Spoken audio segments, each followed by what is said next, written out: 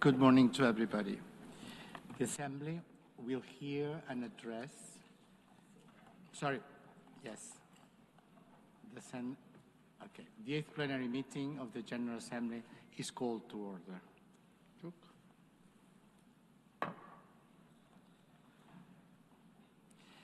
The Assembly will hear an address of His Excellency Hassan Sheikh Mohamud, President of the Federal Republic of Somalia. I request protocol to escort His Excellency and invite him to address the Assembly.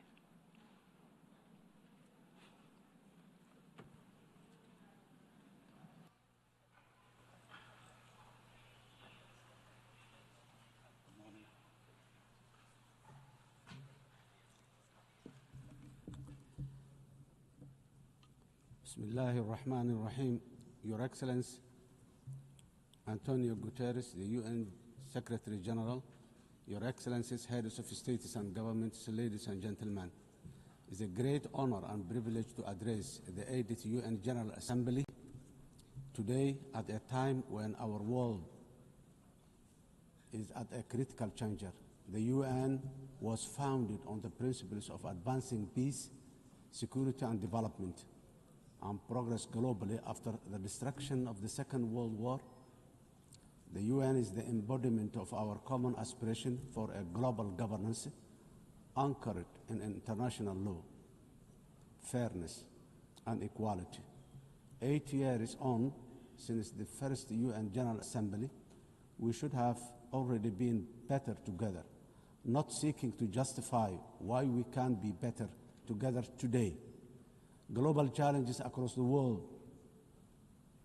people, and indeed humanity as a whole, is challenged with existential obstacles and threats that we can resolve through dialogue, cooperation, unity, and shared purpose. Yet, instead of seeking to strengthen existing and future partnerships and enhancing social solidarity, to achieve this, we are in a world of adverse competition and increasing governance uncertainty, where we once strived to ask what is right under the international law. Today, we are witnessing the unapologetic rise of national might to settle disputes. This is a truly dark and dangerous path that threatens the hard-won, rules-based international order we collectively agreed on as UN member states. Excellencies, ladies and gentlemen, while we should be focused strategically on accomplishing the Sustainable Development Goals and leaving no one behind by 2030, the number of fragile states and populations living in poverty is increasing globally. Over 30 member states of the UN today, including my country, Somalia, are classified as a fragile, conflict-affected because of both conflict and social and institutional fragility. When you add the vulnerability stemming from climate change, this number is frightening higher. In addition to this, urbanization is rising at the fastest rate in the human history because of conflict, climate, and lack of economic opportunities in rural communities. Furthermore, food insecurity remains a persistent, deadly challenge affecting billions. According to the World Food Programme, 319 million people are facing acute hunger in 67 countries today. These stark and startling facts must give us all pause for reflection and thought. If we, as a community of nations, are serious about achieving common progress and prosperity for all, as envisioned in the Sustainable Development Goals, we must redouble efforts to strengthen multilateralism, solidarity, and shared action for all our people and planet. Excellencies, ladies and gentlemen, Somalia, as a broad non-permanent member of the United Nations Security Council, is working tirelessly to promote the ideals and the values of peace, stability, and shared opportunities across the world. We are actively working with all Security Council members and the wider UN membership to find solutions for peace in the Middle East, Africa, and Europe. Somalia remains deeply concerned by the continued suffering of the Palestinian people. The ongoing violence, displacement, and deprivation faced in the occupied territories, including Gaza, demand our collective conscience and urgent action. We call for an immediate and lasting ceasefire, unhindered humanitarian access, and renewed commitment towards the two-state solution as the only viable path for a just and lasting peace in the Middle East today. Somalia Security Council, Excellencies, ladies and gentlemen, Somalia is a unique history of decisively transitioning from conflict to a brighter socio-economic and political and security future. Starting from 2012 is the history of a real national effort supported by truly committed international partners, many of whom are represented in this room today. In fact, Somalia is an evidence that multilateralism and global solidarity can make the world a better, safer, and progressive place. This lived experience is our own government's inspiration for a determinedly working for a more just, peaceful, and progressive world within the UN Security Council during our membership, because we know that we are truly better together. When we all work in unison at home, we are bravely fighting the last remaining pockets of international terrorism while building a strong and sustainable national security architecture. We are working closely with all our valuable international partners in defeating the violence, extremism, ideology, falsehoods, and illicit financial systems that facilitate global terrorism. As a result of our efforts in Somalia, our people and citizens across the world are safe today.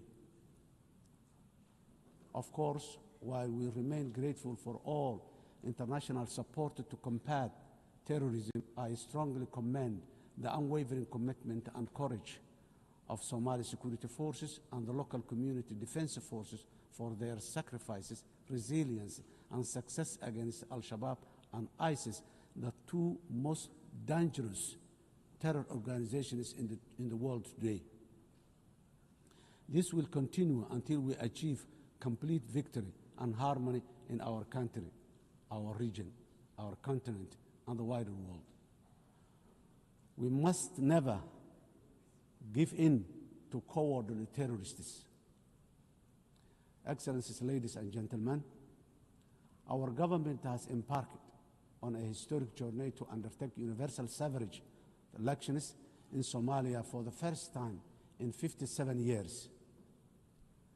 Somalia was Africa's first democratic nation in the 1960s, and we are proudly returning to that path of inclusive governance once again. Today, our national election registration process is ongoing, and more than 40 independent political associations have registered to participate in the upcoming elections.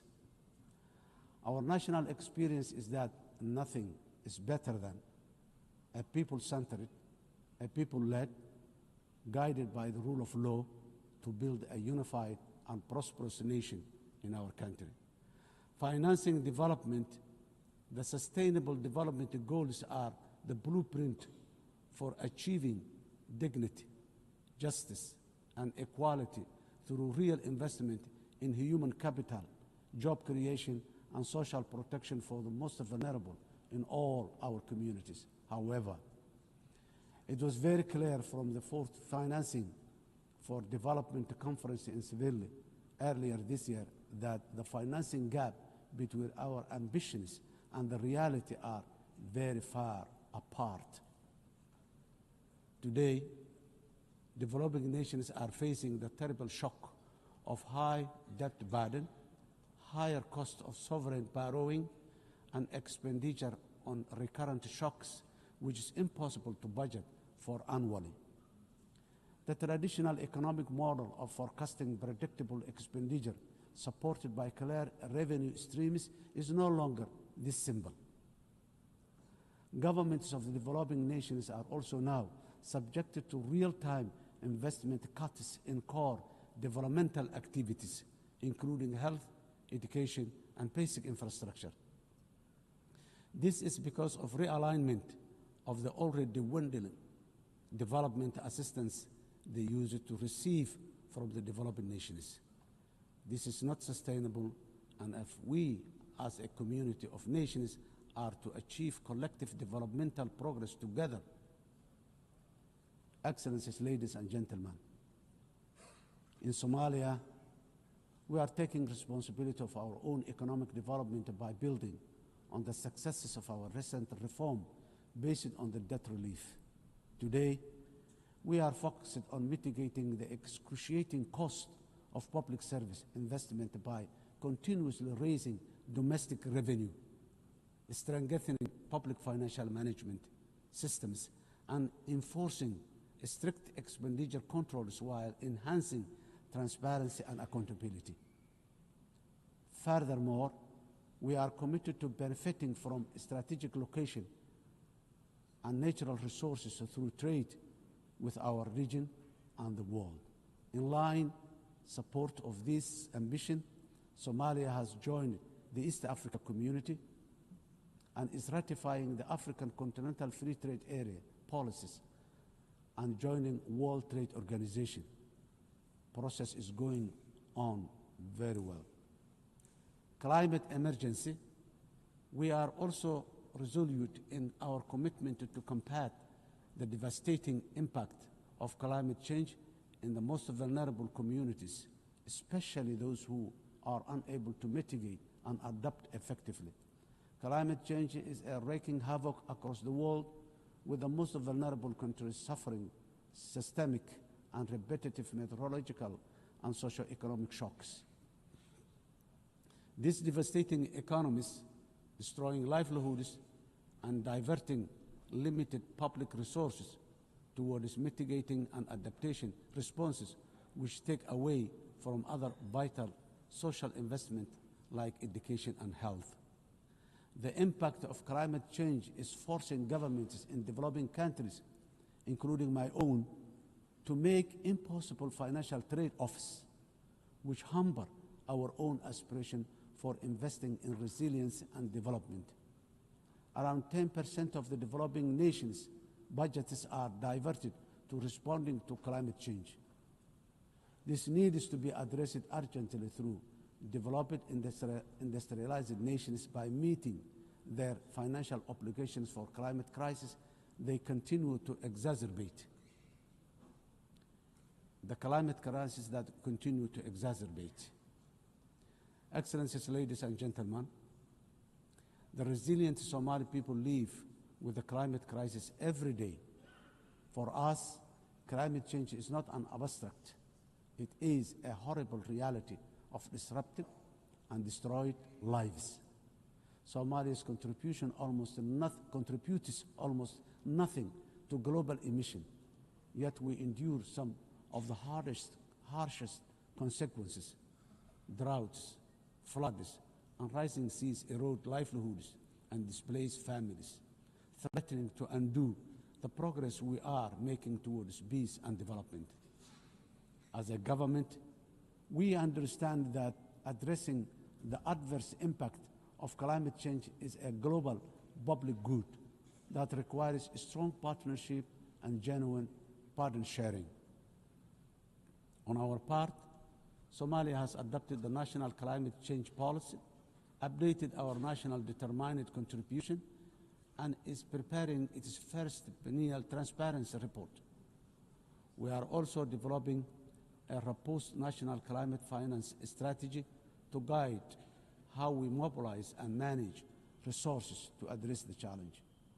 To ensure these resources are used effectively, we have established the National Climate Fund, a dedicated institution to channel climate financing transparently and directly to the communities on the ground, to the communities on the ground. We are restoring degraded lands, strengthening water security, and piloting nature-based solutions that protect both people and ecosystems.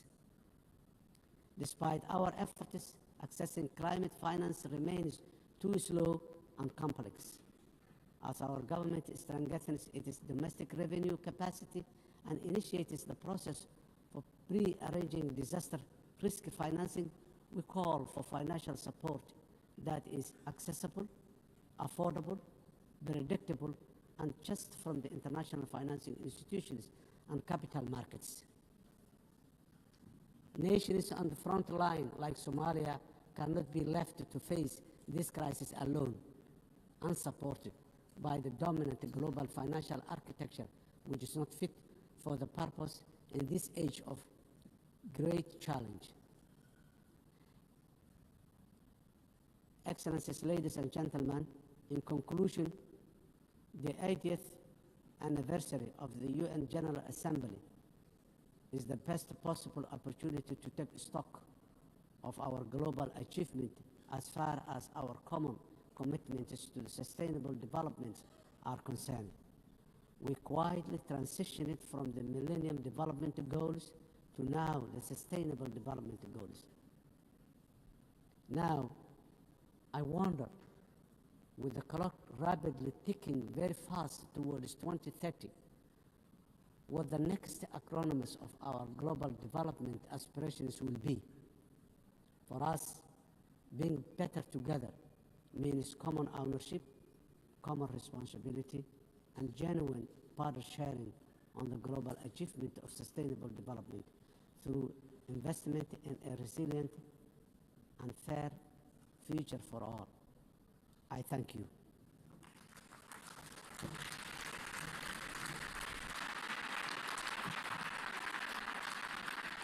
On behalf of the Assembly, I wish to thank the President of the Federal Republic of Somalia.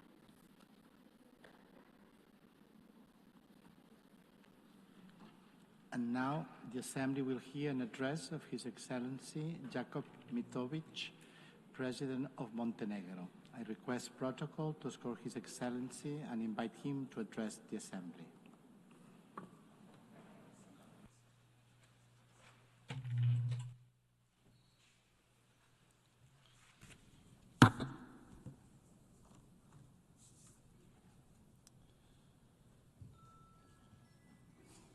Mr. Speaker, Excellencies, ladies and gentlemen, allow me to convey my warmest congratulations to Her Excellency Annalena Baerbock on her election as the President of the 80th session of the General Assembly. This election is both historic and inspiring, as she is only the 5th woman entrusted with this very high responsibility. We recall Vijaya Lakshmi Pandit from India, who spoke with the voice of a liberated Asia. Angie Brooks, a Liberian diplomat and a judge who championed the rights of small states and women in Africa. Haya Rashid Al Khalifa from Bahrain, who brought a message of dialogue and international law from the heart of the Middle East.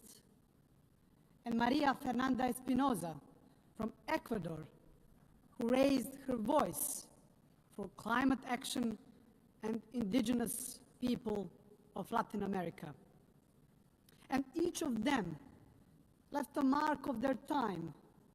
So this election gives Europe the opportunity to embody the principles of the unwavering defense of human rights and multilateralism. Dear colleagues, this year, as we commemorate 80 years since the founding of the United Nations, we reflect on the remarkable journey of this great organization that was created as a mission of global peace. Born from the ashes of the Second World War, the United Nations emerged as a beacon of hope for humanity. Dear colleagues, imagine the devastated cities throughout the world back in 1945. Warsaw, reduced to ashes. St. Petersburg, shattered after the years of the siege. Berlin, in ruins. Hiroshima and Nagasaki struck by the unimaginable horror.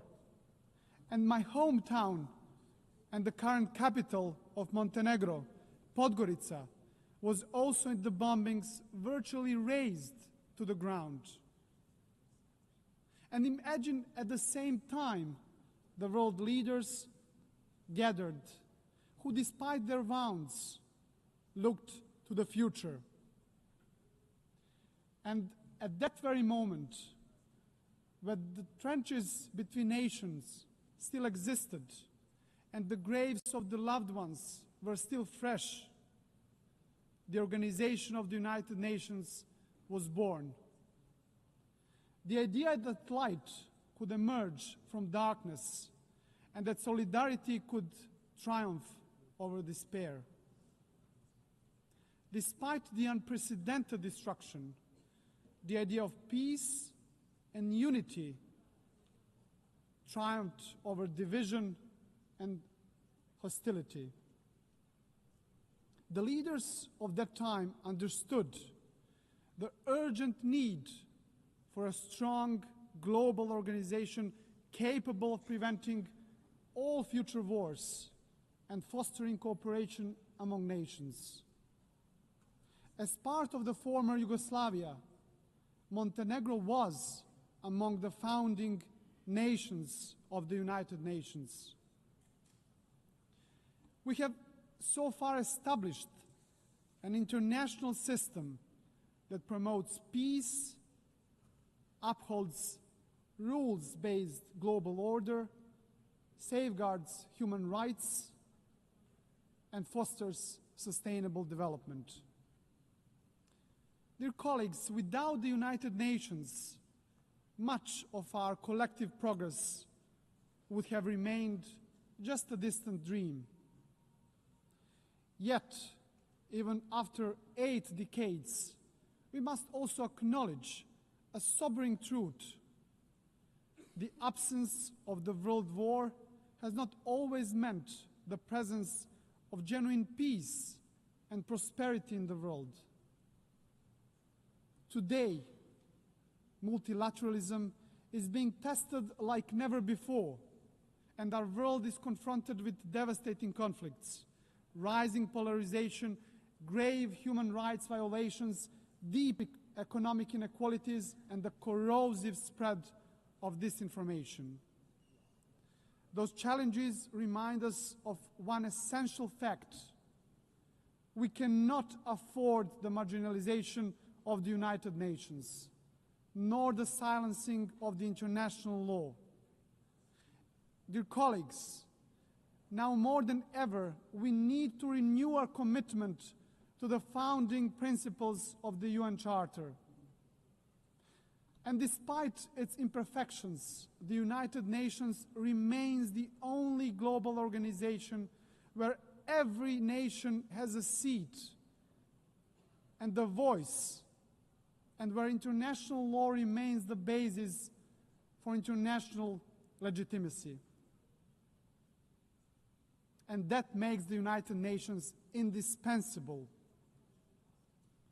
Ladies and gentlemen, since regaining our independence back in 2006, Montenegro worked hand in hand with the United Nations to advance reforms in sustainable development, human rights and good governance, and in line with our European Union membership aspirations.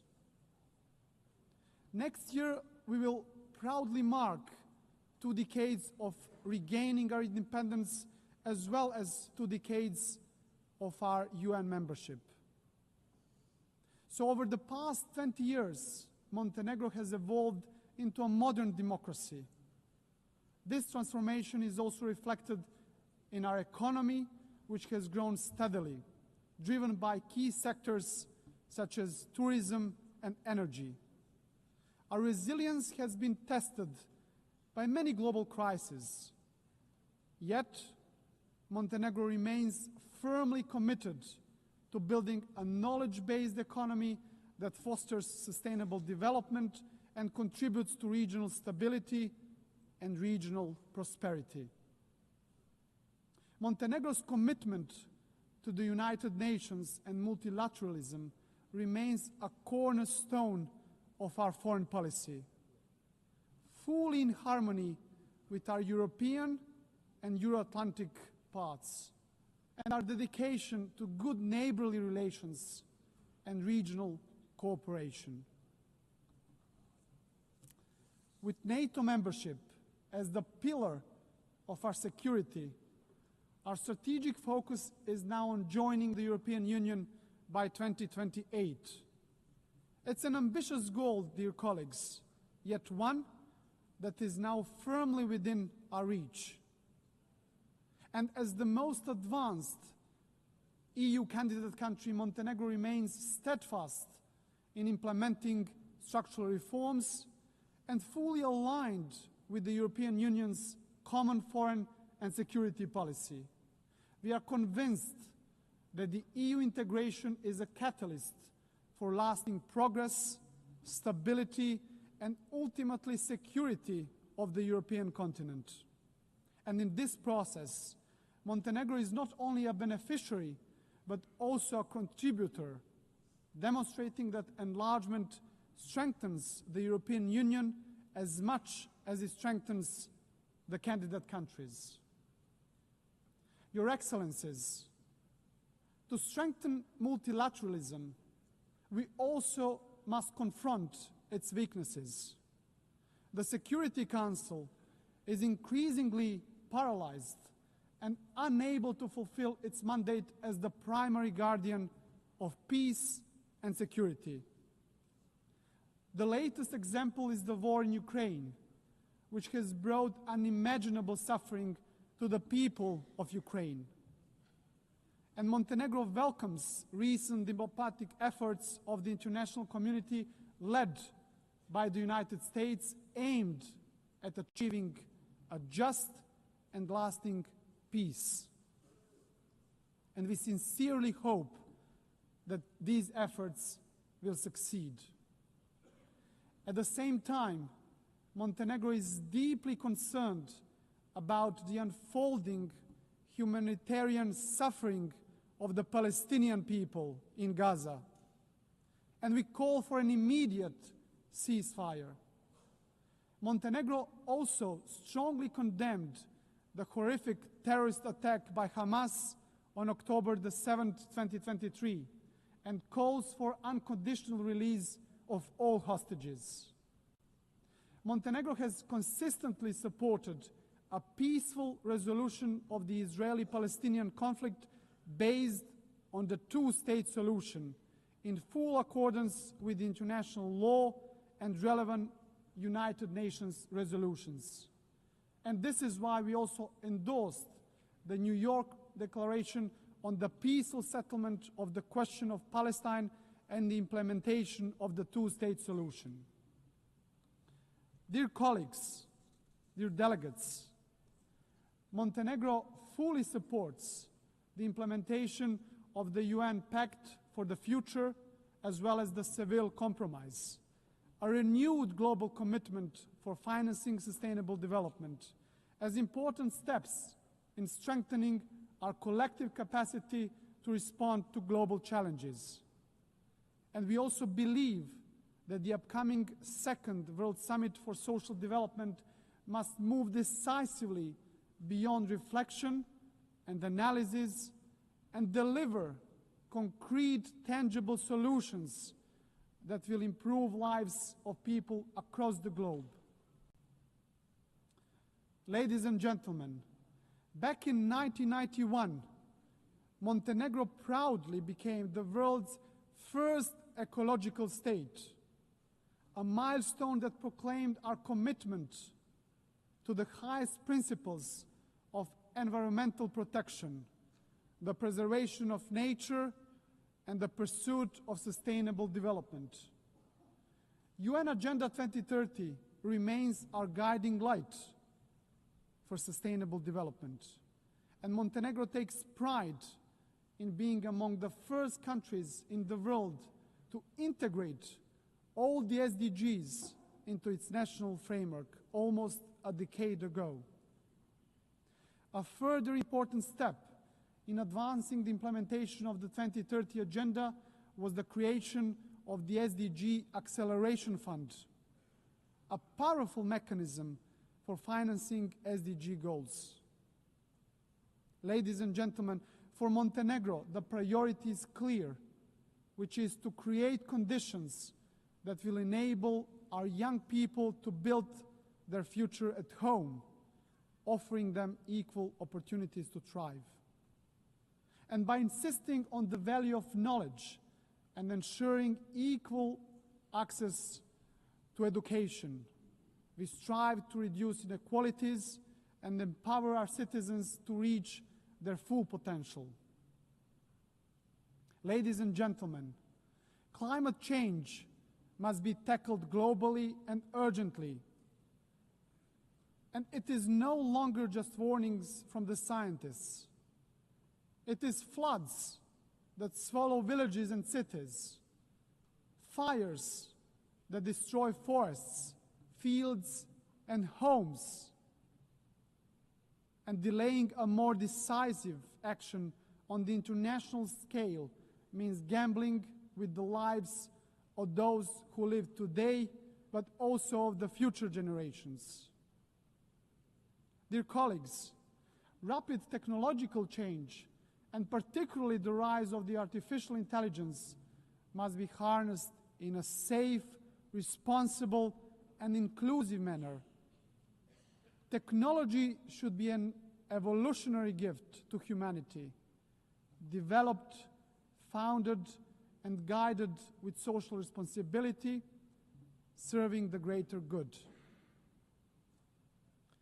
Ladies and gentlemen, globally, human rights and fundamental freedoms continue to face serious challenges. And while significant progress has been achieved in advancing women's rights since the adoption of the Beijing Declaration, much remains to be done. In this regard, Montenegro is fully committed to gender equality. We have harmonized national policies with the best international standards, strengthened our institutions dedicated to the protection of women's rights, and promoted women's leadership in all spheres of our society. Your Excellencies, as we celebrate today 80 years of shared achievements, our collective task is to reform the United Nations and prepare it for the challenges and opportunities of the future. Criticism of the UN reflects not just on the organization itself, but on all of us as member states. For it is we who have created it, who guide it, and who bear responsibility to strengthen it. This is why Montenegro strongly supports the Secretary General's Reform Initiative, UN 80. It must not be seen as a mere bureaucratic exercise, but embraced as a commitment, a solemn commitment that the United Nations of tomorrow will be more agile and more efficient. And at the heart of these efforts must remain the UN's three key pillars: peace and security, sustainable development, and human rights, as the bedrock of all United Nations action. To conclude, dear friends, Montenegro is firm in its conviction that the United Nations must remain the cornerstone of peace, international law must prevail over force, and the rule-based order must be further strengthened. For without these principles, there can be no trust among nations, no true security, and no hope for a just and lasting peace in the world. And let me, at the end, quote the most famous writer from our part of the world and the Nobel Prize laureate, Ivo Andrić, who wrote in his masterpiece, The Bridge on the River Drina, of everything that man erects and builds in his urge for living, nothing is, in my eyes, better and more valuable than bridges. They are more important than houses, more sacred than temples, for they belong to all and are equal for everyone. Dear colleagues, this timeless truth reminds us that bridges are not only structures of stone, but structures of peace. It is a dialogue that builds bridges, and it is only through bridges that nations can walk towards peace. So our task is not to be passive heirs of history, but active builders of a better legacy. So let the next 80 years of the United Nations be not years of hesitation, but of courage and solidarity. So guided by these values, Montenegro will continue to build bridges, strengthen dialogue, and work tirelessly towards a future of stability, future of progress, and future of common success, fully aligned with the very spirit and mission of the United Nations. Thank you very much for your attention.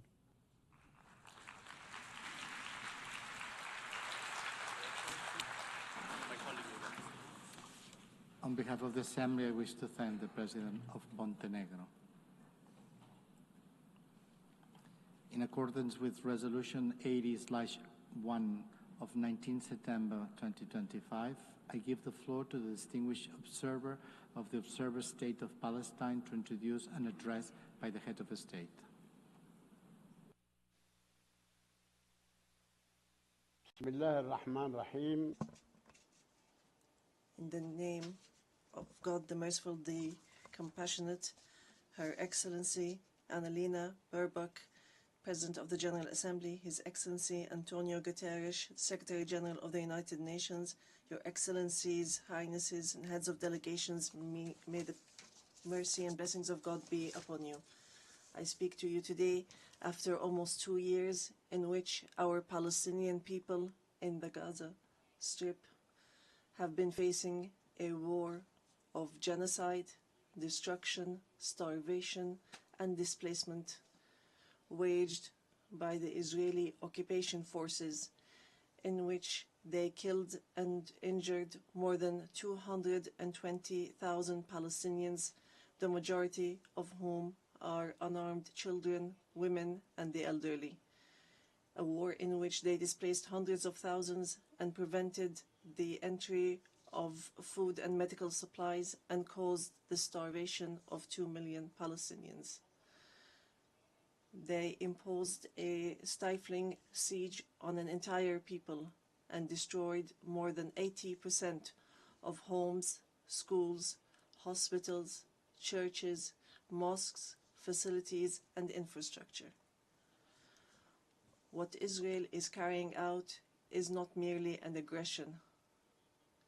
It is a war crime and a crime against humanity that is both documented and monitored, and it will be recorded in history books and the pages of international conscience as one of the most horrific chapters of humanitarian tragedy in the 20th and 21st centuries.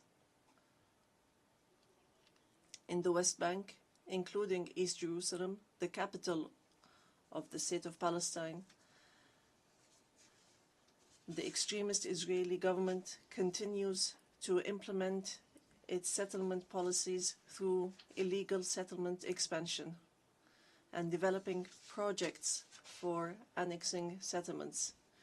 The latest was the construction plan for E1, which would divide the West Bank into two parts and would isolate occupied Jerusalem from its surroundings and would undermine the option of the two-state solution in a blatant violation of international law and relevant Security Council resolutions, specifically Resolution 2334. Furthermore, the Israeli Prime Minister announced a plan for what he calls Greater Israel, which we reject and completely deplore, and which involves expanding into sovereign Arab states. In addition to the brutal attack against the sisterly state of Qatar, which we condemn and see as an escalation that is grave and a blatant violation of international law, which requires a decisive intervention and deterring procedures and measures for such expansionary plans. With official support and through increasing facilities, the terrorism of settlers increases. They burn homes and fields, they uproot trees and attack villages and attack unarmed Palestinian civilians. In fact, they kill them in broad daylight under the protection of the Israeli occupation army. Furthermore, the Islamic and Christian religious sites in Jerusalem, Hebron, and Gaza Strip have not been spared the attacks which have damaged the mosques, churches, and cemeteries in a blatant violation of the historic status quo and in a clear violation of the provisions of the international law. Despite all what our people have suffered, we reject what Hamas carried out on the 7th of October. These actions that targeted Israeli civilians and took them hostages, because these actions do not represent the Palestinian people, nor do they represent their just struggle for freedom and independence. We have affirmed, and we will continue to affirm, that the Gaza Strip is an integral part of the state of Palestine, and that we are ready to bear full responsibility for governance and security there. Hamas will not have a role to play in governance. Hamas and other factions will have to hand over their weapons to the Palestinian National Authority as part of a process to build the institutions of a one state, one law, and one legal security forces. We reiterate that we do not want an armed state. Ladies and gentlemen, our wounds are deep and our calamity is great. 7 million Palestinians are still living the tragedies of the Nakba and displacement since 1948. Our people in the West Bank, including East Jerusalem, and in the Gaza Strip, are still living the tragedies of the Israeli aggression and occupation for decades. Years that our people have spent under occupation, killing, arrests, and settlement, and the theft of money, property, and lands. And this still continues without any deterrent or accountability. Years of oppression, deprivation, and the protection for the occupier, and enabling the occupier instead of protecting the people under the occupation, and more violations of the rights of our Palestinian people to self-determination to freedom, dignity, independence, and sovereignty on the land of the occupied state, on the land of the State of Palestine occupied since 1967, including East Jerusalem. More than 1,000 resolutions at the United Nations, not one of them was implemented. There have been many efforts, many international initiatives without reaching an end to this tragic situation that the Palestinian people are living under the yoke of occupation.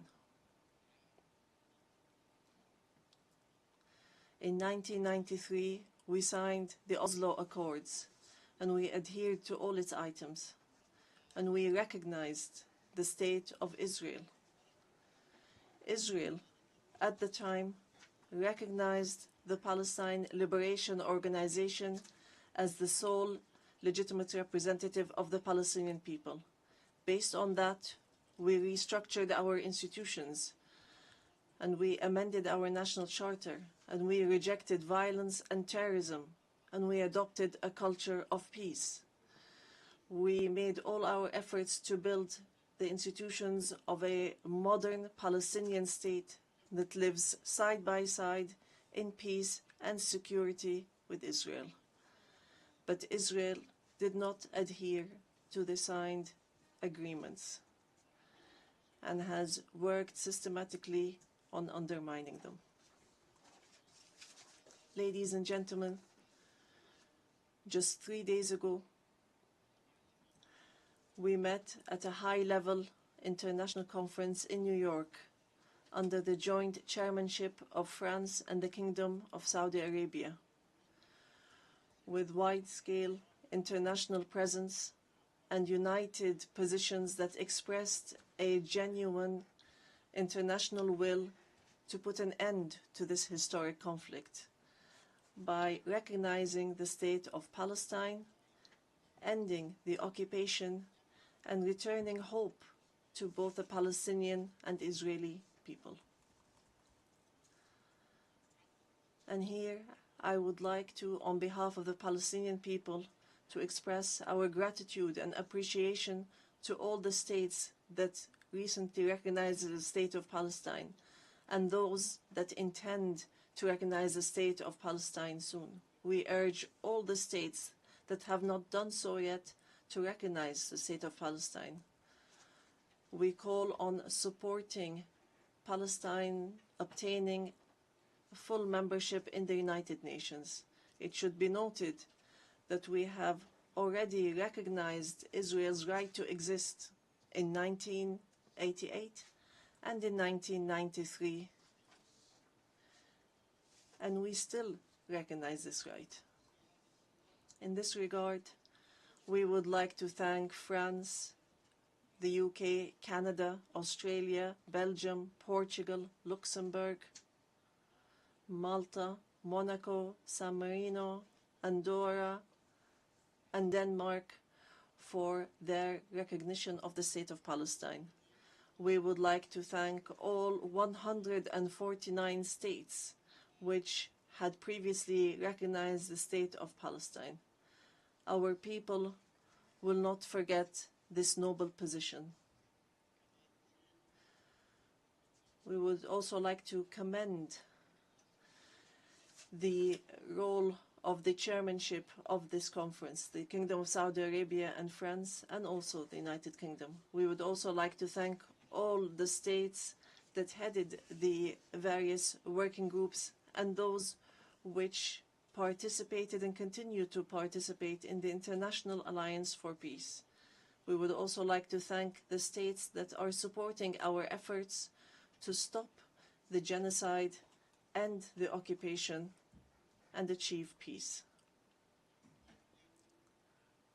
We highly appreciate all the peoples and organizations around the world who protested in support of the rights of the Palestinian people to freedom and independence and to stop the war, destruction, and starvation. We reject confusing the solidarity with the Palestinian cause and the issue of anti-Semitism, which is something that we reject based on our values and principles. Within the framework of welcoming the outcomes of the International Conference for Peace, we reiterate today before the General Assembly the following points. First, the need for an immediate and permanent end to the war in Gaza. Second, the entry without conditions of humanitarian aid through United Nations organizations, including the UNRWA, and to stop using starvation as a weapon. And here we would like to thank the brotherly and friendly states and organizations that have been sending aids. Third, the release of all hostages and prisoners on both sides.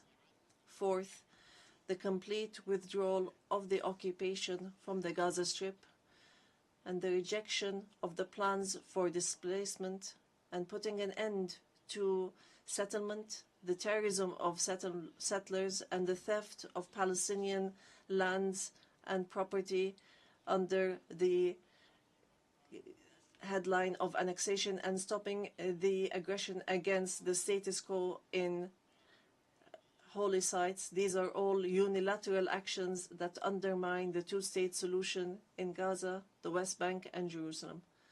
Fifth, the state of Palestine should take their full responsibility, starting with the Administrative Committee for the Gaza Strip, which is chaired by a minister in the Palestinian government, to manage the affairs of the Gaza Strip for a temporary period, and then to connect that with the West Bank, all through Arab and international support, and with Arab and international presence to protect civilians in Gaza and support the Palestinian forces under the umbrella of the United Nations, rather than being a replacement. Sixth, to guarantee that the residents of the Gaza Strip remain on their lands without displacement, and to implement a recovery and reconstruction plan in both the Gaza Strip and the West Bank. Seventh, releasing the Palestinian tax money that is being held by the State of Israel unjustly, and lifting the economic siege and the barriers from the Palestinian cities, villages, and refugee camps. Eighth, supporting our national efforts towards reform and conducting presidential and parliamentary elections within a year after the end of the war. The practical procedures has begun. A committee has been assigned to draft a temporary constitution, and it will end its work within 3 months, so that we move from authority to state. We want a modern and democratic state that abides by international law, the rule of law, and multilateralism, and the peaceful transition of power. And we are extremely keen to empower women and the youth. Ninth, we declare that we are ready to work with US President Donald Trump and with the Kingdom of Saudi Arabia and France, the United Nations, and all partners to implement the peace plan that was approved in the conference that was held on the 22nd of September, in a way that would lead towards a just peace and regional cooperation. Ladies and gentlemen, today we say clearly, peace cannot be achieved if justice is not achieved. And there can be no justice if Palestine is not freed. We want to live in freedom, security, and peace like all other people on earth, in an independent, sovereign state on the borders of 1967, with East Jerusalem as our capital, in security and peace with our neighbors. We want a modern civilian state that is free of violence, weapons, and extremism, one that respects law, human rights, and invests in people, development, technology, and education, not in wars and conflict. The time has come for the international community to do right by the Palestinian people so that they may obtain their legitimate rights to be rid of the occupation and to not remain a hostage to the temperament of Israeli politics, which denies our rights and continue in their injustice, oppression, and aggression. We are continuing to move forward, and we will continue our peaceful, legal, and diplomatic fight to obtain our rights. In conclusion, we say to our sons and daughters in the homeland, in the exile, and in the diaspora, no matter how much our wounds bleed, and no matter how long the suffering lasts, it will not break our will to live and survive. The dawn of freedom will emerge, and the flag of Palestine will fly high in our skies as a symbol of dignity, steadfastness, and being free from the yoke of occupation. Palestine is ours. Jerusalem is the jewel of our heart and our eternal capital. We will not leave our homeland.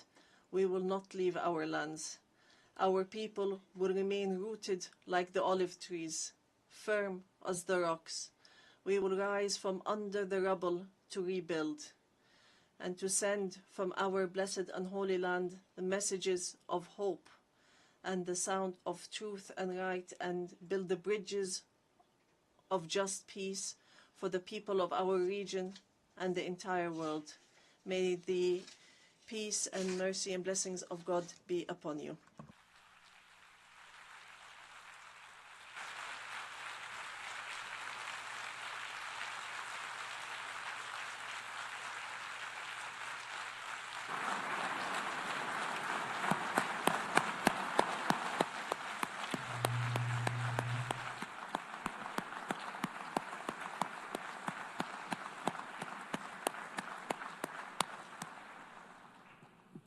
On behalf of the Assembly, I wish to thank His Excellency Mahmoud Abbas, President of the State of Palestine.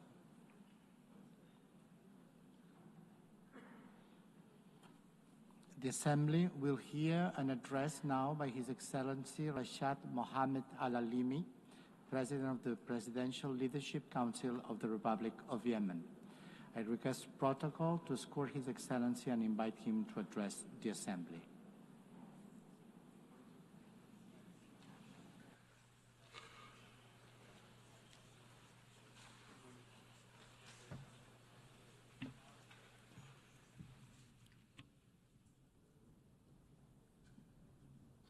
In the name of God, most gracious, most merciful. My statement today will be entitled, For Yemen, for the World. Your Majesties, Your Excellencies, Your Highnesses, Madam President of the General Assembly of the United Nations, Mr. Secretary General, ladies and gentlemen, distinguished delegates. I would first like to offer Madam Annalena Baerbock and her friendly country, the Federal Republic of Germany, I'd like to offer them our sincere congratulations on her election as President of the United Nations General Assembly.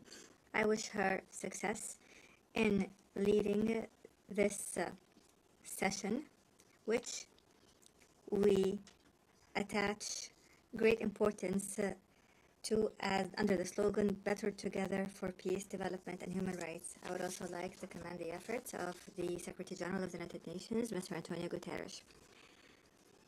We look forward to working with these two leaders of the United Nations to champion peace and human rights in Yemen and to offer protection to the relief staff that have been kidnapped by the terrorist Houthi militias that are backed by the Iranian regime. I also take this opportunity to offer our sincere congratulations to our great Yemeni people who tonight are celebrating the anniversary of the overthrow of the racist Imamate regime 63 years ago, and the birth of the republic that is based on the principles of liberty, justice, and abolishing differences and class discrimination, and encouraging the participation of women and guaranteeing rights and liberties. Ladies and gentlemen, within this organization, which was built in the aftermath of a horrific war, humanity 8 decades ago pledged that no people would be left alone to face dictatorship or chaos or famine without the backing of the international community.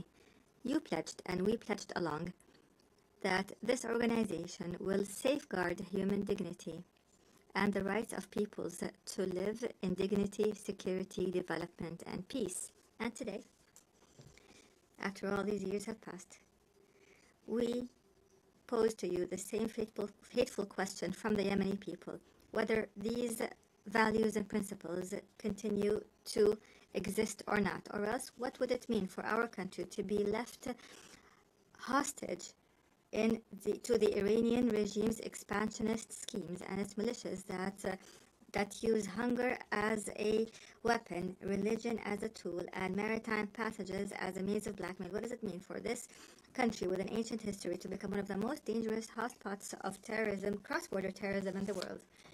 Therefore, we are here today not simply to speak of the epic confrontation of the Yemeni people against the most violent and arrogant of terrorist organizations at all. Rather, we are here to build on what was achieved and to call on the world once again to take action and not simply to take note, and to achieve the salvation that we have promised our people, not simply a repetition of statements of the past.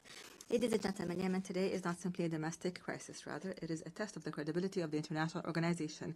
After a decade has passed to the coup that was orchestrated by the Houthi militias supported by the Iranian regime against the national consensus, our people are living one of the gravest humanitarian crises, facing security threats that transcend our borders and spread to the region and the entire world.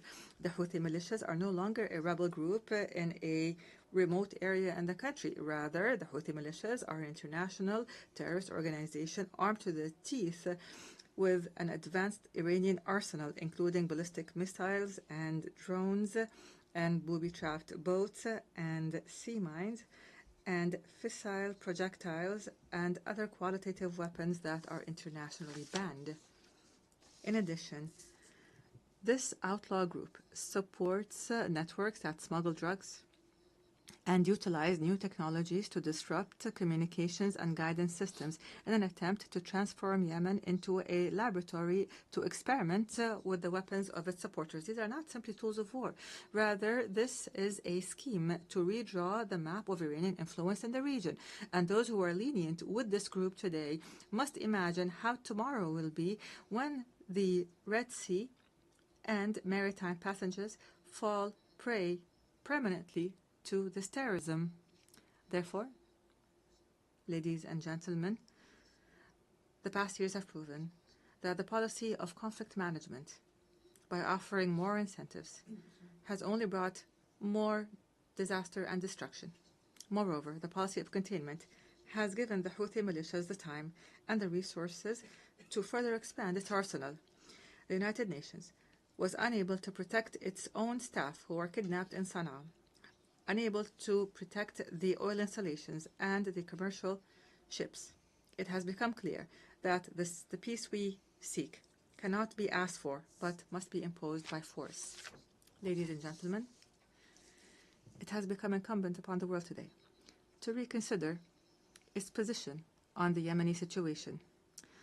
On the one side, there is a widespread national front that believes in international legitimacy and adopts the values of partnership and democracy and maintains local diversity and popular participation and works on building the institutions of a state. This is the front that I represent today, myself and my brothers, the members of the Presidential Council and the government, which is a member of the United Nations and represents all Yemenis, men and women alike. In return, we have an exclusionary sectarian, fascist organization that does not believe in the principles of international legitimacy and which conducts cross-border terrorism and adopts an authoritarian theocracy that is opposed to human rights, which is embodied by the Houthis and their supporters. Unfortunately, the disregard by many of the essence of the Yemeni crisis has encouraged the Houthi militias to go further in threatening peace regionally and internationally and targeting energy sources and maritime passages and even kidnapping and abusing United Nations staff. Ladies and gentlemen, I've spoken to you from this podium in the past. And at the time, I asserted that the government of the Republic of Yemen is always ready to embrace a comprehensive peace, even if that includes making painful concessions, as long as they come in the interest of the Yemeni people. However, and after our efforts to maintain peace have failed, it has become necessary to move collectively and firmly to impose peace. Therefore, I call on you today to form an effective international coalition to restore security and stability to Yemen, a coalition that would rebuild the institutions of the state and would liberate the country from the clutches of the militias and all forms of terrorist groups. Ladies and gentlemen, the United Nations General Assembly, in its 80th session, seems to be in dire need to prove to its members that international law is not simply a myth, and that the rules-based international order is not simply a selective call. Yemen and Gaza, in this context, are the moral testing ground of this important organization. They are the place where we can definitely confirm that the might of right is still able to confront the right of might. And here, the Palestinian cause lies in the heart of this issue as a wound that continues to bleed and the central cause of the Arab people, which is now also witnessing an important transformation. So the overwhelming recognition of an independent state. And here we would like to express our sincere gratitude to our brothers and sisters in the Kingdom of Saudi Arabia for their efforts, along with their French partners, to achieve these unprecedented political gains. We'd also like to confirm here our full support for the Palestinian Authority and the two-state solution in accordance with international legitimacy resolutions and the Arab Peace Initiative. And we call upon the rest of the member states to recognize Palestine and to support the rights of its people and their dignity. And at the same time, we reiterate our rejection of the use by outlaw militias of this just cause that has as a trading card, which has only brought Palestine more isolation and destruction. Your Majesties, Excellencies, and Highnesses, in the midst of this suffering of the Yemeni people that has lasted for 11 years, our brethren have not left us alone, namely the Kingdom of Saudi Arabia, the United Arab Emirates, who have not only worked to protect the Yemeni state from collapse, but for the entire region from falling into the clutches of the Iranian scheme. They have presented a practical model of strategic partnership based on development. The world must adopt this model and not simply watch it. At the end of last week, our brothers in the Kingdom of Saudi Arabia once again announced additional economic aid to the country's budget and basic services at a time when the Yemeni government is facing extreme financial bottlenecks. And we hope that the international community would join this effort so that we could keep millions of Yemenis alive. Mr. President, ladies and gentlemen, the title of my statement today was For Yemen, for the World. We are not calling upon you today to simply work for Yemen, but for the entire world. Yemen must not be left to fall prey for blackmail and terrorism, because this would mean opening the door to more victims, and this would deliver a blow to the credibility of this organization and its principles. What we ask from you are not new statements, but international action, firm international action to support the legitimate government as a trusted partner on the ground. The time has come to launch an international coalition that will liberate Yemen from terrorism and rebuild its national state, and would guarantee the security and the security of the region and the world from the dangers of from the dangers of cross-border terrorism. And this is what we call for to regain sovereignty in our country and put an end to the chapter of militias once and for all. I thank you, and peace and God's blessings be upon you.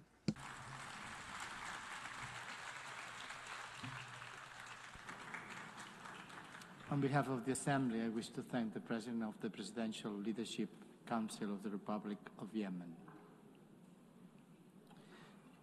The Assembly will hear now an address by Her Excellency Gordana Dzizanowska-Davkova, President of the Republic of North Macedonia.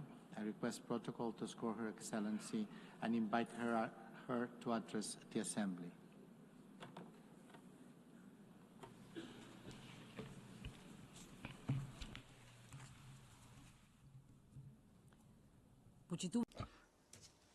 Honourable Member President of the United Nations General Assembly, Annalena Baerbock, distinguished Secretary General of the United Nations, Mr. Guterres, esteemed Excellencies, ladies and gentlemen. Being the foundation of international law and multilateralism, the United Nations have prevented another world war and numerous conflicts and have alleviated the consequences of many humanitarian crises.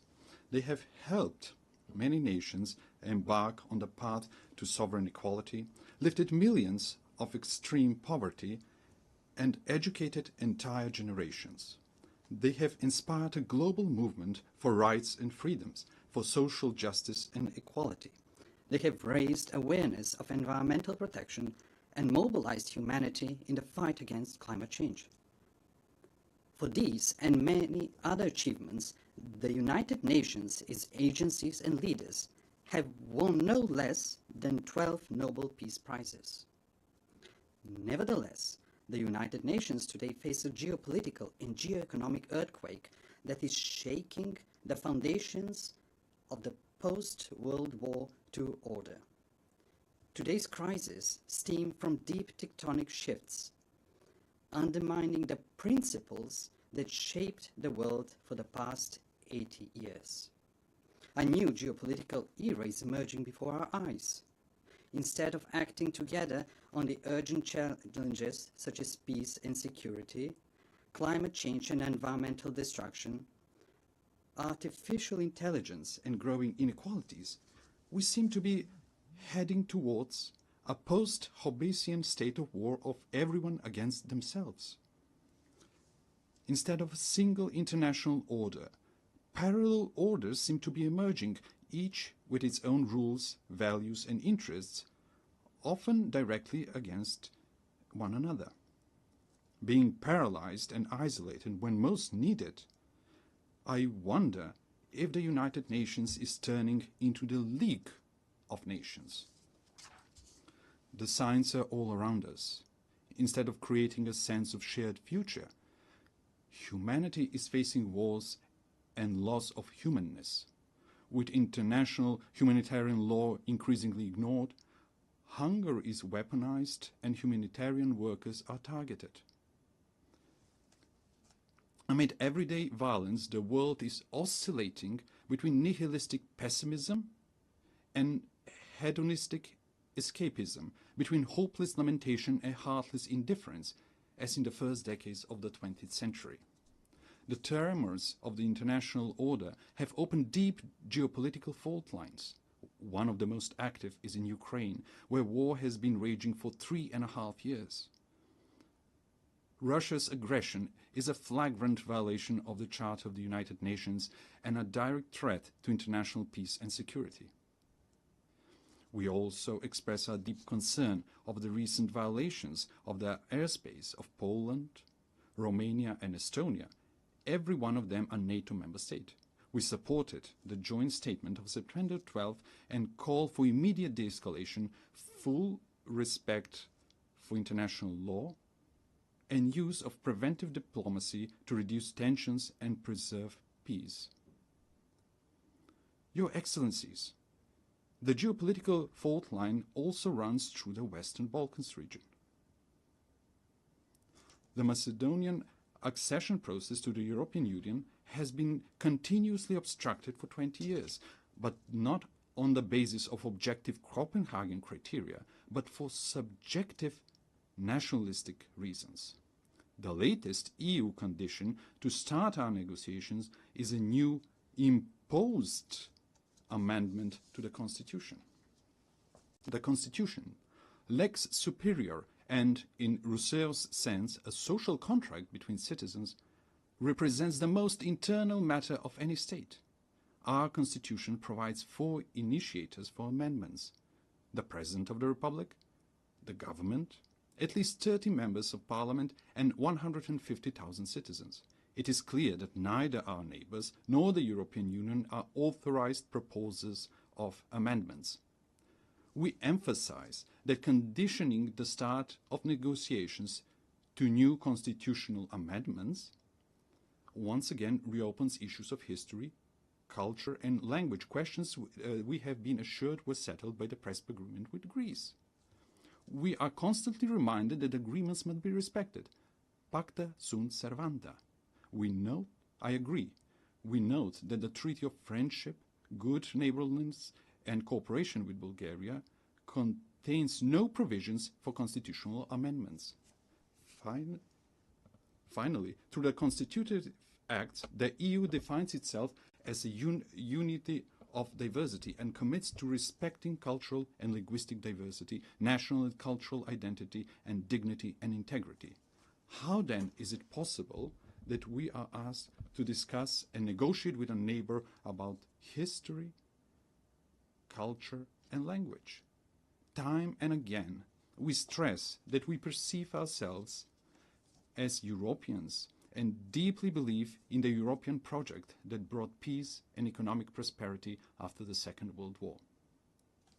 The European ideal remains our greatest inspiration and strategic aspiration.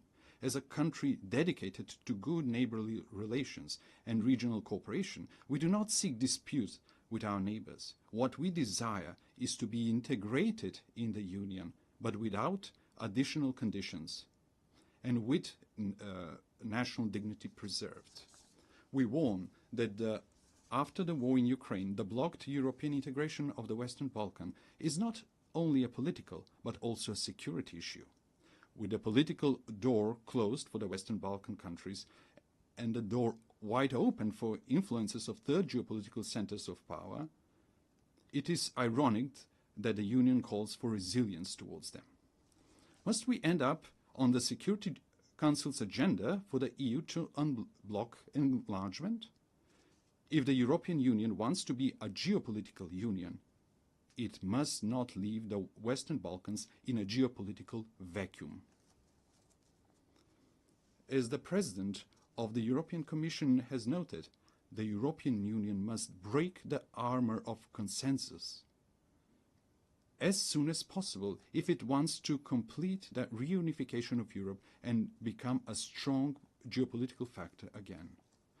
Madam President, esteemed Excellencies, finally, I cannot but not address one of the most geopolitically volatile regions, the Middle East and Gaza. The Middle East has an ancient and rich tradition of inter-religious and inter-ethnic coexistence.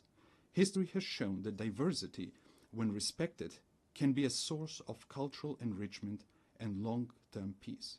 But also history teaches that violence, regardless of its origin, deepens divisions, prolongs human suffering, and distances the parties from a just and comprehensive solution. We are convinced that sustainable peace in the Middle East can only be achieved through dialogue and diplomacy, in accord with international law. The inviolability of human life and dignity must be respected, even in times of war, in accord with international humanitarian law. In that spirit, we reaffirm our support for international efforts aimed at de-escalation, inclusive dialogue, and direct negotiations. Esteemed Excellencies, these geopolitical fault lines and tensions point unequivocally to the following. Without multilateral institutions and procedures, without international law and principles that would tame the strong and protect the weak, we will reenact the Thucydides Melian dialogue, with the strong doing what they can and the weak what they must. Consider how repeated violations of the United Nations Charter were tolerated, clearing the path for new ones. Remember the General Assembly resolutions left unenforced, the International Court of Justice's judgments disregarded and its opinions ignored, and the peace initiatives obstructed in the Security Council. Facing with the dysfunction of the current international order, some realists advise forgetting international treaties and conventions as a needless burden and seeking shelter in regional blocs and alliances. For them, the fastest and best way to resolve crisis is outside the United Nations without a Security Council mandate. However, departing from universal principles and mechanisms in favor of pragmatic opportunism and reaching for ad hoc measures pushes us towards an uncertain future of growing geopolitical and geoeconomic competition and even confrontation in the race for resources. Is that the harsh world we mean to leave to our posterity? The alternative is to try to revitalize multilateralism and make its institutions more resilient to these systemic shocks. Respected Madam President, respected attendees, young generations have the right to a renewed charter, to a reformed and strong United Nations that will enable them to live in peace among nations and peace with nature. These reforms must not be cosmetic, but profound, to enable greater inclusiveness, harmonization between values and mechanisms, optimization of national and global interests, and functional institutions. The UN reforms depend on whether they are seen as an opportunity to renew the rules-based international order or as a challenge to the privileges of some member states. Yet, what is the point of being a privileged member state of a dysfunctional, irrelevant, marginalized international organization? For effective United Nations, it is necessary for the Security Council to be reformed, to be more inclusive, accountable, and responsible for maintaining international peace and security. The General Assembly must evolve into a representative policy-making body rather than a debate club. The implementation of International Court of Justice judgments must become mandatory for all member states, ensuring the rule of international law. Reform is needed not only for all challenges, but also for new ones. Artificial intelligence brings enormous opportunities, but also incalculable risks for our civilization. It is not just a technological leap. Its impact may be greater than the industrial and digital revolutions. Aware of this, my country and I support the proposal to make artificial intelligence a priority of the 80th session. Next year, we will elect a new Secretary General of the United Nations. We need a person with leadership skills, with rich diplomatic experience, and ability to bring differences and build consensus, but also deeply humane and committed to the vulnerable. The next top diplomat of the world must possess knowledge, patience, and tact. After 8 years, it is high time for a woman to be a Secretary General of the United Nations. In a world dominated by strong men, often with weapons, we need strong women with wisdom and empathy. I believe that women who are, along with their children, are the greatest and most numerous victims of wars, have an inalienable right and obligation to prevent them. The anarchic international order is a threat to all, but especially to small states. It is natural for small and medium-sized states to be the greatest supporters of the United Nations reforms. Distinguished Excellencies, let me share with you what we are doing in this regard. We supported the adoption of the Pact for the Future as a new global social contract. living in one of the most climate vulnerable regions in the world, the Mediterranean, Macedonian citizens are already experiencing the consequences of the climate crisis, such as extreme weather conditions. That is why we supported the implementation of the Paris Agreement at COP29 in Baku. We supported the Sevilla commitment on financing for development and integrated the Sustainable Development Goals in our National Development Strategy 2024-2044. At the third UN Ocean Conference in Nice, we committed to strong international ocean governance supporting the action plan. We are making great efforts to promote women's leadership and the implementation of the Agenda on Women, Peace and Security. We signed the new 2026-2030 framework for cooperation with the United Nations to ensure inclusive social and human development, sustainable economies and decent work, resilient and green societies and ecosystems, the rule of law and good governance. Esteemed Excellencies, we are standing in front of a great test. Either we will guarantee an international order based on visionary principles, or we will rush towards a catastrophe of unimaginable proportions for humanity. Former Secretary General Dag Hammarskjöld reminded us that the United Nations was not created in order to bring us to heaven, but in order to save us from hell. We should recognize the United Nations for what it is: an admittedly imperfect but indispensable instrument of nations in working for peaceful evolution towards a more just and secure world order. Let's give them that chance. Thank you.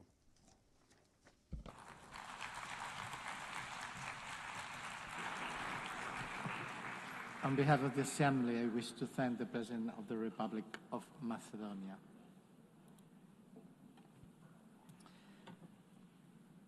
L'Assemblée va entendre l'allocution de son... The Assembly will now hear the statement of His Excellency, Mr. Anthony van Laurent Saint-Cyr, President of the Presidential Transition Council of the Republic of Haiti. I request Protocol to accompany His Excellency, and I invite him to speak before the Assembly.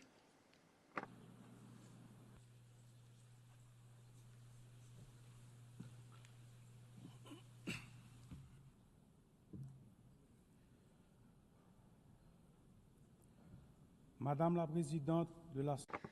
Madam President of the General Assembly, Secretary General, distinguished heads of state and government, distinguished heads of delegation, distinguished delegates, it's with a sense of gravity and a great deal of hope that I convey the voice of Haiti and the greetings of a dignified and resilient people, which, despite hardships, is claiming for itself and for all of humanity 3 universal promises: development, respect for human dignity, and peace. Peace, which is now an absolute imperative for the Haitian people. On behalf of this people, Madam President, I would like to warmly congratulate you on your election as President of this Assembly. I also would like to thank Secretary General Antonio Guterres for his unwavering commitment to our organization and his constant and multifaceted support for the Republic of Haiti. Ladies and gentlemen, the theme of this session, Better Together, 80 Years and More for Peace, Development, and Human Rights, honors the outstanding work carried out over the past decades. It also recalls the importance of remaining unified and resilient in the face of the unprecedented crises threatening the future of the planet, as well as international peace and security. Today, hunger is threatening millions of lives. Armed conflicts are multiplying and extreme poverty is deepening, causing forced migrations that jeopardize international stability and that put the solidarity between nations to the test. In addition to these challenges, we also are dealing with climate change, a rise of terrorism, mass atrocities, transnational crime, the erosion of human rights, and disinformation. We cannot turn a blind eye to the urgent need to strengthen our healthcare systems, to ensure just energy transition, and to promote gender equality and youth inclusion. These issues require us, the world leaders, to shoulder our responsibility to build a UN that is better adapted to the challenges of today and the hopes of tomorrow. We must ensure that all of our actions, including technological breakthroughs such as artificial intelligence, foster peace, development, and human dignity. Ladies and gentlemen, just a 4-hour plane ride from here, a human tragedy is unfolding, one of the most devastating of our hemisphere. Every day, innocent lives are extinguished by bullets, fire, fear. Entire neighborhoods are disappearing, forcing more than 1 million people into internal exile and annihilating memories, investment, and infrastructure. Thousands of children have been deprived of their fundamental right to education. Thousands of young people are condemned to despair. Hundreds of women and girls have been raped, and they will forever carry the scars of this violence in their bodies and souls. Almost half of the population is facing acute food insecurity. The healthcare system is collapsing. Hospitals are being vandalized, burned, or forced to shut down. Doctors are fleeing. Lives are being lost due to a lack of treatment. Even the treatment for persons living with HIV and tuberculosis is under threat. This is the face of Haiti today, a country at war, a modern-day Guernica, a human tragedy at the doorstep of America, only a 4-hour flight from here. It's important to say this. Haiti is experiencing a war between criminals that want to impose violence as their social order and a population, an unarmed population that is fighting for human dignity and freedom. The response must be firm and determined. Today, the international community must stand alongside Haiti and take large-scale measures, not half steps. A strong, coordinated, and immediate action is needed. Silence and inaction are not an option. We must act quickly to protect lives, to protect the innocence of children, to provide youth with a future, and to allow citizens to decide their own future at the voting booth.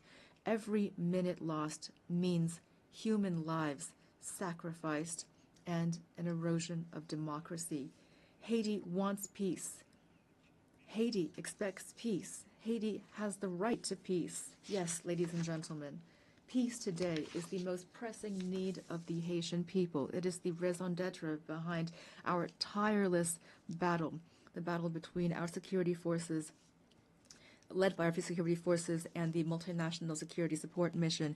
Many policemen and soldiers have fallen in the war against criminal groups. We pay tribute to these heroes, Haitian and Kenyan, who have laid down their lives for their commitment to restoring peace and security in Haiti. Today, out of the 2,500 troops initially required and promised, there are only 1,000 members of the multinational mission on the ground. Their courage, combined with our own efforts, have not been sufficient to contain the security crisis. And yet we have increased by 40% the budget for our security forces. We've recruited new members. We have strengthened our troops and acquired more material and equipment. We must face the reality. Haiti is at the epicenter of an unprecedented regional threat. Powerful and heavily armed criminal networks are trying to destabilize our country and take over the economies of our entire common space. The new front lines of this battle are in our country, in Haiti. If we lose this battle on our soil, it will be futile to try to contain it in the rest of the region. That is why we must show the same determination, the same resolve, and the same unity that we showed in the fight against terrorism. Haiti could never overcome this challenge single-handedly. Today, it is crucial to mobilize a strong force with a clear mandate and with adequate material, logistical, and financial resources. In this regard, the lessons of the MMS and recommendations of Haitian experts must be taken into account. We also need heightened international cooperation based on intelligence sharing and on rigorous border control to curb the flow of arms, ammunition, drugs, and financing toward these gangs. Peace cannot be restored unless our regional partners take concrete measures to ensure their territories do not serve as a starting point or a transit hub for this kind of trafficking. Approaches that failed yesterday will not save Haiti today. It is critical to listen to the voice of the Haitian people, to try new solutions that are stronger and more adapted to the realities on the ground. In this regard, we fully support the efforts made to transform the multinational security support mission. We also call for solidarity from the entire international community, especially for the commitment of members of the Security Council for a vote in favor of the resolution establishing a gang suppression force. That is why I would like to express on behalf of the Haitian people my profound gratitude to the United States and to Panama for this initiative, the implementation of which will mark a turning point in our fight against insecurity, which is suffocating our nation. I thank the administration of President Trump for the efforts made to provide support and resources in our common fight against the gangs, these enemies that are threatening both Haiti and the entire region. Today, the complexity of the Haitian crisis cannot serve as a pretext for endless talk, for drawn-out negotiations, or for stalemates caused by geopolitical considerations. Every day that we hesitate, criminal groups benefit. We urgently need to be proactive, to transcend divisions, to act together, to promote the values that bring us together, peace and human dignity. Haiti would welcome the holding of a high-level meeting to overcome obstacles and to make tangible progress. In this regard, we welcome the countries of the region and thank them for their constant support, especially through declarations in various regional organizations, including the Organization of American States and CARICOM. We appreciate their support and advocacy with partners from the Security Council for a real solution to the security crisis in Haiti. We also pay tribute to all of those states which during previous crises stood by our side and express the hope to be able to count once again on their commitment. Together, we can and we must resolve this crisis, which has lasted for too long already. 12 million women, men, and children are expecting this of us. Ladies and gentlemen, the Presidential Transition Council was born of a political consensus that stemmed from intense negotiations between the nation's political parties. This council, establishment which was supported by various international partners and facilitated by leaders of CARICOM, has a clear agenda which centers on holding free and credible elections. I repeat, free and credible elections. Despite the many challenges caused by the security crisis, the electoral process, for which the PTC and the government have shown real political will, has made real headway. The Electoral Council, Provisional Electoral Council, has already identified more than 85% of the voting centers, mobilized more than 70% of the elections personnel, and national financing to the tune of $65 million is guaranteed. The Presidential Transition Council is working closely with the MMS, the OAS, CARICOM, and BNU to ensure free, transparent, and inclusive elections reflecting the sovereign will of the Haitian people and guaranteeing the full and effective participation of young people, women, people with disabilities, and marginalized groups. To ensure productive political cooperation, constant efforts are being made and will continue to expand dialogue with the various political parties to strengthen consensus and to prevent a power vacuum which would be fatal for democracy and stability. The Haitian people must be able to choose its own leaders. The state wants credible elections. Our greatest challenge remains restoring security. The urgent and solemn call that we have once again issued to resolve the security crisis in Haiti must not be left to languish on paper nor be lost amid rhetoric and unkept promises. In Haiti, peace can no longer wait. Ladies and gentlemen, the transitional period does not allow us to launch all of the major structural reforms the country needs, but the humanitarian crisis we are currently experiencing must be overcome. To this day, the Haitian state has provided 72% of emergency assistance for IDPs and is assisting families to relocate.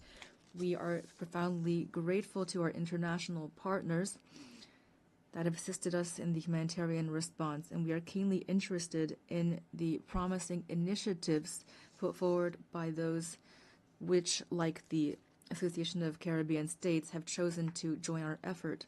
But our strategy is not limited to immediate assistance. We must move from assistance to investment. To this end, the government is determined to develop two major economic hubs, the Great North and the Great South, based on strategic sectors such as agro-industry, textiles, renewable energy, tourism, and services. Haiti will continue to count on its key partners to weather this difficult period and to relaunch its economy. We call for their support through the establishment of concrete mechanisms such as the renewal of the Hope Help Law, or launching urban renovation projects which will allow us to create jobs, to put an end to the humanitarian impasse, and to reduce migration and pressure on Haitians in the region. Ladies and gentlemen, 2025 marks the bicentennial of the order forcing Haiti to pay a ransom for recognizing its own independence. We call for reparations, not out of bitterness or vengefulness, but out of a desire for justice and truth. We noted with satisfaction the statement by the French presidency recognizing the need to open spaces for dialogue and historic truth, as well as the resolution of June 5, 2025 of the French National Assembly recognizing the injustice of this ransom. Haiti has established a National Reparations and Restitution Committee. We call for this progress to be accompanied by concrete action. France, which is the cradle of human rights, today has the opportunity to write a new chapter in its history with Haiti by honoring the ideals of freedom, equality, and fraternity that unite us. Ladies and gentlemen, I must underscore the invaluable support provided by the Haitian diaspora throughout the world, who are often living in hardship. Whether in America, in Europe, in Africa, or elsewhere, the millions of Haitians living abroad contribute to the development of Haiti. We are undergoing a multidimensional crisis, and we call for patience and understanding from our partners and friends so that our nationals are always treated with respect and dignity. Behind every migrant there is a face, a family, a history, and a contribution to be made to their new country of residence.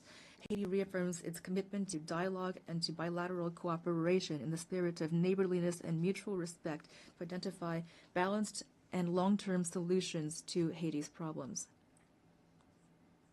The safe and orderly circulation of goods and of people, especially through air transport, is crucial for a shared future and common prosperity.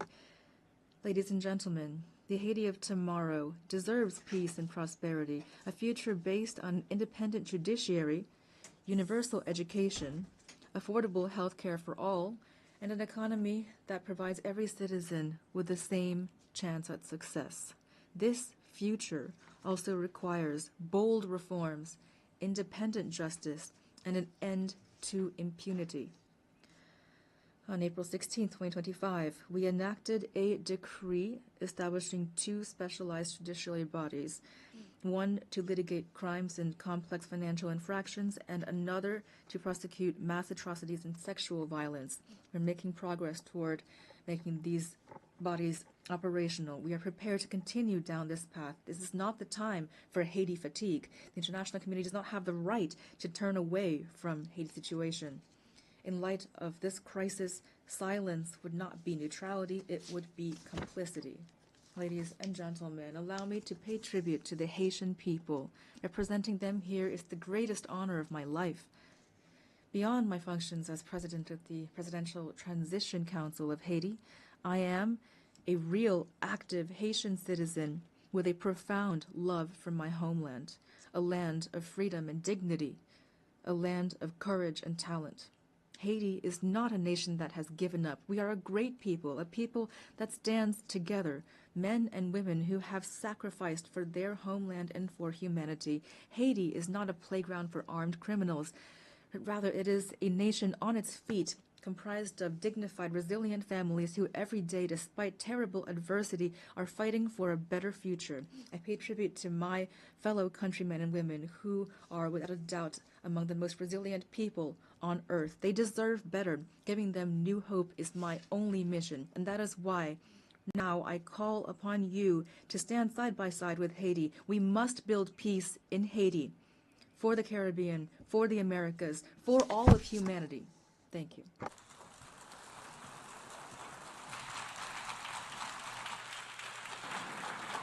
Au nom de l'Assemblée générale, On behalf of the General Assembly, I wish to thank the President of the Presidential Council of the Transition of the Republic of Haiti. An address by His Excellency Mikhail Kabalashvili, President of Georgia. I request protocol to score His Excellency and invite him to address the Assembly. I can see it here. Yeah.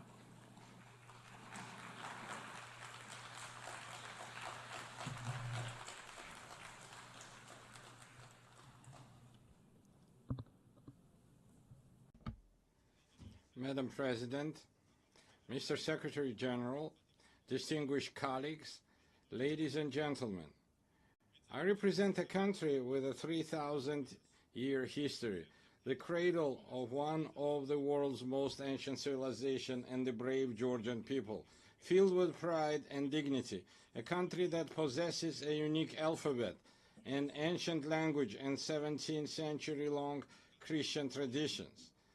The history of Georgia is continuous chronicle of our people's struggle for survival against invaders, through which we have miraculously managed to preserve our cultural identity, traditions, and national character.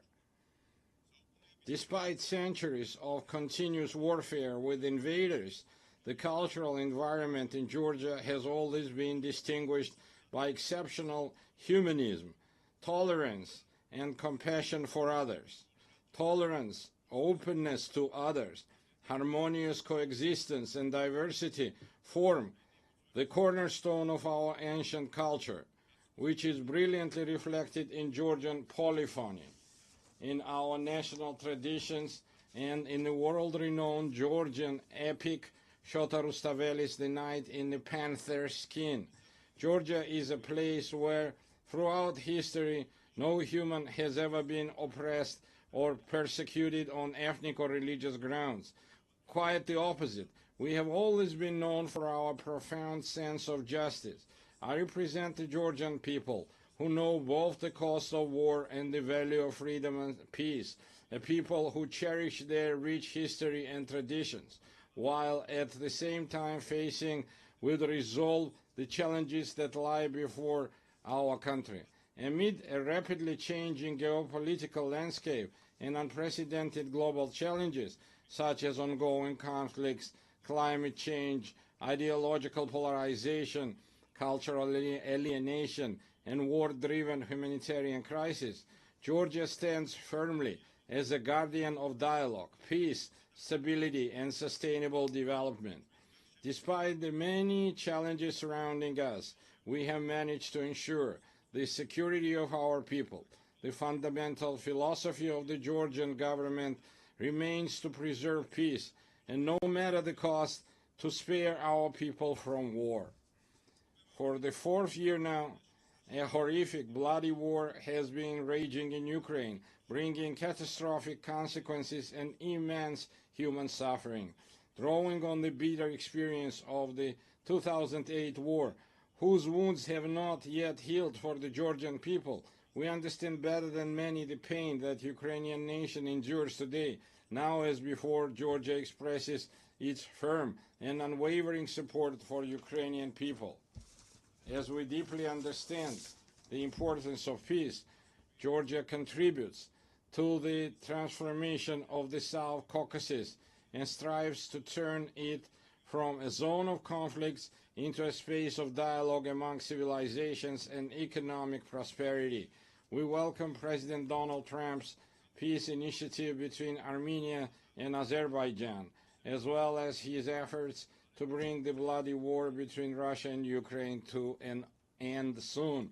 Georgia has always supported and actively strived to establish sustainable and long-term peace in the South Caucasus, as well as to deepen trust and cooperation amongst its neighbors. For centuries, our country has been at crossroads of civilization and a space for dialogue among diverse cultures. Today, Georgia is reclaiming its historical role.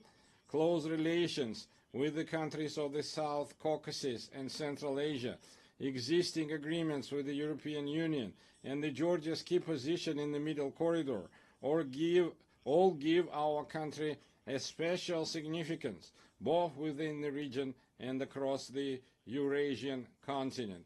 Georgia is the shortest connecting route and natural bridge between Europe and Asia, the West and the East.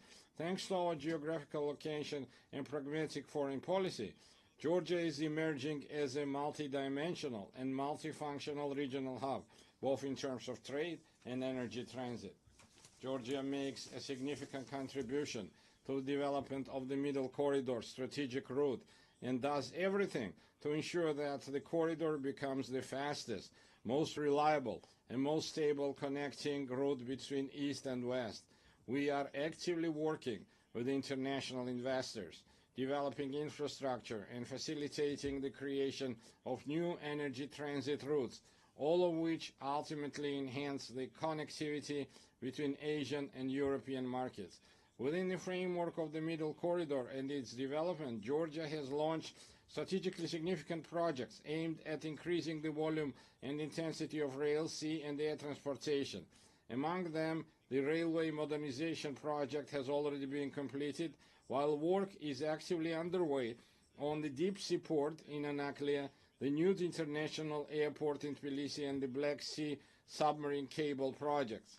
These projects, on one hand, provide landlocked countries in Central Asia and the South Caucasus with maritime connectivity to the rest of the world. On the other hand, the projects are implementing help diversity energy routes. We are implementing help diversity energy routes, thereby significantly enhancing the energy security of Europe and South Caucasus. To promote the development of the Middle Corridor and enhance connectivity between the two largest markets, Asia and Europe, Georgia has been hosting the Tbilisi Silk Road Forum for 8 years. It is an international platform for dialogue and new opportunities, attended up to 2,000 delegates from 60 countries. Our goal is to develop constructive relations based on mutual respect and shared benefits with major economies such as the United States, China, European Union, and others. We are open to any dialogue and cooperation, but at the same time, we demand respect and fair and dignified approach. What the Georgian people will never accept is being spoken to in the language of ultimatums, blackmail, or intimidation. Georgia is a faithful adherent to the fundamental principles of values of the United Nations and a dignified, responsible member of the international community, as evidenced by the considerable efforts by the current government of Georgia to improve the protection of human rights. It is precisely thanks to the pragmatic and rational policies of the government of Georgia that we have maintained peace and economic growth, significantly improving the quality of life of our citizens. Despite numerous challenges in recent years, Georgia has demonstrated remarkable resilience to external shocks. The positive trajectory of Georgia's development is reflected in and confirmed by the international rankings and indicators of the world's most reputable organizations. Despite 20% of Georgia's territory remaining under occupation, we continue to pursue development and progress with great energy and determination. We are entrusted with the mission that our children may live in a stronger, dignified Georgia and peaceful world. And now I want to address our Abkhaz and Ossetian brothers and sisters on the other side of the occupation line. For centuries, we have written Georgia's history together, a history filled with the heroism of our ancestors through our shared struggle for survival of our nation and the love for our motherland. We have never been a large empire imposing its rules on the others. We have always been a country proud of its diversity. Georgia is a place where civilizations have met, blended and balanced each other for centuries.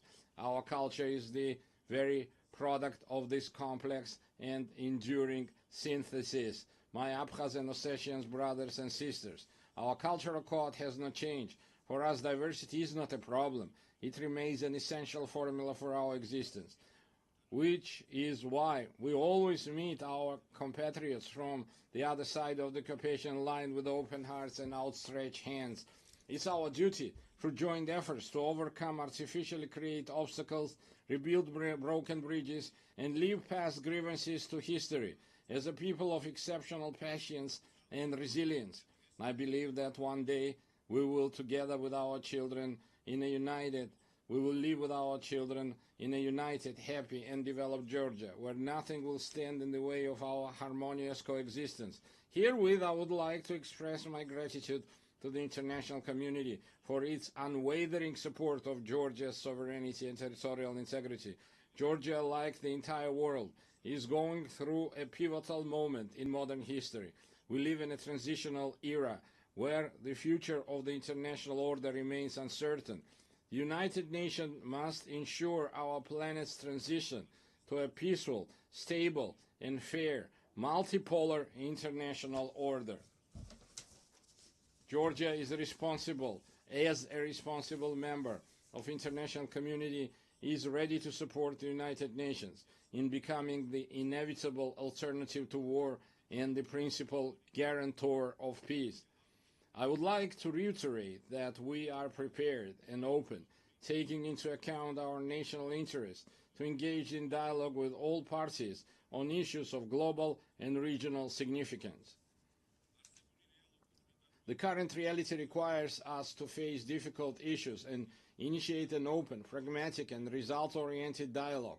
I believe that only in this way we can overcome common global challenges and unlock new opportunities for the benefit of our countries, peoples, and future generations. Thank you very much for your attention. May God bless humanity. On behalf of the Assembly, I wish to thank the President of Georgia. La Asamblea escuchará. The Assembly will now hear an address by His Excellency Luis Alberto Arce Catacora, Constitutional President of the Plurinational State of Bolivia. I request protocol to escort His Excellency and invite him to address the Assembly.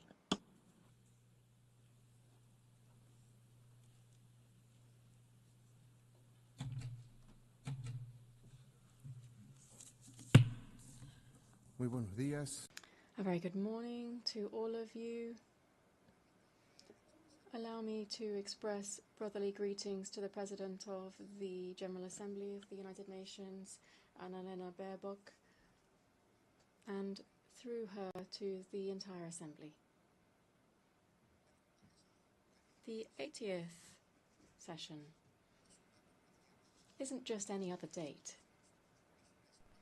It is a space for a historic time which invites us to stop and to look back, to remember why this organization was born and why it has seen the results that humanity was waiting for after the 2 world wars in which the fight for wealth and areas of influence left in its wake millions of dead, displaced and wounded.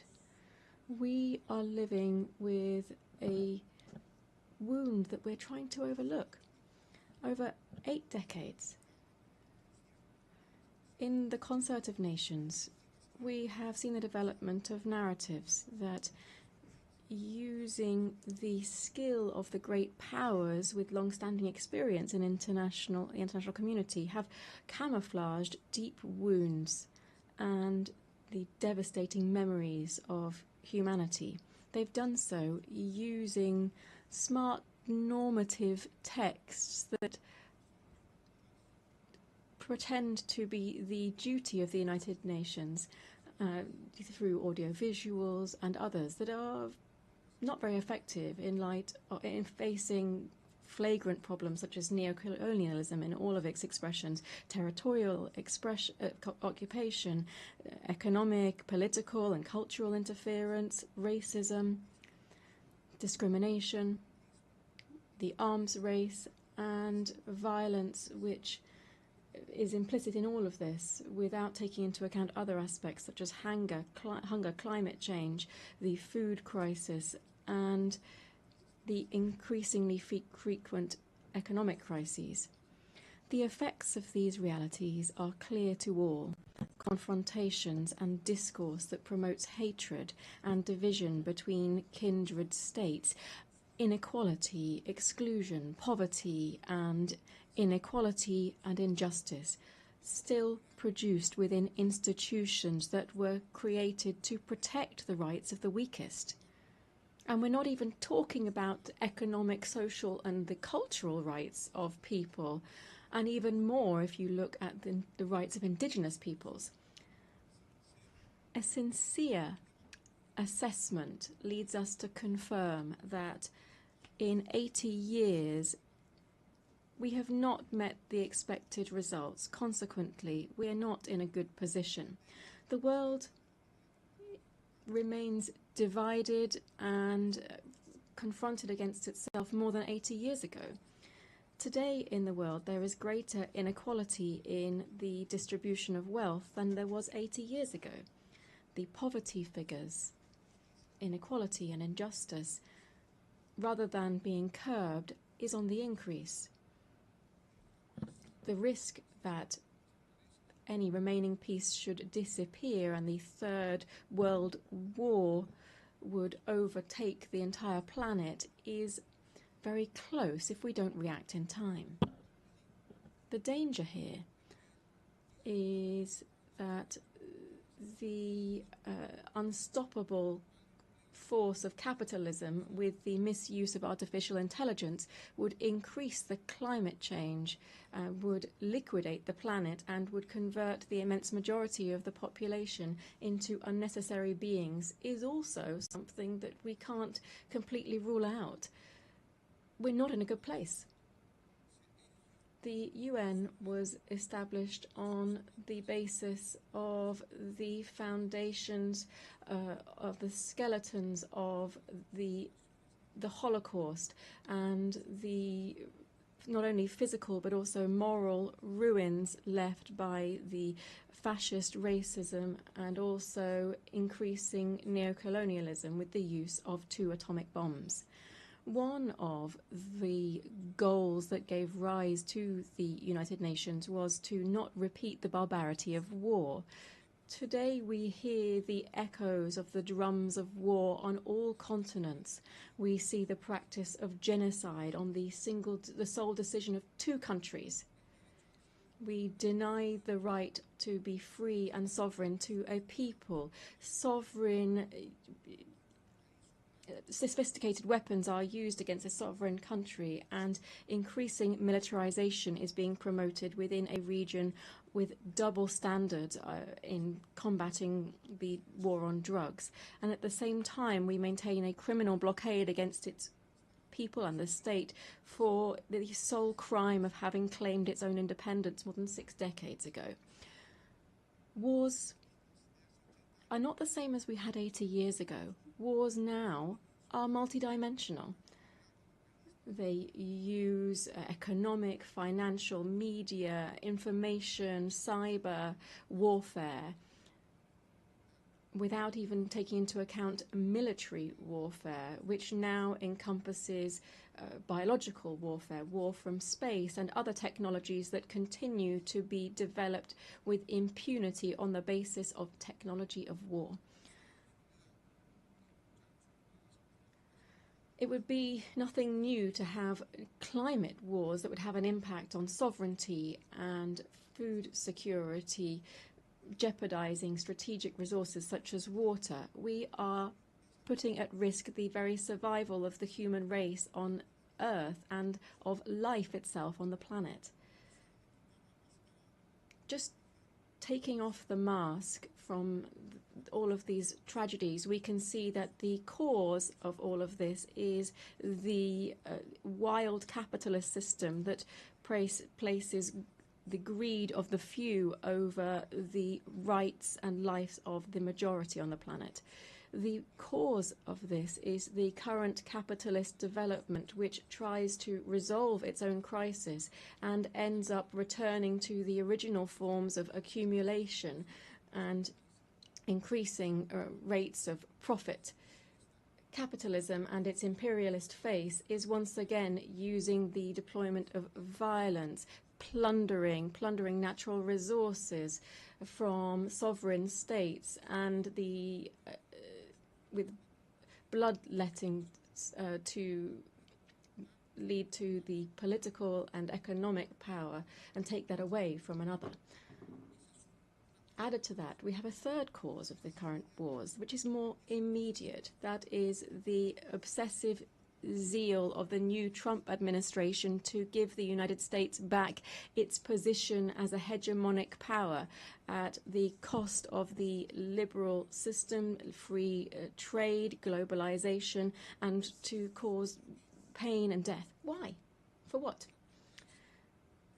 To take ownership over natural resources, to take control over commodities for the benefit of an imperialist system, and to subordinate the majority of countries for their insatiable thirst for privilege and wealth, and to try to maintain a unipolar order at any cost.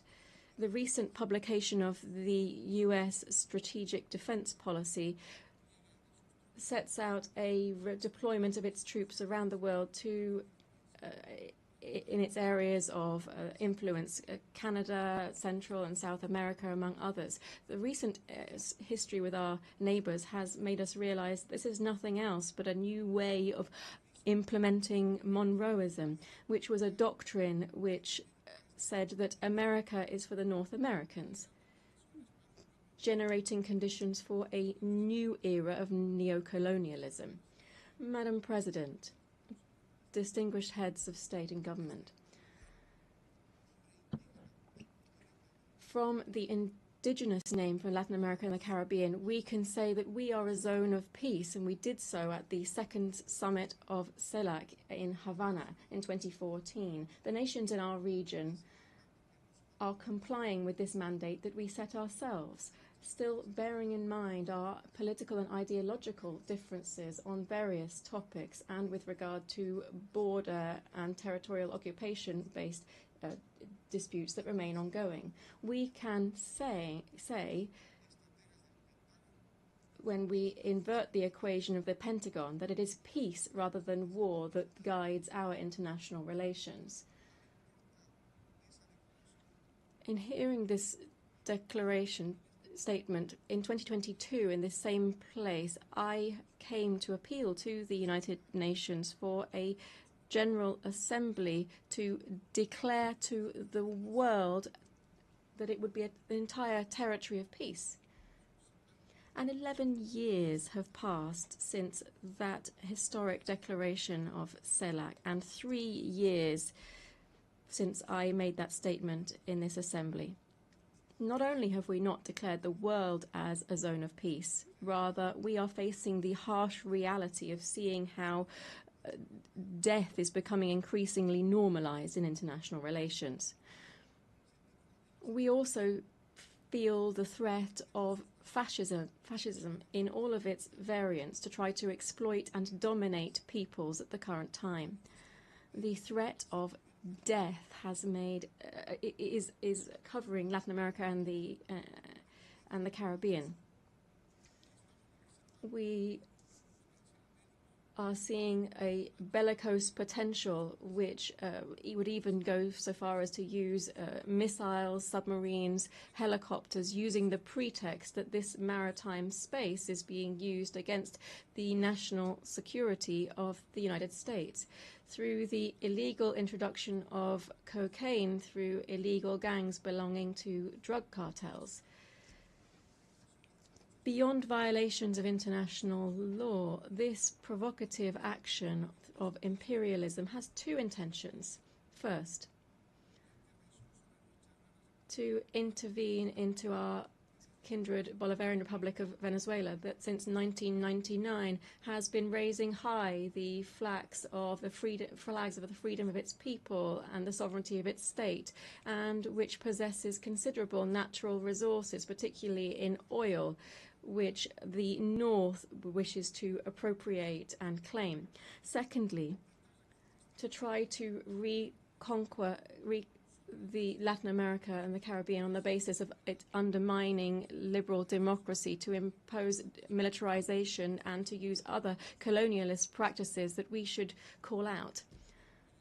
Imperialism is said to be used to combat drugs trafficking. This is a fallacy, because if this were true, it would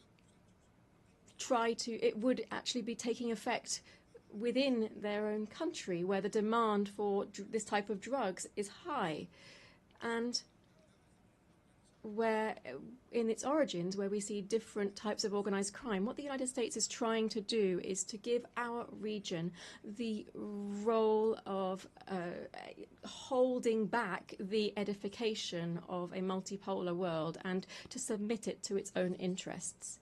Added to these military actions, the images of which have been seen around the world, we see other types of devastating actions, such as those aimed at strengthening the economic blockade against Cuba.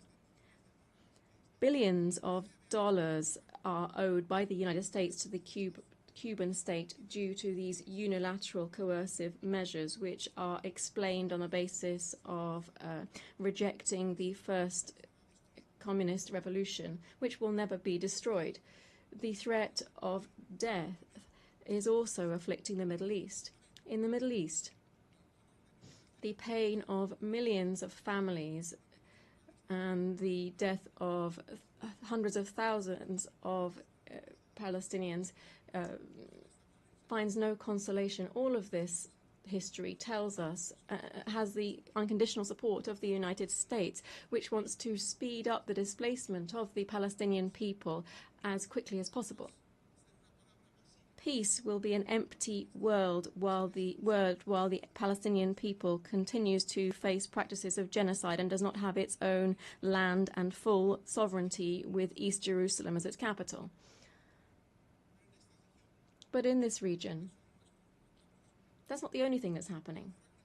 The fragile political and geopolitical stability is threatened by preventive attacks against the Islamic Republic of Iran and against the small nation of Yemen, very similarly to what is happening, what was done by ex-President George Bush. The threat of death is also clear in Eurasia.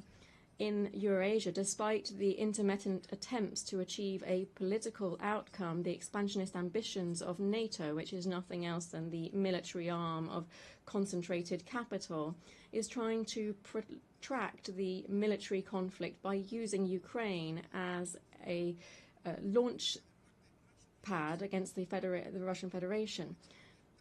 The threat of death also hangs over Asia. The East China Sea, which is an area of great geostrategic and economic importance, is facing two problems that could have an impact not only on the region but also the entire world. The overcoming of the sovereignty of Taiwan by the People's Republic of China is another example of explicit neocolonialism that is encouraged by the United States, as well as the dispute on the Senkaku Islands, the sovereignty of which is disputed between Japan, Taiwan, and China. It appears that these islands are home to important hydrocarbon resources. Furthermore, the constant tension between North Korea and South Korea could not only become a problem that affects these two countries, but also the entire security of the world. Heads of state and government, I've been referring to this entire world to say that in this new imperialist intervention, we should call it what it is, neocolonialism. And what should we do? I'm asking this because it's led to one of the most outstanding strategies of the fight for the emancipation of labor over capital. This is also the fight of life over death. I wish to propose that we firstly establish a commission for reparations following slavery, apartheid, genocide and colonialism in the countries of the Global South.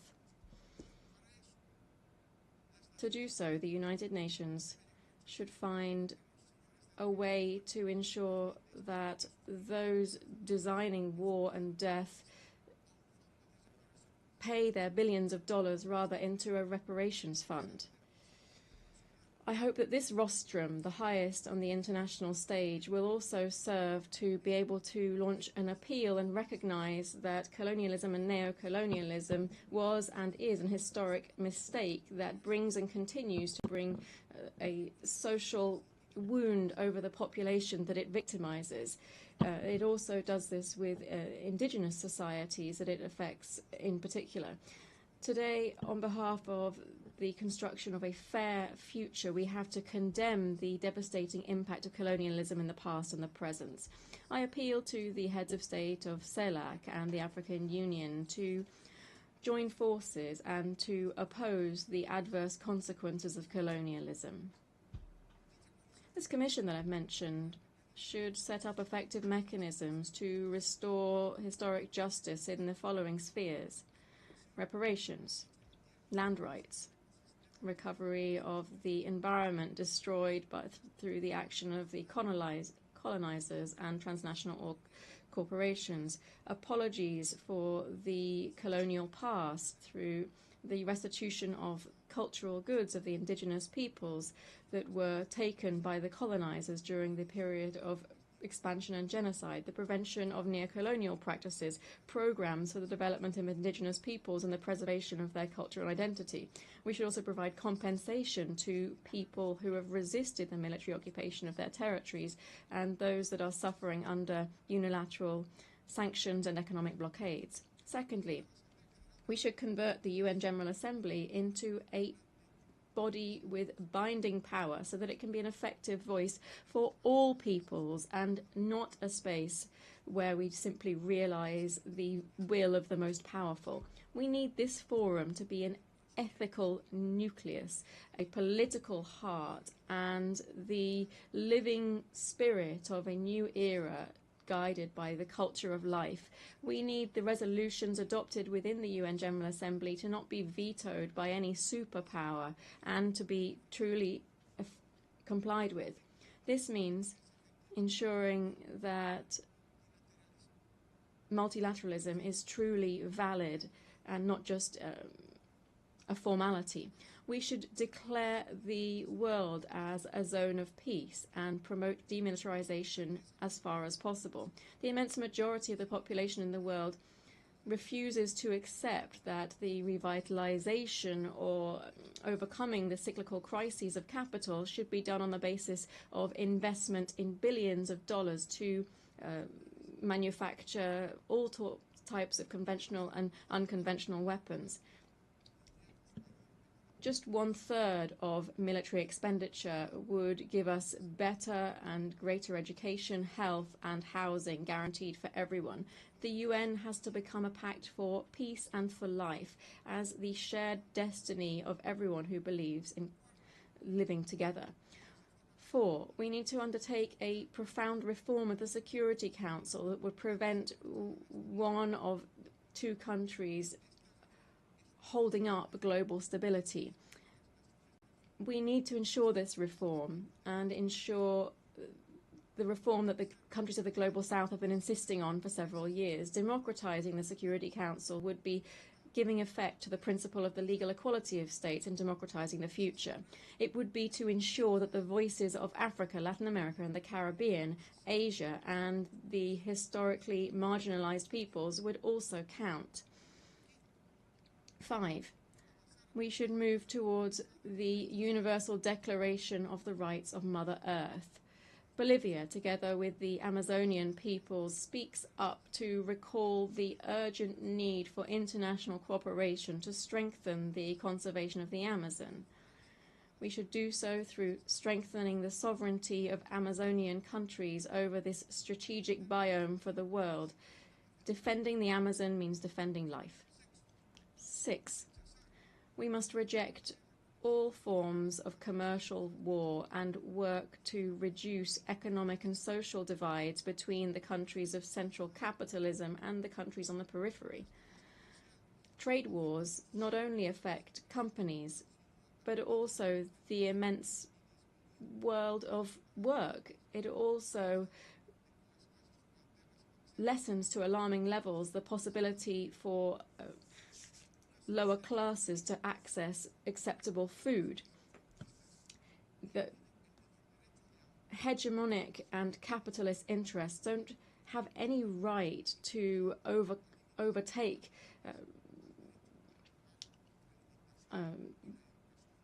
rights of trade and reduce the right to employment, food and education for the working classes. Dear guests here at the 80th session of the UN General Assembly, I'm very grateful that on this occasion of the 80th anniversary of the establishment of the United Nations, having listened to the analysis and the outlook of the plurinational state of Bolivia over critical problems facing us today, and as we look ahead to working together for peace, development and collective human rights, the Bolivian people, to whom we have guaranteed a democratic transit that we have not seen in 28 years in our country, is looking forward to seeing the changes that we must see within the United Nations in order to guarantee global peace. Thank you very much. Gracias. On behalf of the Assembly, I wish to thank the Constitutional President of the Plurinational State of Bolivia. The Assembly will hear an address by His Excellency Brice Clotaire Oligui Nguema, President of the Gabonese Republic, Head of State and Head of Government. I request protocol to escort His Excellency and invite him to address the Assembly.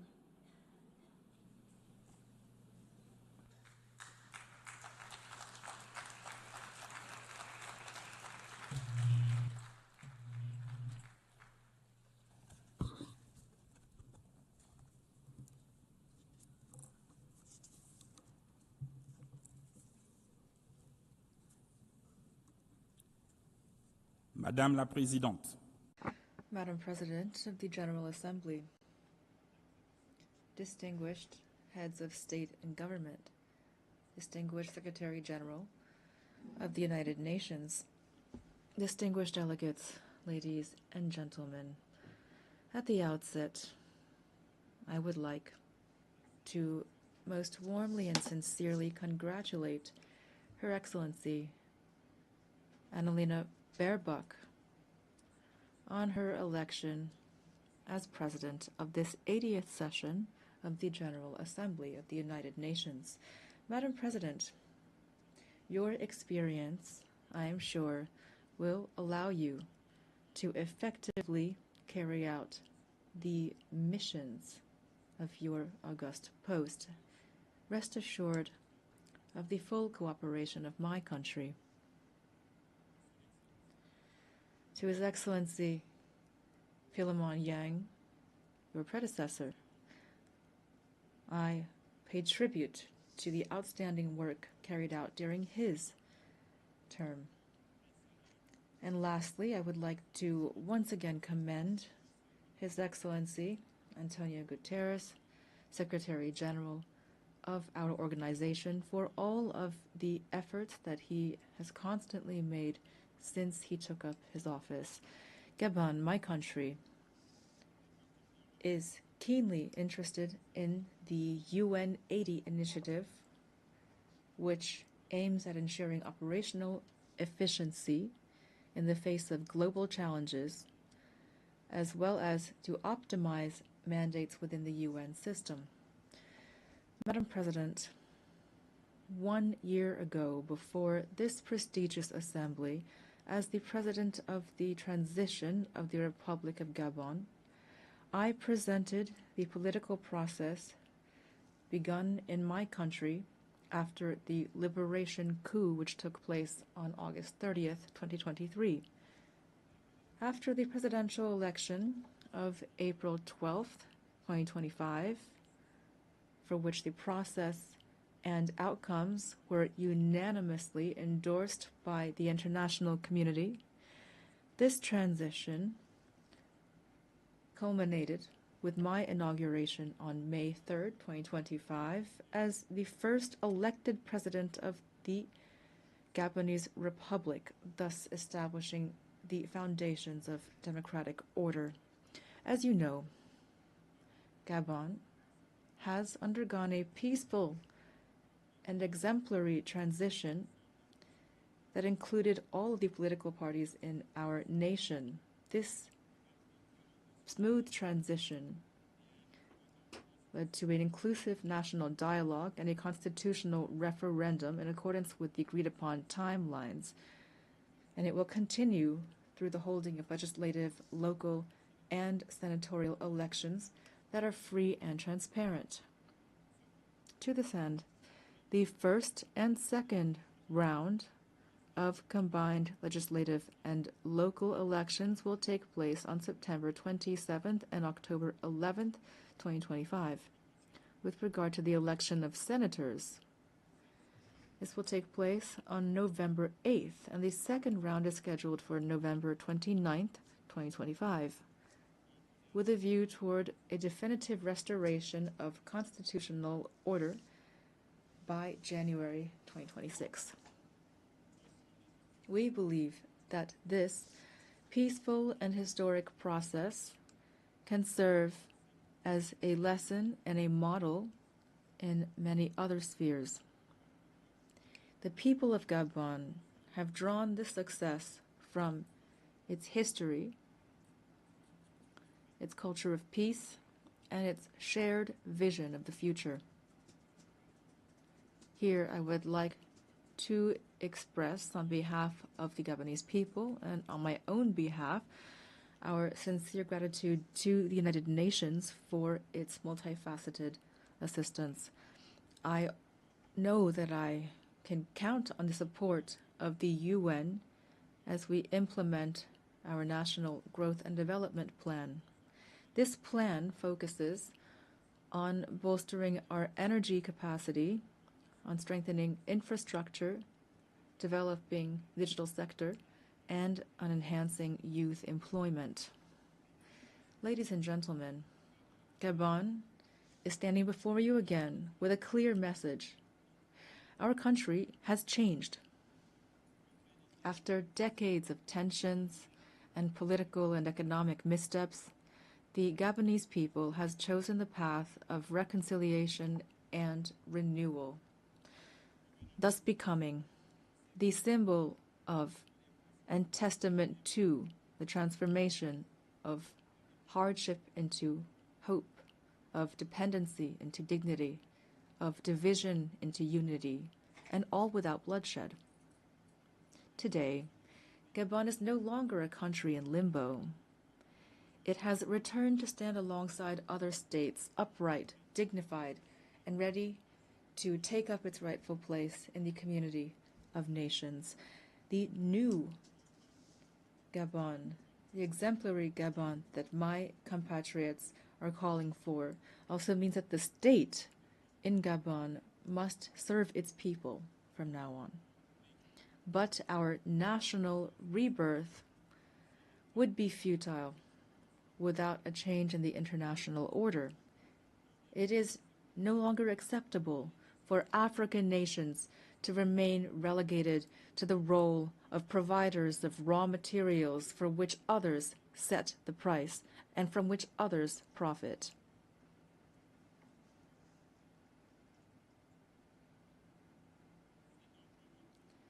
Therefore, I would like to invite public and private investors to support us through win-win partnerships. We have decided to process our resources on our territory, to create jobs at home, to develop African industries, and to interact with the world on the basis of equity, integrity, and mutual respect as we strive toward happiness. In its path toward development, Gabon, a country of peace and opportunity, will continue to welcome all those who commit to upholding our laws, our Republican values, and to contributing positively to our national rise. Distinguished delegates, ladies and gentlemen, this 80th session of the General Assembly has the theme, Better Together, 80 Years and More for Peace, Development, and Human Rights. It takes place in an international context characterized by economic, environmental, and security crises that call for more sustained and more staunch collective engagement. This is an urgent call to tackle these concerns in accordance with the spirit and the values of the UN Charter. Ladies and gentlemen, today the world has a radically different face. Humanity has never had so much technological prowess to ensure its well-being, and yet international peace and security have never seemed so fragile and so under threat. It is high time that peace reign on earth, and especially in Africa, which has so long suffered under conflicts that have been stoked and financed from outside the continent. Let the guns at last fall silent in the DRC, in Sudan, in the Horn of Africa, and in the Sahel. In this regard, instead of constantly stigmatizing and condemning the states of the Sahel, the international community would benefit from supporting them in their battle against the many-headed threat of terrorism. Ladies and gentlemen, on December 12, 1988, Gabon officially recognized the state of Palestine. Then, as now, we support the two-state solution, the only way, in accordance with UN resolutions, to guarantee a just and lasting peace between Israelis and Palestinians, as well as to guarantee international security. In this vein, Gabon must reaffirm its position in favor of lifting the embargo imposed on Cuba due to its negative effect on the well-being of Cuba's people.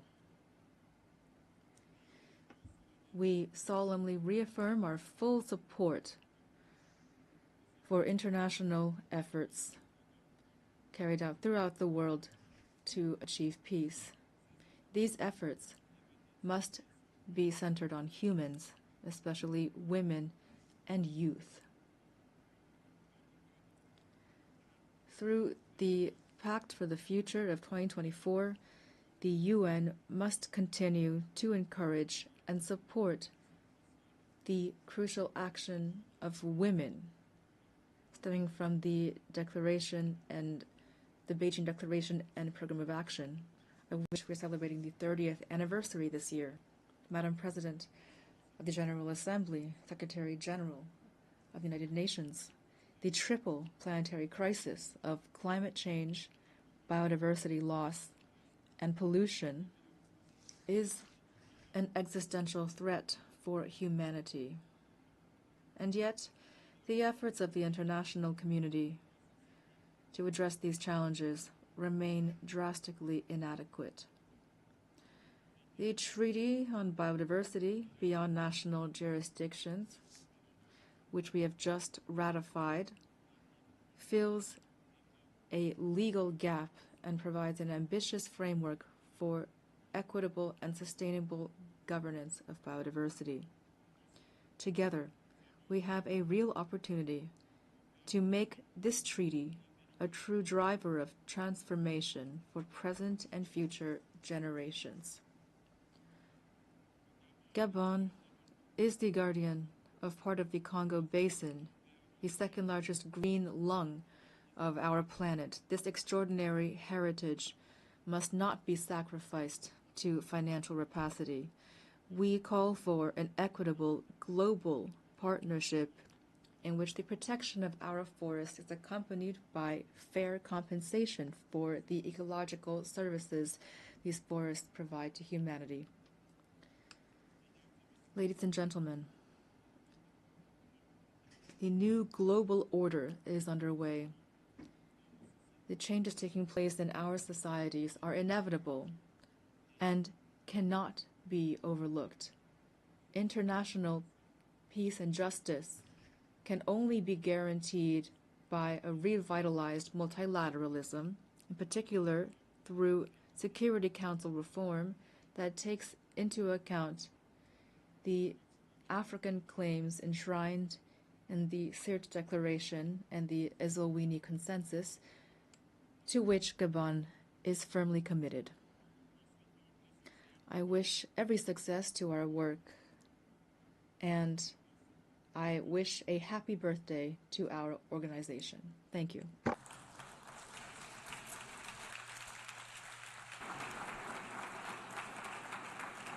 I thank you and happy birthday to all of us. On behalf of the Assembly, I wish to thank the President of the Gabonese Republic, Head of State and Head of Government. The Assembly will hear an address by His Excellency John Dramani Mahama, President of the Republic of Ghana. I request protocol to escort His Excellency and invite him to address the Assembly.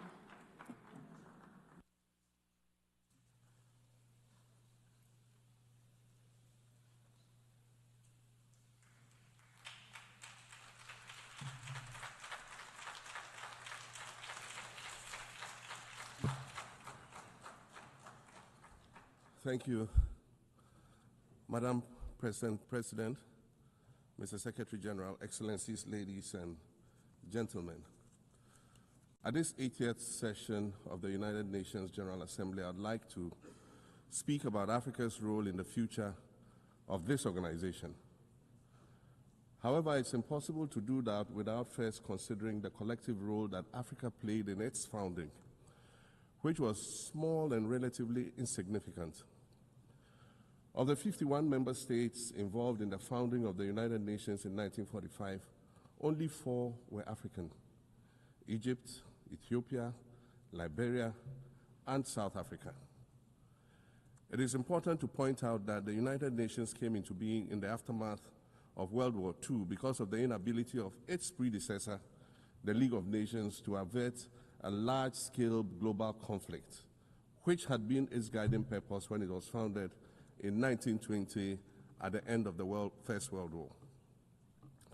Out of the 42 founding member states of the League of Nations, only 3 were African: Liberia, the Union of South Africa, and Ethiopia. Egypt was to join later in 1937. Africa's overall participation in the organization's founding was minimal and relatively unimportant. That's because before all the other talks and meetings, representatives from a group of 40 nations gathered in Berlin for a series of discussions that began in 1884 and which led to the partitioning and formal colonization of the African continent, which is also called the Scramble for Africa. It has famously been written that past is prologue. Well, in the past, the majority of the 54 nations that now comprise Africa were never offered a seat at the table where plans for a new world order were being drawn. But, Madam President, as fate would have it, the tables are turning, and Africa's role in the authorship of whatever is yet to come for this world is going to be huge, and it will be consequential. According to this organization's own projections, by the year 2050, more than 25% of the world's population is expected to come from the African continent. Additionally, by 2050, 1/3 of all young people aged between 15 to 24 will be residing on the African continent. So you see, the future of this world is African. Allow me to say this once again a little louder for those of you in the back. The future is African.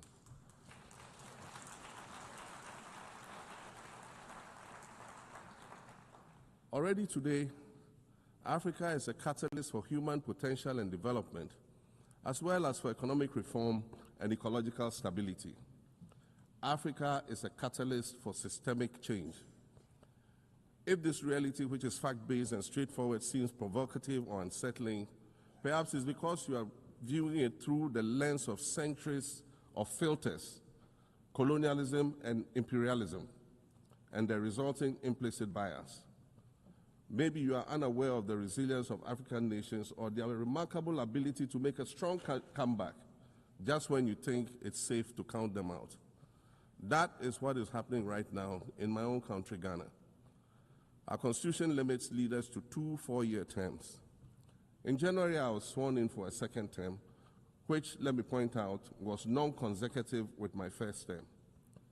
Our currency, the Ghana cedi, was rapidly depreciating, faced with rising inflation, a huge debt burden, and low morale amongst our citizens. My new administration settled down quickly and embarked on an ambitious program of comprehensive transformation designed to restructure Ghana's economic foundation and enhance our competitive standing globally. We refer to this process of recalibration as our reset agenda. In just 8 months, we have achieved significant reduction in inflation from 23.8% in December 2024 to 11.5% in August 2025, restoring price stability for our citizens. Additionally, our currency, the Ghana cedi, has appreciated considerably against other currencies, with Bloomberg reporting it as the best performing currency in the world at one point. Our improved sovereign credit rating reflects increasing investor confidence in our economy, and our 24-hour economy initiative promises to transform our economy. And there's a renewed willingness amongst our people to trust that their elected officials have Ghana's interests at heart and that we're progressing together. Madam President, I believe that in honor of this milestone celebration, the United Nations should also embark on a process of serious recalibration and establish its own reset agenda. Since the organization's founding, the number of UN member nations has nearly quadrupled. And quite frankly, it is not the same world that it was back then when the UN was formed. I mentioned earlier that I began my second non-consecutive term as president this past January. My first term ended in January 2017. In that span of time, 8 years, the world has changed with such ferocity. My first days in office after my return felt as though I had just awakened from a Rip Van Winkle-style sleep. Now, no, that was only after 8 years. Imagine then what it will be like after 80 years since the founding of the United Nations. In 1945, the sun had not yet set on the largest empire in history. The most common mode of international travel was by sea. The personal computer had not been invented, let alone made portable. And television, a new convenience, was still in its infancy, albeit in black and white color.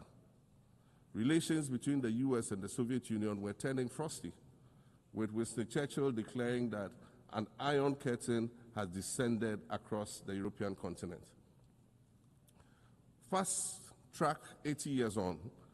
In today's world, hundreds of thousands of commercial flights take off and land every day. Libraries have been digitized so that volumes of literature can exist on a small device, small enough to fit inside your pocket.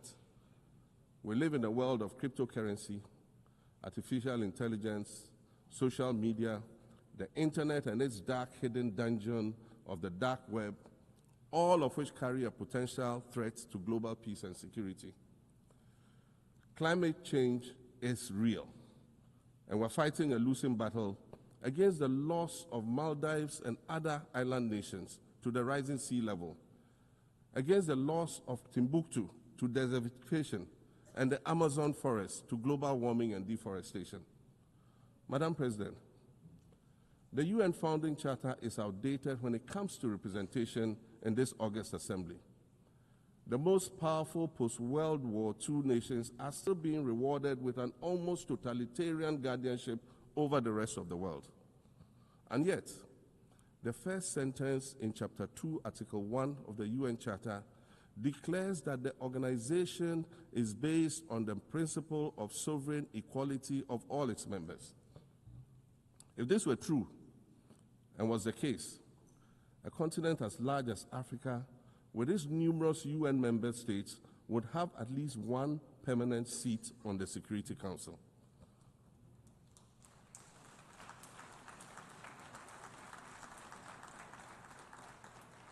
Furthermore, we believe that veto power should not be restricted to only 5 nations, nor should it be absolute. There must be a mechanism in this House for the General Assembly to challenge a veto. No single nation should be able to exercise an absolute veto to serve its own interests in a dispute. In 1995, during the 50th anniversary of the United Nations, Nelson Mandela stood in this very spot, and he said, "The United Nations has to reassess its role, redefine its profile, and reshape its structures. It should truly reflect the diversity of our universe and ensure equity among the nations in the exercise of power within the system of international relations in general and the Security Council in particular." I close quotations.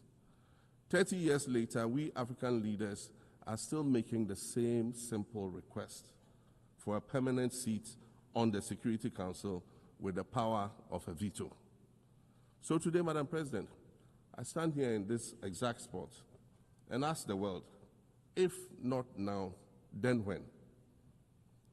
We demand not only a reform of the Security Council, but also a reset of the global financial architecture, which is currently rigged against Africa.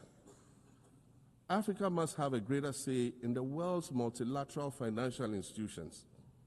And while I'm making requests, I'd like to call for the removal of the blockade on Cuba. As Dr. Kwame Nkrumah, our nation's founder, famously said, "We seek to be friends with all and enemies to none." The Cuban people shed their blood on African soil in the fight against apartheid. And indeed, Cuba has been and continues to be a faithful friend of Africa. You see, the very fact that I can stand here and ask these things and say these things, and the fact that all nations can ostensibly gather here to address critical global issues, air our grievances, and express our concerns, that is what makes the survival of this organization so important. In every old city or village, you'll find a town square, or a courtyard, or a plaza that once served as a gathering space for the citizens of the community and their leaders. Meetings and celebrations were held there, as were trials and elections. And these were spaces that brought people together and held them together as a community. Sadly, time and technology have eroded these spaces. Madam President, in many ways, the United Nations is the proverbial town square of our modern global village. And it has never been more critical for us to protect this one space that brings and holds the world nations together as a community. The internet, social media platforms, and artificial intelligence offer us the illusion of connectivity, when in fact what they do is reinforce isolation by using algorithms that ensure that we do not receive new ideas and perspectives, but rather more of the same content. We are served alternative facts and manipulated images, making it easy to disseminate disinformation and sow seeds of division amongst communities. Madam President, these are dangerous times. Our world is currently experiencing a rise in nationalism and economic instability. There's a general breakdown of multilateralism. Various acts of aggression have been committed against the sovereignty of others, and nations are attempting to circumvent the very safeguards that were put in place to prevent large-scale global conflict. These conditions are all too similar to the ones that led to the League of Nations' failure in fulfilling its mandate. The denial of visas to President Abbas and the Palestinian delegation sets a bad precedent and should be deeply worrying to all member nations of the United Nations. Ghana recognized the state of Palestine in 1988 and supported a two-state solution to the conflict since then. And I say, contrary to the claims of some, a two-state solution would not be a reward for Hamas. It would rather be a reprieve for the hundreds of thousands of innocent women and children and people who are facing collective punishment and forced starvation for no reason other than the fact that they are Palestinian.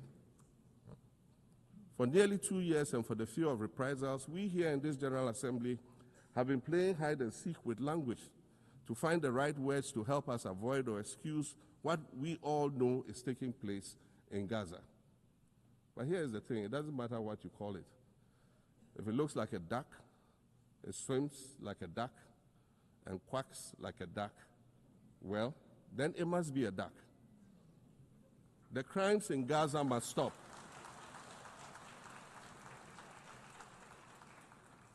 The crimes in Gaza must stop. Madam President, I also want to draw particular attention to the conflict in Sudan, which this body has described as the world's largest humanitarian crisis. 12 million people have had to flee their homes. And when we speak of migration, we refer to the 12 million new Sudanese refugees, whom we as a global community should be willing to assist in much the same way that many member nations readily assisted new refugees coming out of Ukraine. Let's dispense with the euphemisms and dog whistles and speak frankly.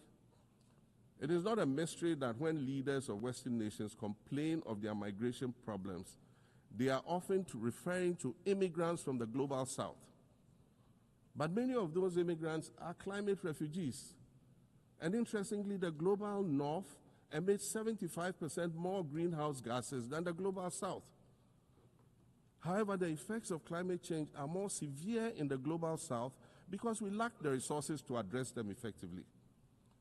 And so when the desert encroaches on our villages and towns and they become unlivable, we are forced to flee. Warsan Shire, a Somali-born prophet, a Somali-British poet born in Kenya to Somalian refugee parents, was London's first youth poet laureate. She writes in her poem titled Home. And it says, you have to understand that no one puts their children in a boat unless the water is safer than the land. No one bends their palms under trains beneath carriages.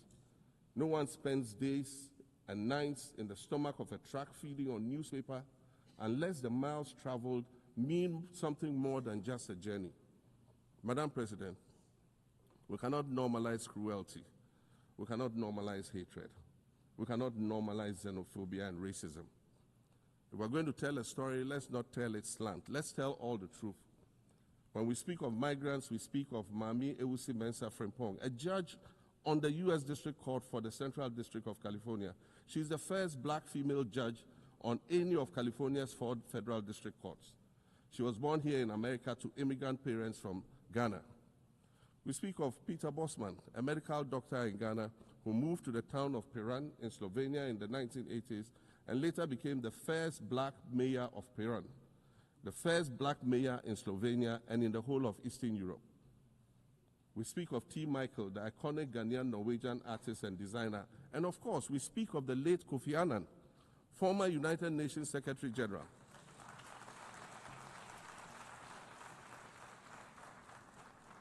Former United Nations Secretary General and Nobel Peace Prize recipient, who was born in Ghana but spent his adulthood in various places in America and Europe. These are people who have brought great distinction to the countries that they decided to call home. Just as the migrants and the children of migrants before them did, I dare say these are not invaders. These are not criminals. Madam President, the slave trade must be recognized as the greatest crime against humanity. As the African champion on reparations, Ghana intends to introduce a motion in this August body to that effect. More than 12.5 million Africans were forcibly taken against their will and transported to create wealth for the powerful Western nations. We must demand reparations for the enslavement of our people and the colonization of our land that resulted in the theft of our natural resources, as well as the looting of artifacts and other items of cultural heritage that have yet to be returned in total. We recognize the value of our land and the value of our lives, as did our colonizers, as well as the governments that happily paid reparations to former slave owners as compensation for the loss of their property, in quotes, and that property for which they received compensation was paid referred to enslaved people who had been freed. Madam President, an increasingly insecure world is witnessing upward spending on defense budgets of bilateral partners and steep cuts in official development assistance. Since July 2024, it is estimated that there's been a 40% drop in humanitarian aid globally. In this era of global uncertainty, Africa must exercise sovereignty over its natural resources to raise the necessary funds to ensure the well-being of its citizens. The days of parceling out vast concession areas to foreign interests for exploitation must come to an end. We'll continue to welcome foreign investment, but we must negotiate better for a bigger share of the natural resources that belong to us. And we must insist on value addition to these resources. We're tired of the continued image of poverty-stricken, disease-ridden rural communities living at the periphery of huge foreign-controlled natural resource concession areas. We're tired of having people extract the most they can from us and in return offer us the very least by way of respect, consideration, and dignity.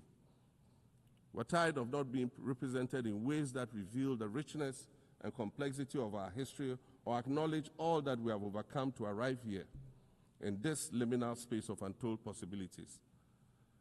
Allow me to echo the Indian-American writer Arundhati Roy, who wrote, "Another world is not only possible, she is on her way. On a quiet day, I can hear her breathing."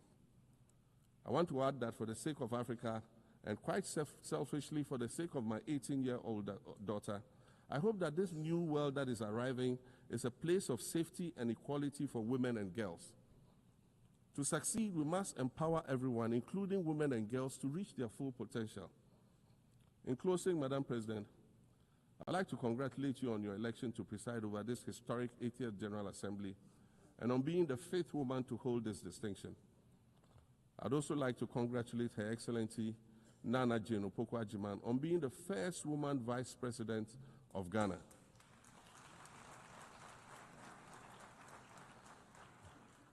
Now every Ghanaian girl knows the heights to which she can ascend. Words matter, but issues of representation matter even more, which is why Ghana looks forward to the appointment of a woman as Secretary General of this organization in the near future. Madam President, Your Excellencies, I thank you for your kind attention.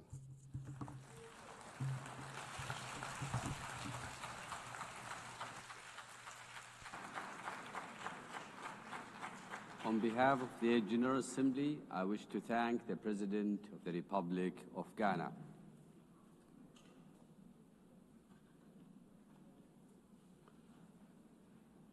The Assembly will hear an address by His Excellency Omaho O.C. Sokang Embalo, President of the Republic of Guinea-Bissau. I request protocol to escort His Excellency and invite him to address the Assembly.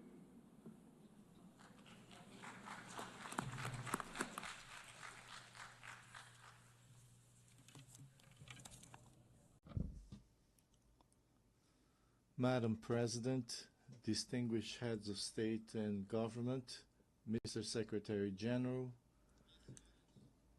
ladies and gentlemen, allow me to begin by congratulating Mrs. Annalena Baerbock on her election as President of the 80th session of the United Nations General Assembly. I thank the outgoing President, Mr. Philemon Yang, for his service to the international community. To Secretary General Antonio Guterres, I wish to reaffirm Guinea-Bissau's full support for his tireless efforts in favor of world peace, international cooperation, multilateralism, and sustainable 80 years ago,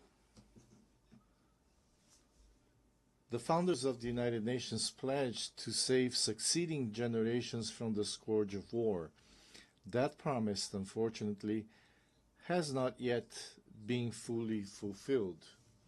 Yet this commitment, undertaken by each member state upon joining the UN Charter, remains valid and continues to be honored through the dedication of every UN peacekeeper and every humanitarian worker who often make the difference between life and death in conflict zones or following natural disasters. UN agencies such as WHO, UNESCO, UNICEF, FAO, WFP, UNHCR, and UNDP, among others, provide treatment, education, vaccines, food, and protect every day millions of human beings and contribute to the fight against poverty and discrimination against women and girls all over the world. The United Nations remains relevant, especially in these times of deep global uncertainty and crisis. It continues to be the only forum where all nations, large and small, have a seat and a voice. Excellencies, ladies and gentlemen, we live in a world confronted by multiple crises. We are witnessing what Secretary General Antonio Guterres has called polycrisis. Conflicts in Ukraine, Gaza, Sudan, and other regions persist. Socioeconomic inequalities, environmental shocks, political instability, and humanitarian emergencies disproportionately affect developing countries, with the greatest impact on small island developing states. Progress towards the Sustainable Development Goals has slowed significantly or even stalled. The sovereign debt burden of poor countries is increasing, while development assistance is declining. Guinea-Bissau welcomes the UN80 initiative, and we hope it will contribute to strengthening the organization, especially in promoting peace, international security, and the achievement of the SDGs. The Pact for the Future offers a roadmap and an action plan that must not remain on paper. Madam President, Excellencies, ladies and gentlemen, last July, Guinea-Bissau hosted the 15th Conference of Heads of State and Government of the Community of Portuguese-Speaking Countries, CPLP. I have taken on the presidency of the CPLP for the 2025-2027 term. The CPLP places high importance on its cooperation with the United Nations and its specialized agencies. During our term, we will continue to work with all partners and multilateral organizations toward the implementation of global commitments, especially concerning the Paris Agreement on Climate Change, the 3rd UN Ocean Conference, and the 4th UN Conference on Financing for Development, held last June-July in Seville. We are convinced that two major international meetings scheduled for November, namely COP30 in Belém, Brazil, and the Second World Summit for Social Development in Doha, Qatar, will serve as key platforms and opportunities to strengthen our cooperation and to advance our shared goals. Madam President, Excellencies, ladies and gentlemen, Guinea-Bissau is scheduled to hold presidential and legislative elections on the 23rd of November this year. All necessary conditions are being put in place to ensure that these elections are held peacefully, freely, transparently, and credibly. Over the past 5 years, I have prioritized dialogue, inclusion, political stability, and the consolidation of the democratic rule of law. I am confident that these upcoming elections will reaffirm the irreversible nature of citizenship and democratic values in Guinea-Bissau.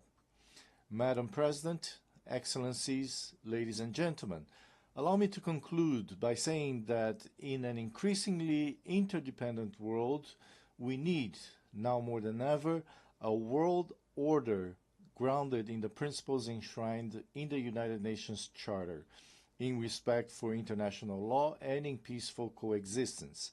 In this regard, Guinea-Bissau reiterates our call for an end to the economic, commercial, and financial embargo and other forms of restrictions imposed on Cuba.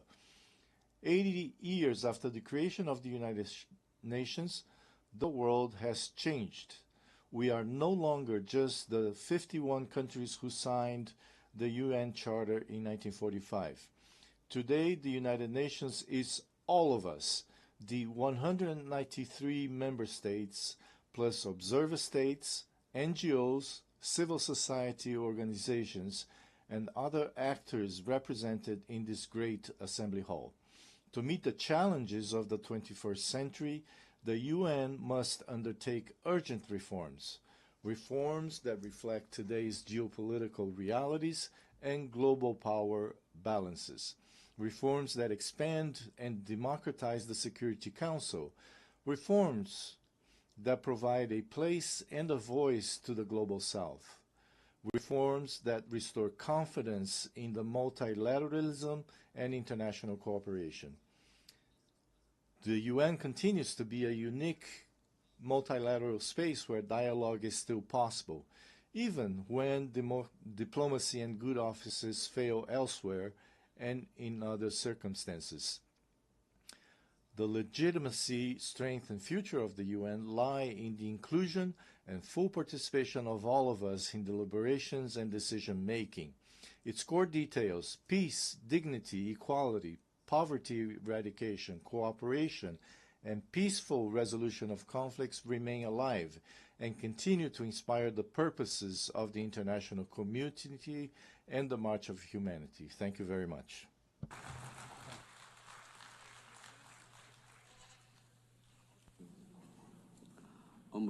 On behalf of the Assembly, I wish to thank the President of the Republic of Guinea-Bissau.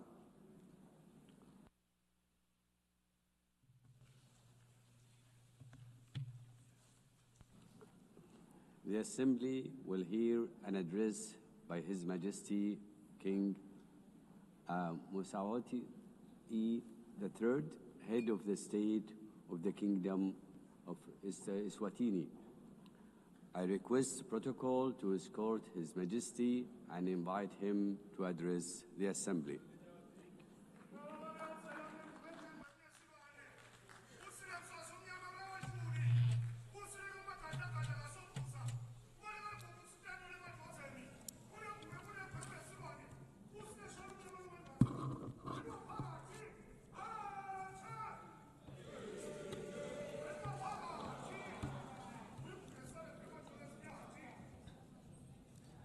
Your Excellency, Madam President of the General Assembly, Your Majesties, Excellencies, Heads of State and Government, UN Secretary General, distinguished delegates, ladies and gentlemen, it is a great pleasure to address the 80th session of the United Nations General Assembly under the theme Better Together, 80 years and more for peace, development, and human rights. At the outset, we wish to assure you, Madam President, of Eswatini's unwavering support during your tenure. We also commend the UN Secretary General and the Secretariat for their steadfast leadership in navigating our world through unprecedented challenges.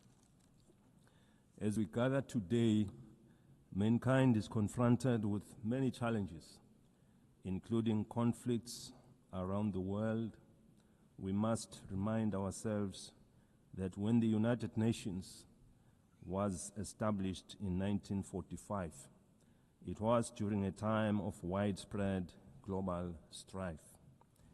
Its founding fathers resolved that no country or people should endure suffering due to conflict. The UN Charter and structure were designed to be clear and resolute. Now is the time to ask ourselves what has gone wrong and what steps must be taken to correct these challenges and restore the UN's mission of fostering peace. The question we must ask ourselves further is, what is the UN doing to address these issues effectively? I propose that the United Nations establishes ad hoc committees to tackle global conflicts and promote peace. These committees should have equitable representation in dealing with the relative conflicts in the diverse regions of hotspots, including Africa, the Middle East, Europe, and beyond, ensuring that all affected nations have a voice. Supported by the Secretariat of the United Nations, these ad hoc committees would visit conflict zones, engage with local communities, and work towards peaceful resolutions. For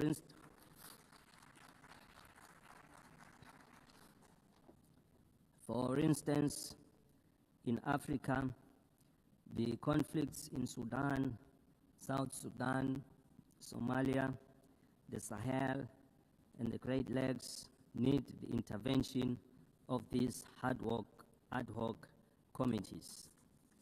In the Middle East, they should facilitate dialogue with all parties involved.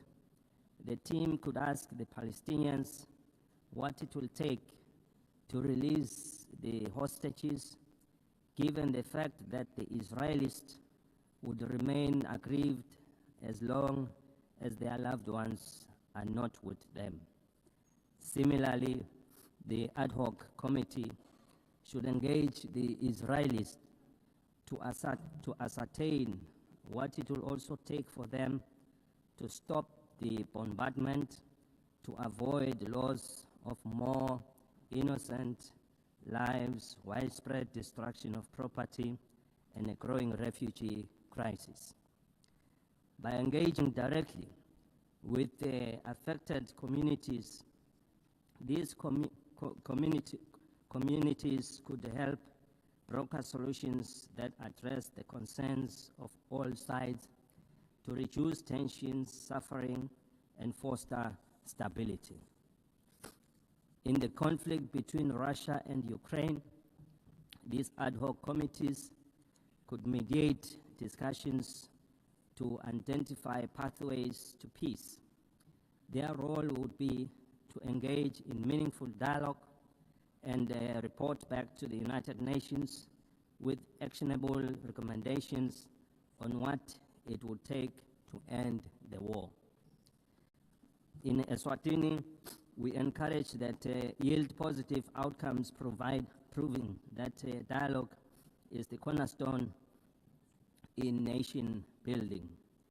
We thank those countries already making means in finding solutions. This suggested approach is not meant to undermine their efforts, but it would complement them as they are already working towards peaceful resolutions. We must avoid actions that could escalate tensions further and instead focus on saving innocent lives.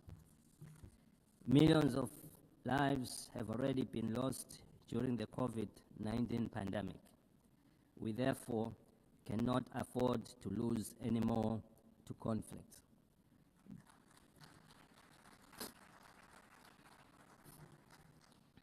The UN must now focus on supporting the building of economies of the world to address issues of poverty and the global financial crisis which we experienced after the COVID-19 pandemic.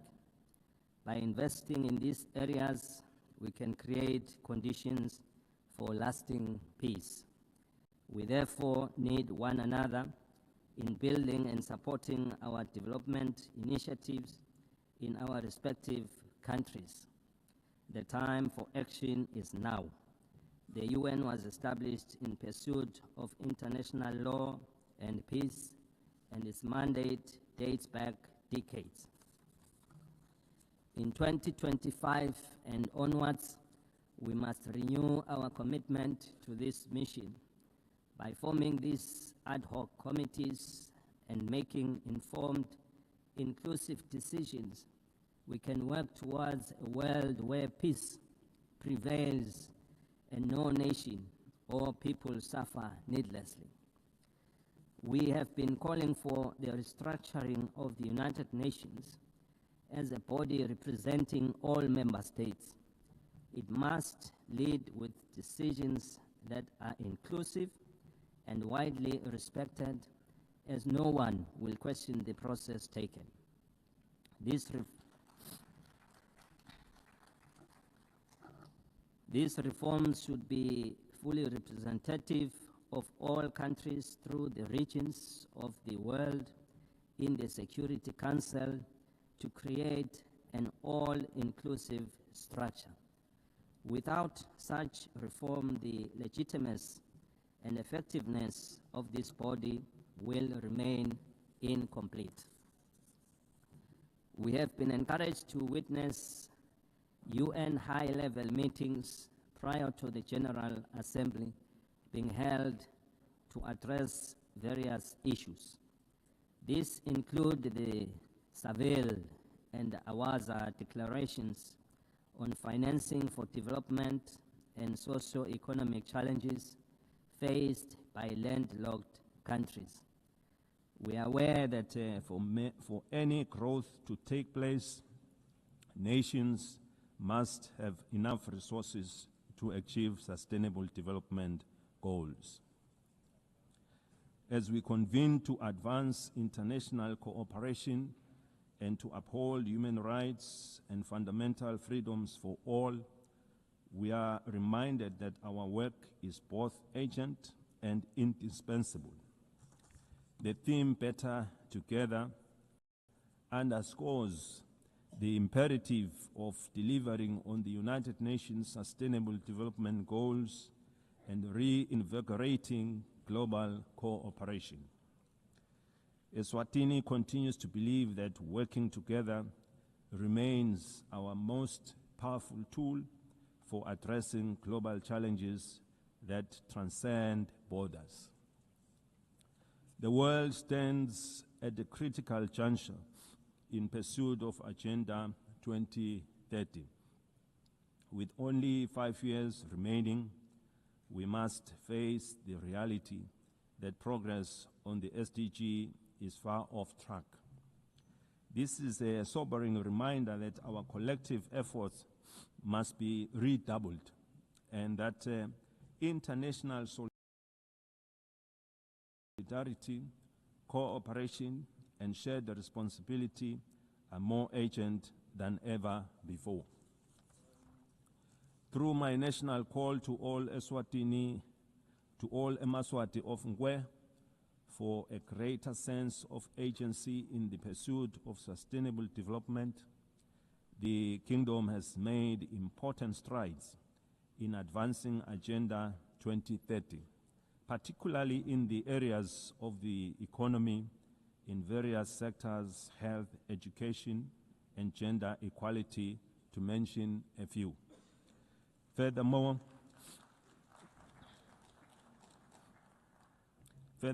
the country's literacy rates have improved, reflecting our investments in education, while the nation continues to be empowered through targeted programs that strengthen their role in our society and economy. These achievements demonstrate demonstrate what is possible when determination and partnership come together. While we have witnessed the GDP growth of our economy, we remain with a number of challenges to address, and we count on the UN for support to become one of the advanced economies of the world. We have implemented initiatives to grow our economy and attract new investments by opening trade opportunities with other countries that give access to regional and international markets. Your Excellencies, the global economy remains fragile. Persistent inflation resulting in rising food and energy prices, as well as tightening financial conditions, have eroded physical space for many developing nations. Across sub-Saharan Africa, countries spend on average 12% of government revenues on debt servicing, diverting resources urgently needed for social cohesion programs. Eswatini also advocates for trade facilitation and economic diversification, simplifying customs procedures, reducing regulatory barriers, and enabling greater participation in regional and global value chains. In this regard, the African Continental Free Trade Area has the potential to boost intra-Africa trade by up to 52%, drive industrialization, and create millions of jobs. For countries like Eswatini, the AfTA offers more than market access. It provides a pathway to overcome geographic constraints through regional integration, cooperation, and efficient trade corridors. In an increasingly connected world, the Kingdom of Eswatini is actively striving for digital transformation as a catalyst for sustainable development. Eswatini is open for business in technology and looks forward to partnering and sharing experiences with other developed countries in advancing our technologies. Eswatini is proud of the significant progress achieved under Sustainable Development Goal 3. We welcome the progress made in the ratification of the Pandemic Treaty. This landmark agreement is essential for strengthening preparedness and resilience against future health emergencies, fostering effective and equitable cooperation. We remain deeply concerned about the decline in bilateral and multilateral support for global health priorities. Weakening our joint efforts threatens to erode decades of progress in this sector, as health is a global security. The Kingdom of Eswatini recognizes that the increasing frequencies and intensity of natural disasters, emergencies, and protracted crises highlight the urgent need for integrated responses that bridge humanitarian relief, long-term development, and peace building. We urgently need to strengthen disaster preparedness, build resilient communities, and integrate emergency responses with sustainable development. Eswatini, like other countries in the region, has many young and marginalized groups who face unemployment and inequality in various sectors. Ensuring empowerment, capacity building, and employment is our priority and with the support of the UN programs, we are taking deliberate steps to provide a more enabling environment to guarantee their future. We equally recognize the rights and potential of persons with disabilities who continue to face disproportionate barriers to education, employment, and social participation so that they can fully contribute to and benefit from national development. The United Nations General Assembly Resolution 2758, adopted in 1971, did not address the issue of Taiwan's representation in the United Nations, and it does not preclude their participation in the UN system.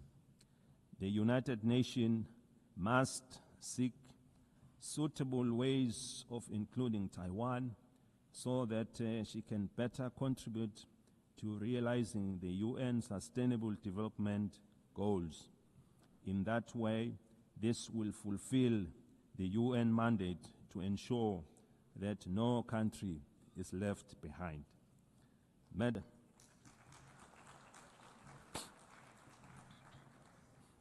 Madam President, in conclusion, we are entrusted with the hopes of our people and the future of our children. Let us not leave this assembly without reaffirming our commitment to justice, peace, and sustainable progress for all. The Kingdom of Eswatini stands ready to play its part.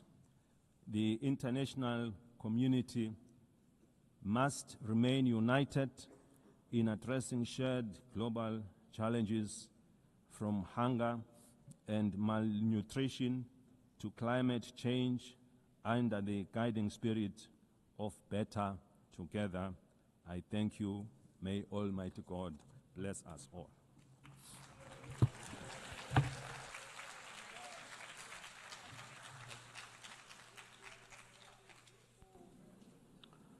On behalf of the Assembly, I wish to thank the head of the state of the Kingdom of Eswatini.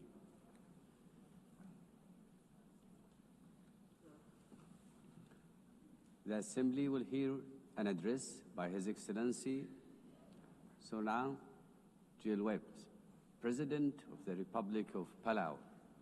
I request protocol to escort His Excellency and invite him to address the Assembly.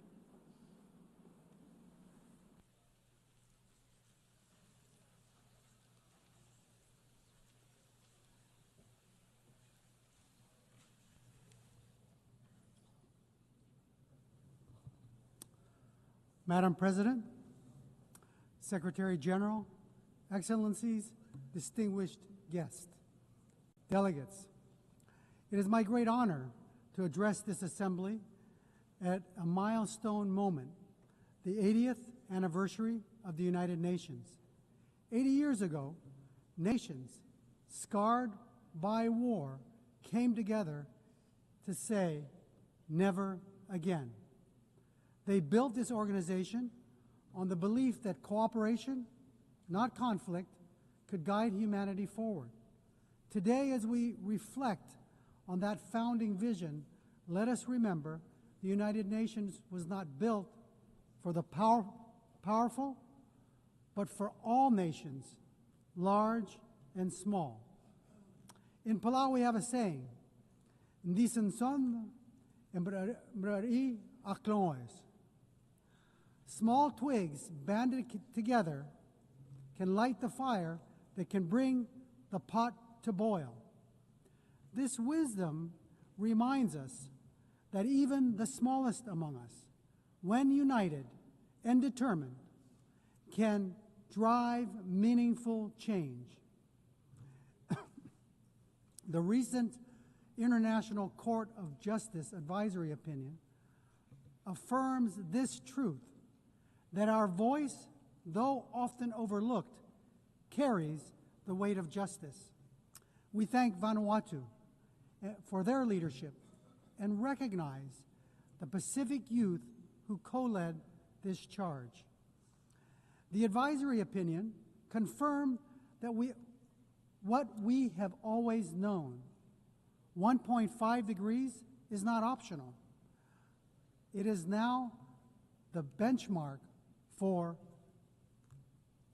international law. Let us defend this limit as the political, moral, and legal anchor of the Paris Agreement. The world is at war. Defense spending is at an all-time high, approaching $3 trillion annually. We have many problems. And now more than ever, we need to come together. We are also at war. Our shores are being invaded by seawater. Our homes are being blown away by storms. Our roads are being washed away by torrential rains. Our reefs are overheating. Our fish are disappearing. And our land is on fire. This is our daily battle. And ahead of COP30 in Belém, we must see new nationally determined contributions submitted without delay, particularly from major emitters. And they must be aligned with the 1.5 degree trajectory. We applaud Australia's leadership in setting incredibly ambitious and achievable 2035 emissions reduction targets and developing clear strategies to reach its net zero emissions pathway by 2050. Australia leads the way in supporting Pacific Islands in accelerating the energy transition.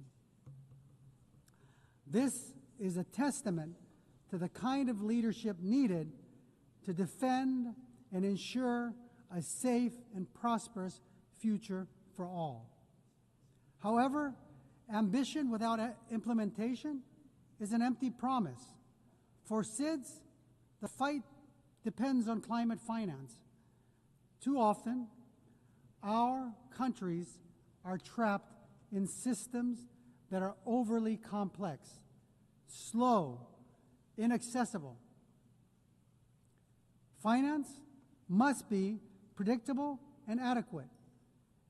It should not create new debt. It should free us to implement our NDCs, adapt to climate change impacts, and address loss and damage.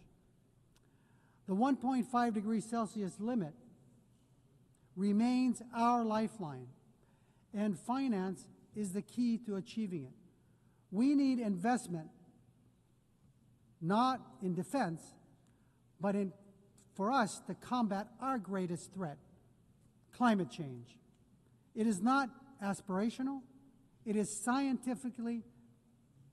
the scientifically grounded guardrail that protects the most vulnerable from the worst climate impacts. Madam President, our region has served as the world's moral compass on climate justice. We have helped secure the 1.5 degree goal in Paris. We have pushed for a mechanism on loss and damage. If the world is serious about 1.5, we urge you to come to our region, to see with your own eyes what the Pacific is facing, and be moved to act. That is why COP31 must be a Pacific COP, hosted by Australia, shaped in partnership with the Pacific. Madam President, on the issue of climate solutions, deep-sea mining has been incorrectly promoted as the silver bullet for the climate crisis. If we rush forward without understanding the consequences, we risk inflicting irreparable harm. The loss of biodiversity, the release of carbon, damage to our water column, and the destruction of fisheries that sustain our people is unfathomable. At UNOC 3, 38 countries, including Palau, came together to support a moratorium, and our message is clear. We must let science guide before we exploit the deep sea. The historic BBNJ agreement enters into force in January. And while Palau is proud to be the first ratifier, we couldn't have lit this fire alone. Like the Palauan proverb of the twigs, crossing the collective effort of over 60 countries demonstrates that we are better together. While we celebrate this achievement, we need even more nations to join this commitment to truly safeguard our ocean's future. Colleagues, the BBNJ agreement presents an unprecedented opportunity to design new ocean governance institutions where SIDS have a voice from the start. We are big ocean states, and we call on our partners, including the EU, to support a SIDS seat in the BBNJ governance structure. Excellencies, the stakes for SIDS could not be higher. Our economies are small, our vulnerabilities are acute, and our physical space is painfully narrow. The Antigua and Barbuda agenda for SIDS gives us a blueprint for resilient prosperity, but it cannot stand without tools. That is why the Seville commitment matters. The world has finally recognized that the financial system cannot be fair if it measures only income and ignores vulnerability. Multilateralism is our only shield, yet too often it is sidelined, blacklisted, and cut off from finance and boxed in by rules we did not write. We demand a seat not as bystanders, but as equal architects of our shared future. We call for the full and immediate integration of the multi-dimensional vulnerability index into the policies and frameworks of international financial institutions, multilateral development banks, and international organizations. It is time that we move the MVI from theory to practice. As we commemorate 80 years of this United Nations, we must look honestly at the strengths and its shortcomings. We welcome the Secretary General's UN 80 initiative, but let me be clear, reform cannot be cosmetic. This UN must be more responsive, more equitable, and more focused on delivery. Madam President, Palau knows too well the heavy cost of war, having endured the devastation of World War II on our islands. That history reminds us not only of the suffering left in the wake of conflict, but also the sacred value of peace. Palau has always stood for dignity of every human life and for the peaceful resolution of disputes through dialogue and respect for international law. Our positions, whether in support or restraint, are always guided by a deeper purpose, the pursuit of peace that is just, lasting, and stable. We believe that a durable solution, one that envisions two peoples, Israelis and Palestinians living in two democratic states, side by side, in peace and in dignity and security within mutually recognized borders is essential for lasting peace. Russia's unprovoked war against Ukraine is a stark reminder that when international law is disregarded, peace everywhere is placed at risk. It is only through respect for the rules-based order that all nations, large and small, can live securely.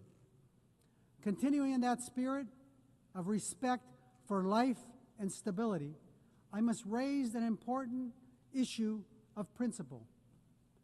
Years ago, China wrongly interpreted UNGA Resolution 2758. And today, it continues to claim that Taiwan is a part of the People's Republic. The end result has been Taiwan been silenced. The 23 million people's voices have been kept unheard, keeping Taiwan out of fully participating in the UN system and contributing to the world.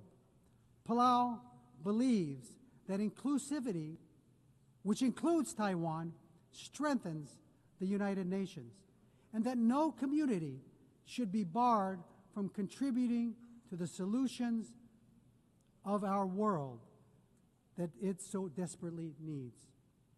Madam President, let me close with another Palauan proverb. It's about tides. Dol raidis. An incoming tide should lift everyone. The choices we make together are about lifting all of us, ensuring the next generation inherits a world that sustains them just as it has sustained us.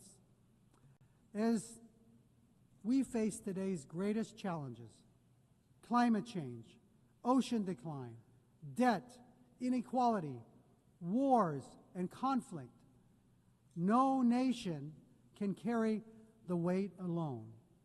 But together, guided by the spirit of the UN's founding and strengthened by 80 years of hard-learned lessons, we can turn the tide. Let this assembly be remembered not only for the words we speak, but for the actions we take and for the resilience we build, the justice we uphold, and the future we secure for the generations yet to be born. We are better together. God bless you. Sulang, thank you.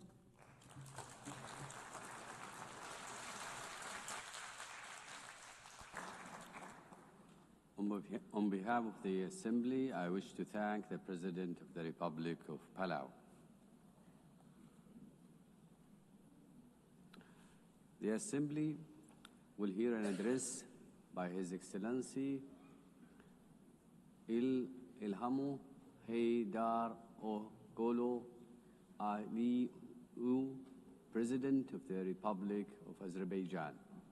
I request protocol to escort His Excellency and invite him to address the Assembly.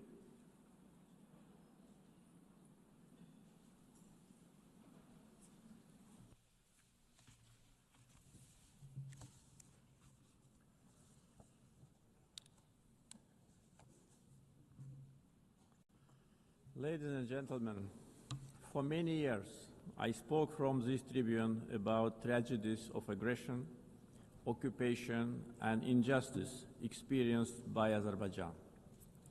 Today I will speak about our long road to victory and peace, and a new era in Azerbaijan's history, about how we managed to end the occupation through a liberation war and how we won peace by political means. For nearly 3 decades, almost 20% of Azerbaijan's sovereign territory remained under military occupation by Armenia.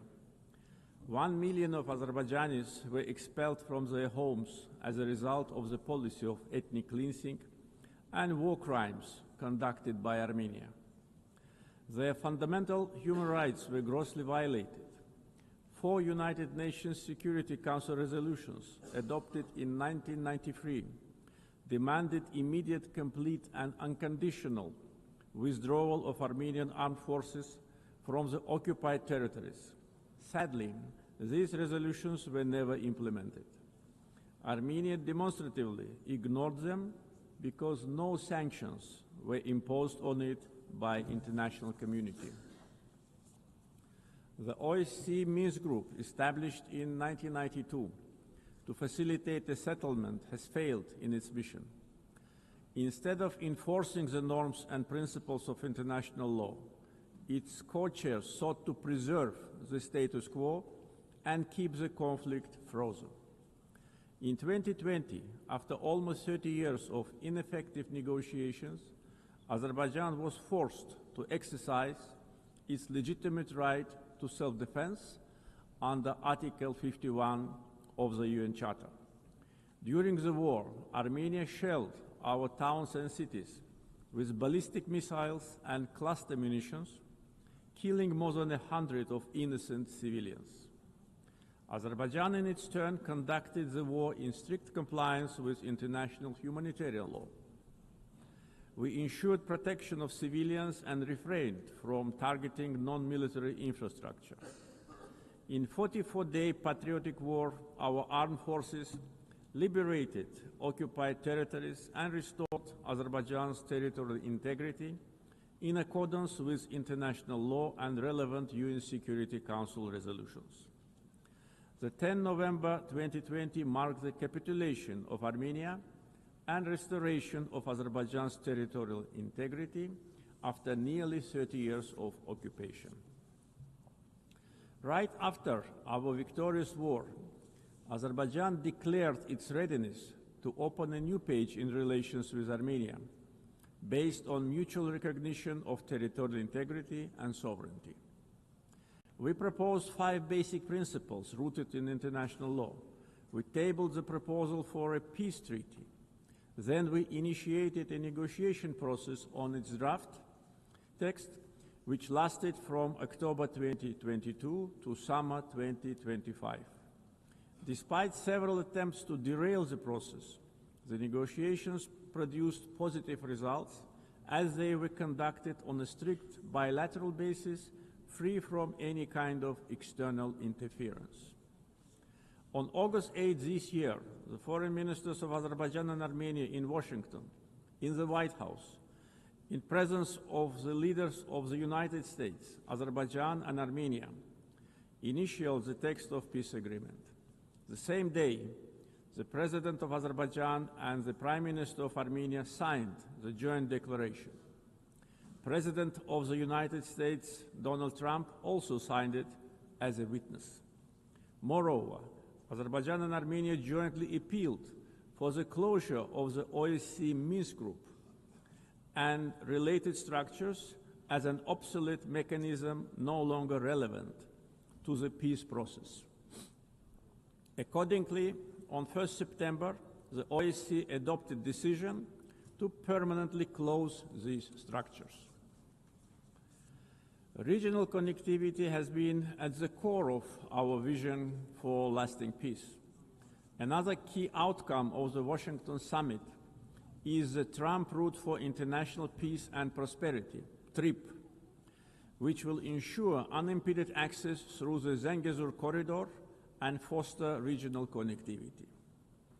The recent signed the Memorandum of Understanding between the two governments regarding the establishment of a strategic working group to develop a charter on strategic partnership between Azerbaijan and the United States. It opens new horizons for partnership in political, economic, energy, regional connectivity, defense, security, and other fields. The waiver by President Trump of the sanctions imposed on Azerbaijan in 1992 in the form of the Section 907 of the Freedom Support Act is a historic step as well. The permanent removal of Section 907 by the US Congress would eliminate a legacy of double standards and help strengthen trust and cooperation at a time when Azerbaijan is contributing to global security and stability. Overall, the agreements reached during my August visit to the United States carry historic significance. I want to express my gratitude to President Donald Trump for opening a new chapter in the US-Azerbaijan relationship, for his decision to elevate it to the strategic partnership level, and for his support to the peace process between Azerbaijan and Armenia. Right after the victory in the Patriotic War of 2020, Azerbaijan started a large-scale reconstruction program in the liberated territories. During the time of occupation, Armenia leveled to the ground hundreds of Azerbaijani cities and villages, deliberately ruined 65 mosques. That was a policy of Armenia which was ruled by war criminals for almost 30 years. We are rebuilding villages and cities razed to the ground. Under the Great Return Program, already more than 50,000 people live, work, and study in the liberated territories. One of the gravest humanitarian challenges facing Azerbaijan in the post-conflict period is landmine contamination during the time of Armenian occupation. Since November 2020, more than 400 Azerbaijani civilians and military personnel were killed or seriously injured by landmine explosions. This massive contamination obstructs the safe return of displaced persons and delays reconstruction projects. Similarly, the tragic fate of nearly 4,000 Azerbaijanis who went missing during the Armenian aggression and occupation since the early 90s continue to require close attention and action. Ladies and gentlemen, coming to the global challenges we are facing, we believe that response must be inclusive, fair, and universal. Through its many initiatives, Azerbaijan has shown its clear commitment to advancing sustainable solutions. Azerbaijan is proud to have hosted COP29 last year, where we achieved important outcomes in advancing climate action, the green transition, and equitable access to financing. As a host of COP29, we guided negotiations towards ambitious and balanced outcomes, ensuring that all voices, particularly those of the developing world, were heard. The adoption of the new collective quantified goal at COP29, also known as Baku Finance Goal, is a historic milestone in global climate finance. This commitment brings previous $100 billion annual climate finance goal to at least $300 billion per year through 2035 from public sources in developed countries to developing countries. Azerbaijan also successfully finalized the long-awaited framework for carbon markets under Article 6 of the Paris Agreement, making the Paris Agreement fully operational 9 years after its adoption. Several key agreements were signed at COP29 to make the Loss and Damage Fund fully operational, providing critical support for vulnerable communities impacted by climate change. Being strongly committed to the green transition, we at the same time should not put unrealistic targets in front of us.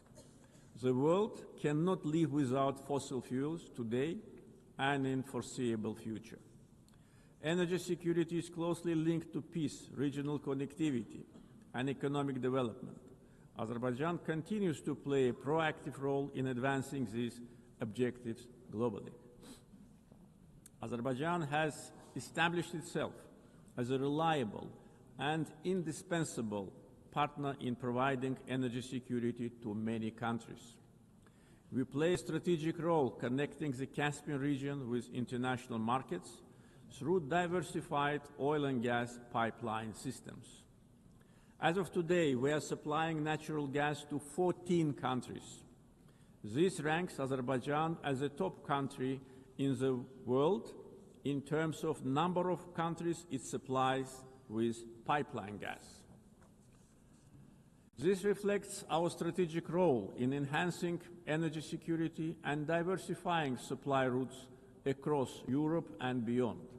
Moreover, Azerbaijan and Syria have recently strengthened their bilateral partnership, focusing on energy supply, infrastructure development, and post-conflict reconstruction. Since August this year, Azerbaijan started to supply Syria with natural gas via Turkey, significantly reducing its electricity shortages. Azerbaijan also attracts large investments in renewable energy sources, like solar, wind, and hydropower. Almost 40% of our energy will be generated by renewables by 2030. Connectivity projects like East-West and North-South corridors cross our country.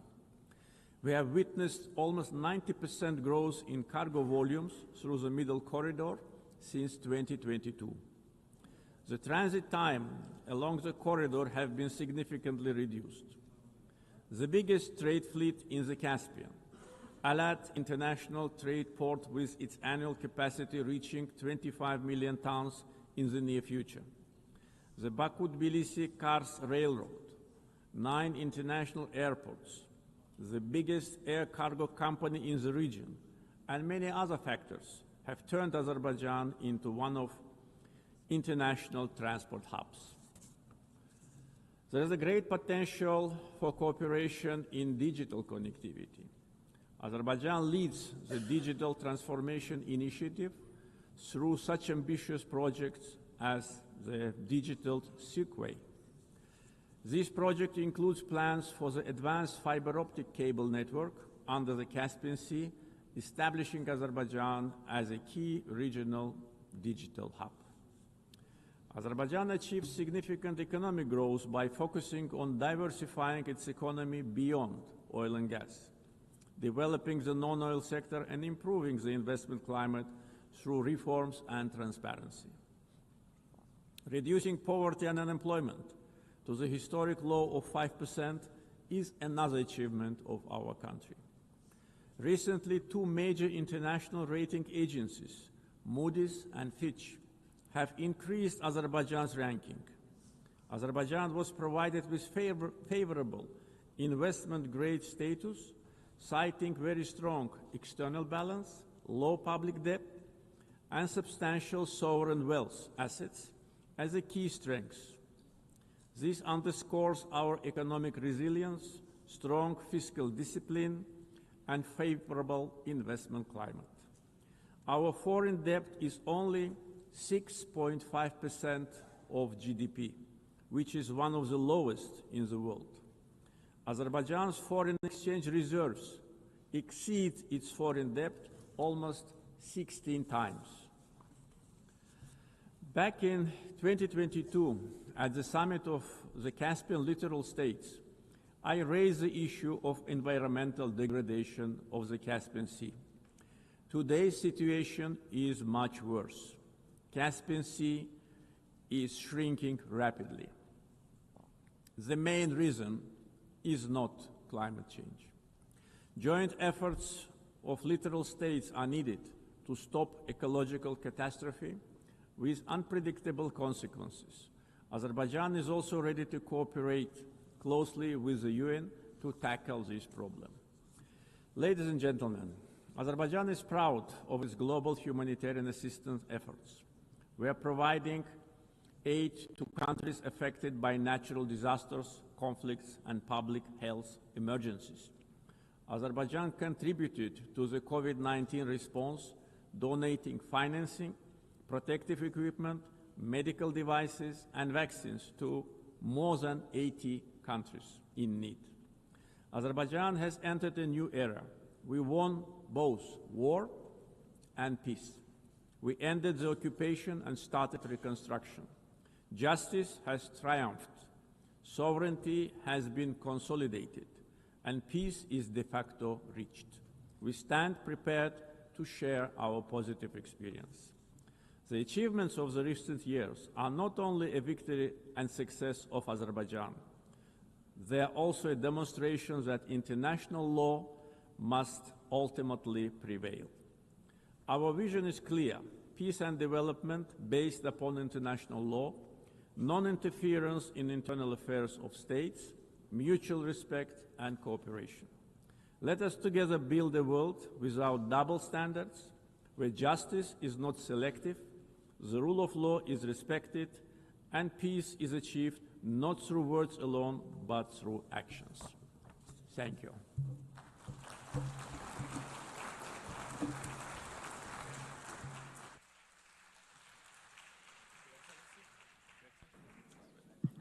On behalf of the Assembly, I wish to thank the President of the Republic of Azerbaijan.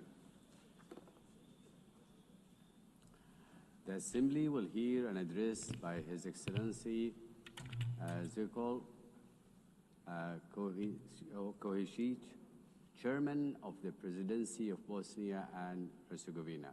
I request protocol to escort His Excellency and invite him to address the Assembly.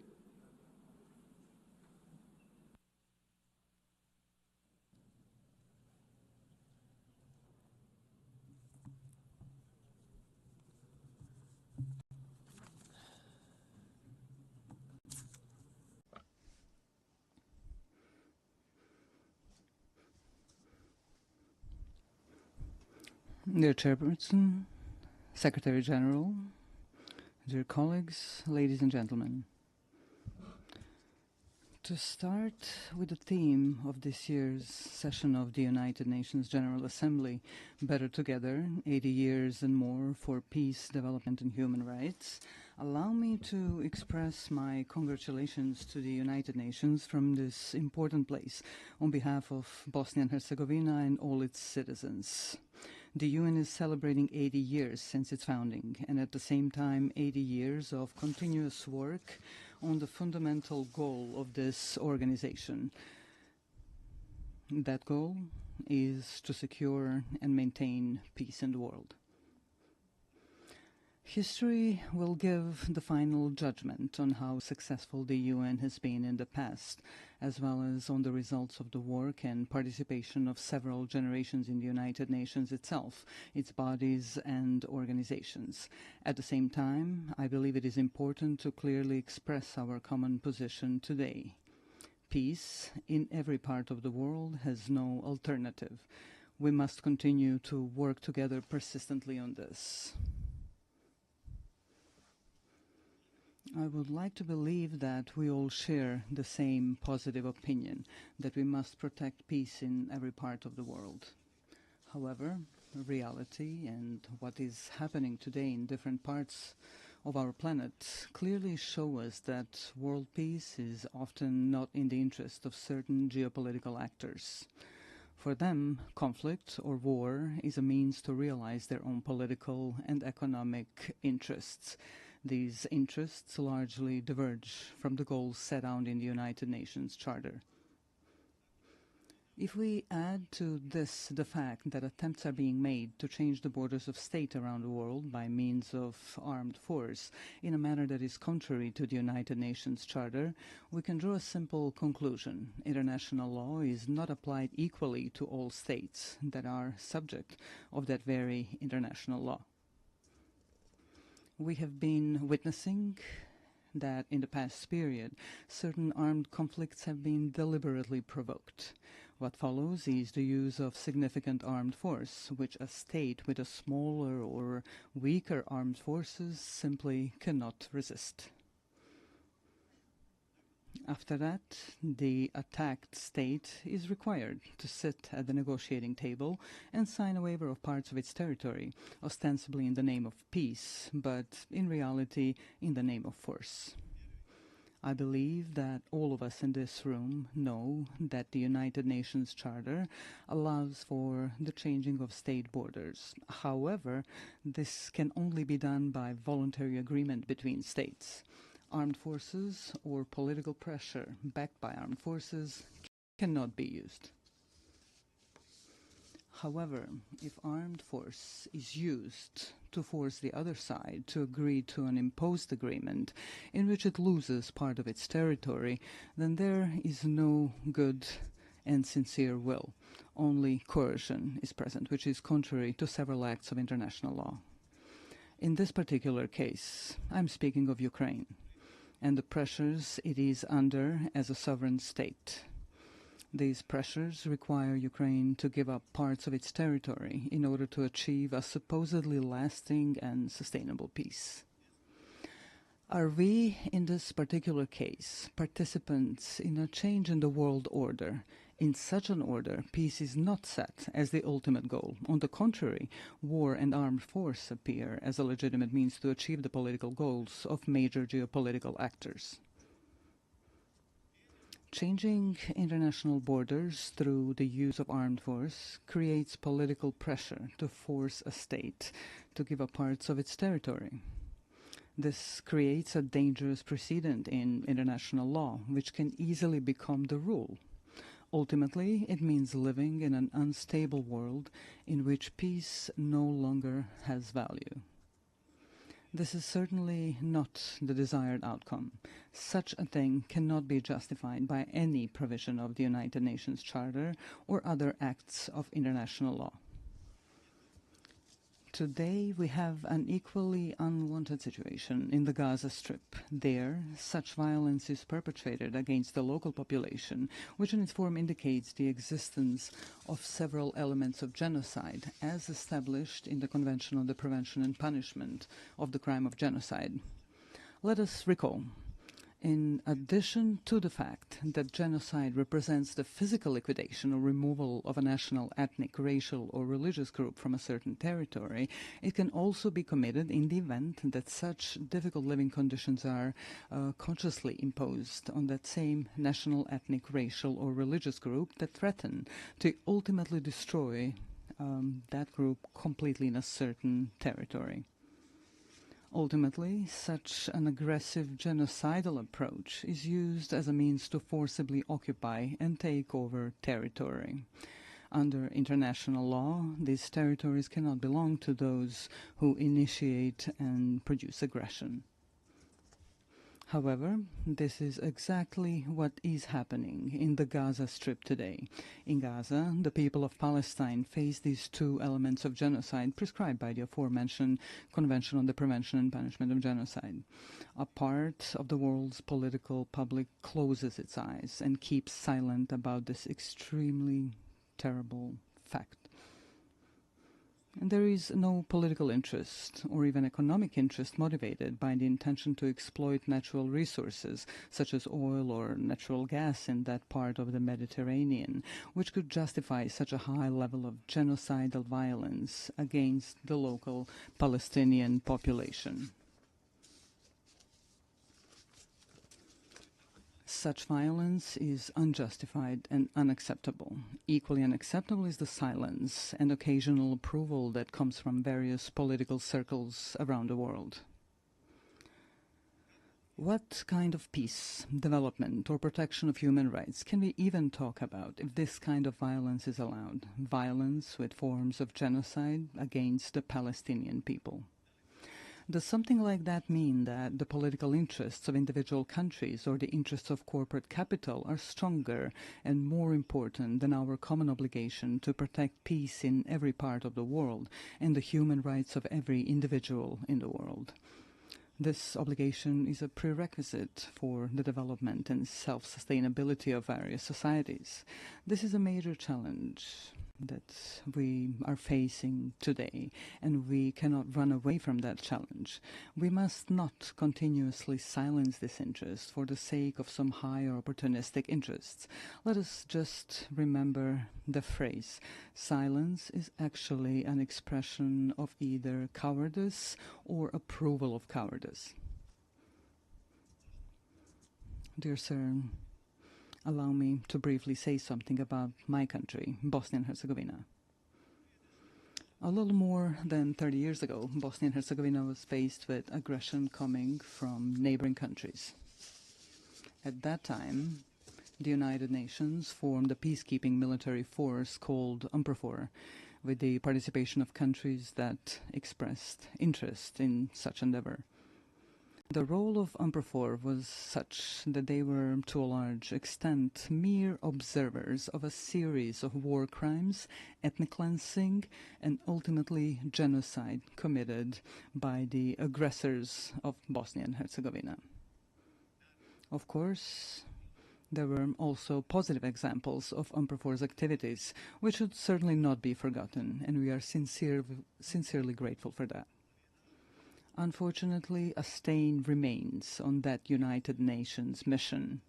Certain UNPROFOR commanders did not want to activate airstrikes in order to prevent ethnic cleansing, especially the genocide committed in Srebrenica in July 1995. Unfortunately, genocide was committed in Srebrenica. Hundreds of thousands of citizens throughout Bosnia and Herzegovina lost their lives during the aggression. Many more were injured, and more than 1 million citizens of Bosnia and Herzegovina were displaced around the world. I would like to briefly remind you that the International Criminal Court in The Hague, established by these very United Nations, has found the guilt of several individuals for committing genocide, as well as the existence of a series of joint criminal endeavors. They all had the same goal: ethnic cleansing, with the creation of ethnically pure parts of the territory in Bosnia and Herzegovina, in order to separate these parts from Bosnia and Herzegovina and annex them to neighboring states. A little over a year ago, here at the United Nations, we worked together on the adoption of the resolution on the genocide committed in Srebrenica.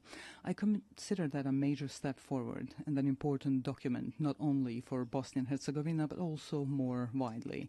The strength of that resolution lies in its intention to prevent the possible commission of some new genocides, which could happen anywhere in the world. Although we were faced with lobbying from several countries not to adopt such a resolution, it was nevertheless passed. This created a new environment of preventive action through a culture of remembrance, so that genocide, the most terrible war crime, would never happen again. This is when we realized that there were states that, for their own political reasons or political convenience, were not ready to support the text of that resolution. That text is based on the rulings of the International Criminal Court in The Hague, which, I repeat once again, was founded by the United Nations. May such a refusal to support the text of the resolution serve to honor those who lobbied against its adoption and those who did not give clear support to the resolution.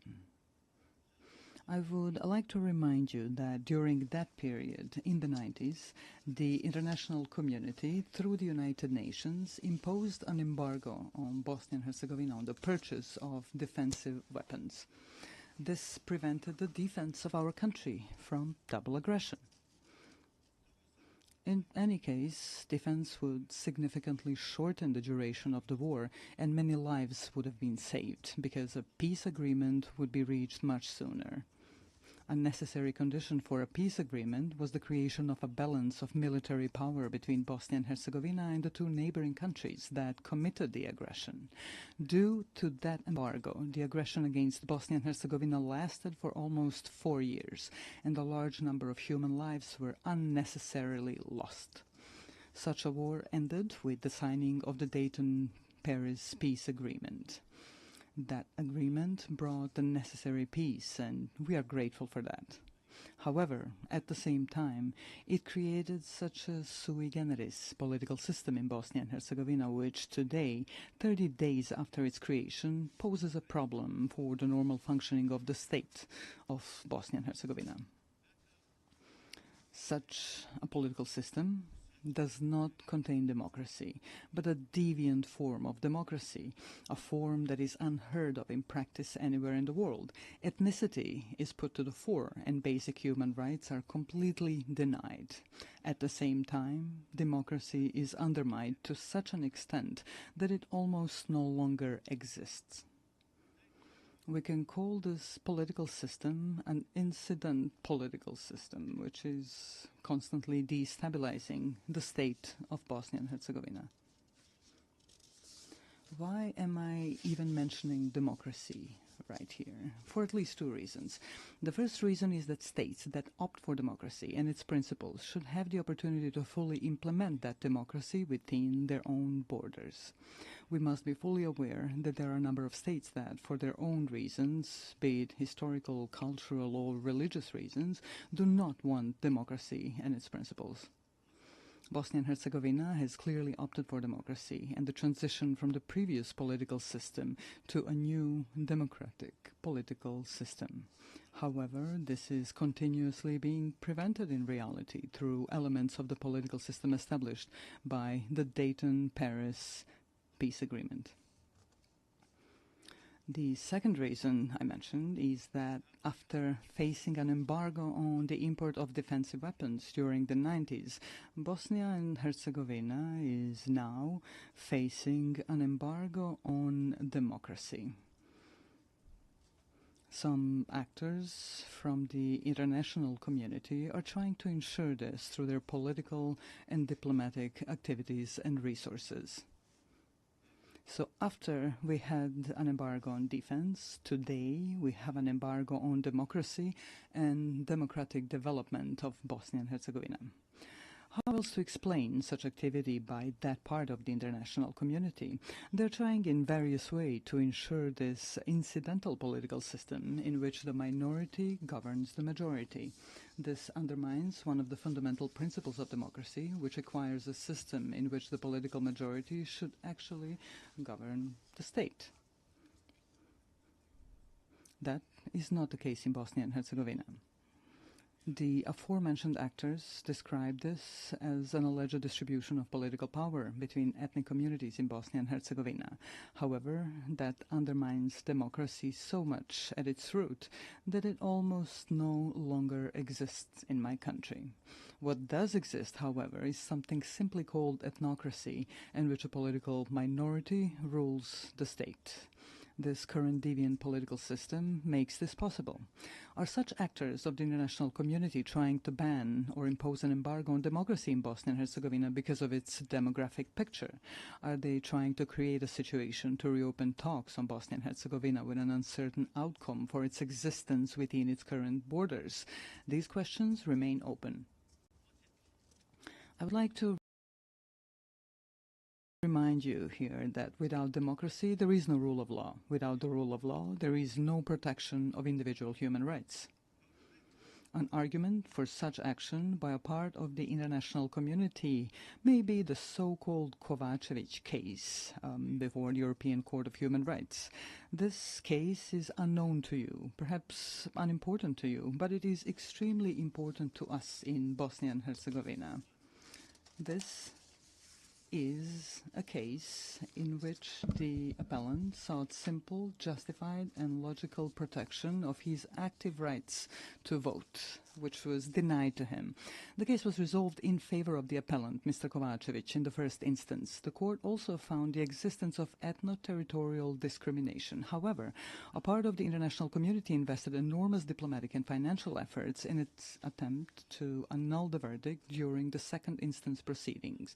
One of the countries, which is completely incomprehensible and unacceptable, made a financial donation to the European Court of Human Rights. That country later came forward in the same case as an interested party. This is an expression of classic political corruption. Because of all this, a logical question arises here. Can the judgments of international courts be bought? Are they for sale? The High Representative of the international community in Bosnia and Herzegovina actively participated in overturning that verdict. Also, he was not given such powers by the Dayton Peace Agreement. He also invested enormous financial resources from unknown sources. He did not have the necessary consent of the Peace Implementation Council for such actions. So, a completely identical situation occurred as with the adoption of the resolution on the genocide in Srebrenica. Some countries tried to negate the judgment of the International Criminal Court in The Hague by lobbying against the resolution. In the case that I am now citing as an example, some other countries tried and are still trying to annul the judgment through their own lobbying and broader diplomatic activity. This leads us to the conclusion that there is a part of the international community that simply does not allow democracy in Bosnia and Herzegovina. Yesterday, we faced an embargo on weapons necessary for the defense of our country. Today, we have an embargo on democracy and human rights. Therefore, I would like to briefly remind you of another United Nations document called the International Covenant on Civil and Political Rights. This document guarantees, among other things, to vote and to be elected at periodic elections, which shall be held by universal and equal suffrage and shall be held by secret ballot, with the guarantee of free expression of the will of each voter. Unfortunately, in Bosnia and Herzegovina, we are not allowed to do this. The international community is making great efforts to preserve discrimination and to deny democracy. The result is the lack of the rule of law, as well as insufficient and almost no protection of individual human rights. The logical conclusion that arises is the following. Democracy, as well as the right to defend the country, are privileges whose application is determined and enabled by political elites from larger and richer countries. Small countries and poor countries can only receive as much democracy as those who are larger and richer allow them to get. That is certainly not an expression of equality that we should all strive for today. Here we come to the issue of human rights. To be more precise, I'm referring to the equality of every individual in their own country and beyond. This particularly concerns the right of every person to participate equally and as they wish in every aspect of social life in their country. We have a whole series of documents of acts of international law that guarantee such rights. This, therefore, raises an open question. Are we prepared to be consistent or persistent in protecting individual human rights in any part of the world, using the tools that the aforementioned international documents provide us with? Every issue of human rights protection begins with a fight against discrimination or any form of inequality of individuals in all their rights guaranteed to them by international law. The logical continuation of this are the documents or laws in different countries. Discrimination in any form is prohibited by international law. Unfortunately, very often we encounter situations where discrimination is silenced and even encouraged. Speaking from the perspective of Bosnia and Herzegovina, we have 5 judgments of the European Court of Human Rights that establish the existence of discrimination against citizens of Bosnia and Herzegovina based on their ethnic origin or place of residence. Some of the political elites in Bosnia and Herzegovina, as well as part of the international community present in Bosnia and Herzegovina, do not want to accept these verdicts or implement them through constitutional amendments.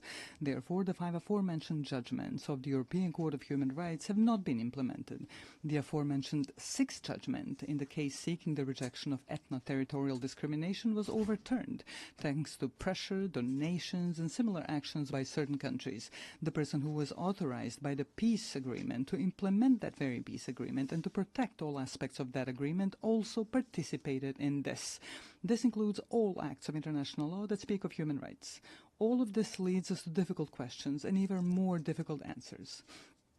Are human rights and the protection of the same privileges of the larger and wealthier societies and states, while those that are smaller and poorer are consciously and internationally bypassed in the protection of human rights? It starts from the right to life all the way to the right to equality and democracy. Finally, let me emphasize that we can only respond to all 3 open questions, which are the subject of this session of the United Nations General Assembly, through consistency and principled insistence on the protection of peace.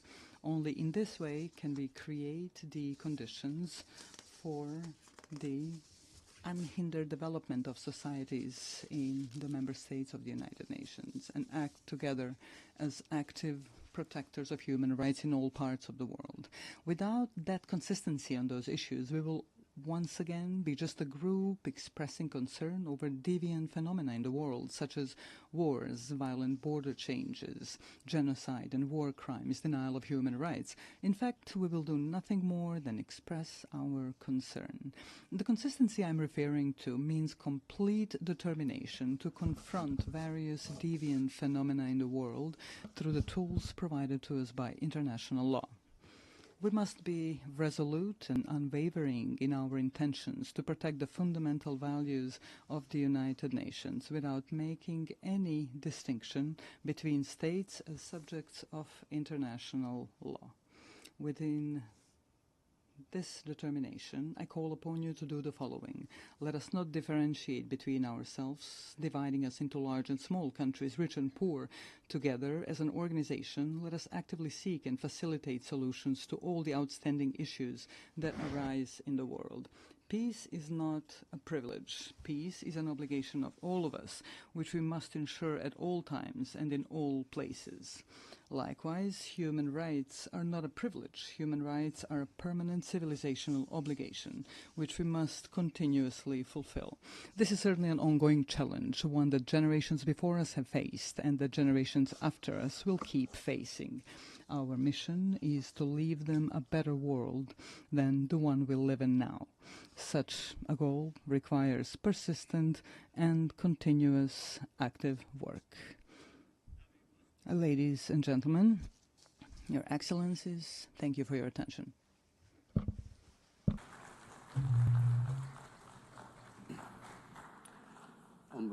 On behalf of the Assembly, I wish to thank the Chairman of the Presidency of Bosnia and Herzegovina. We shall now continue the general debate. The Assembly will hear an address by His Excellency Teodoro Ngoma Obiang Mangui, Vice President in charge of National Defense of State Security of the Republic of Equatorial Guinea. I request protocol to escort His Excellency and invite him to address the Assembly.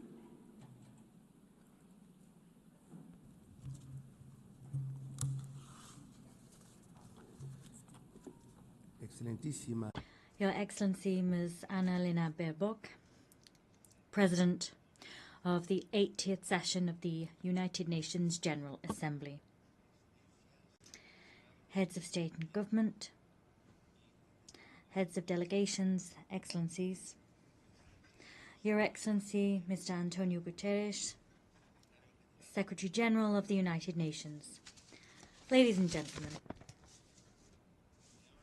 I am honored to take the floor on behalf of His Excellency Obiang Nguema Mbaso, President of the Republic of Equatorial Guinea, to share with you my country's most dearly held convictions at this 80th session of the General Assembly, being held at a time in which the world is calling for a fairer, more equitable and effective international system.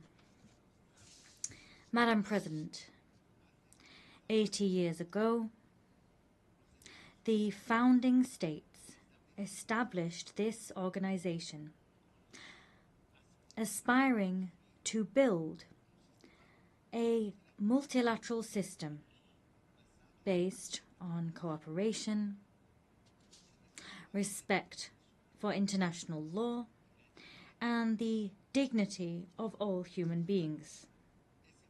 This commitment was enshrined in the United Nations Charter. That charter remains a lodestar for states' collective action.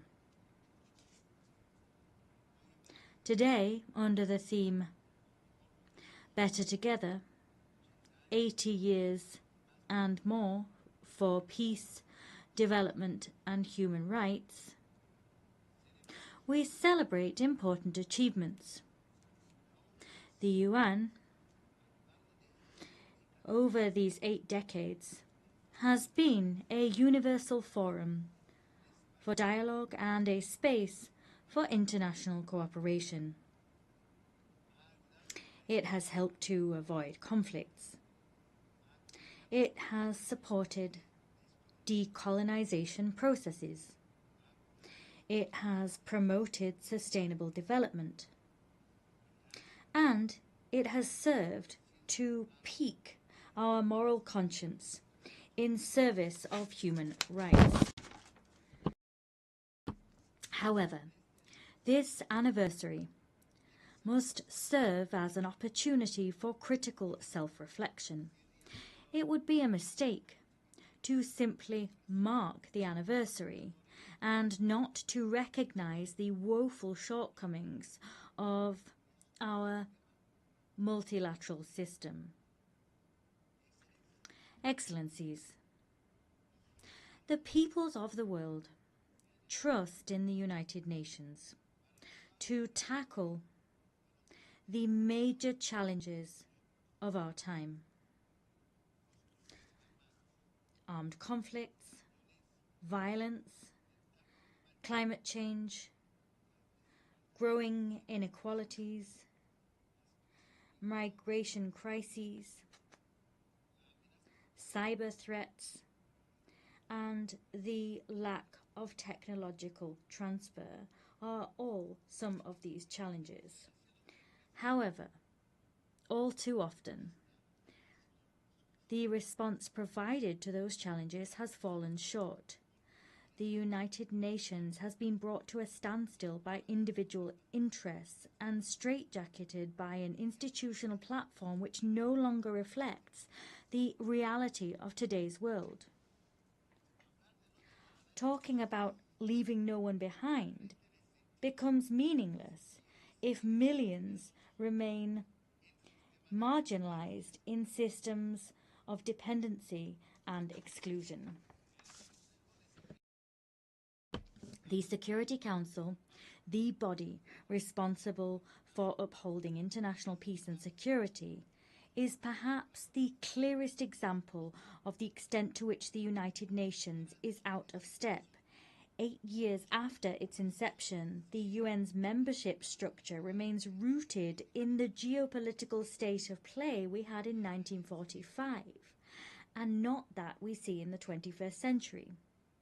Consequently, the United Nations' legitimacy and representativeness are quite rightly called into question.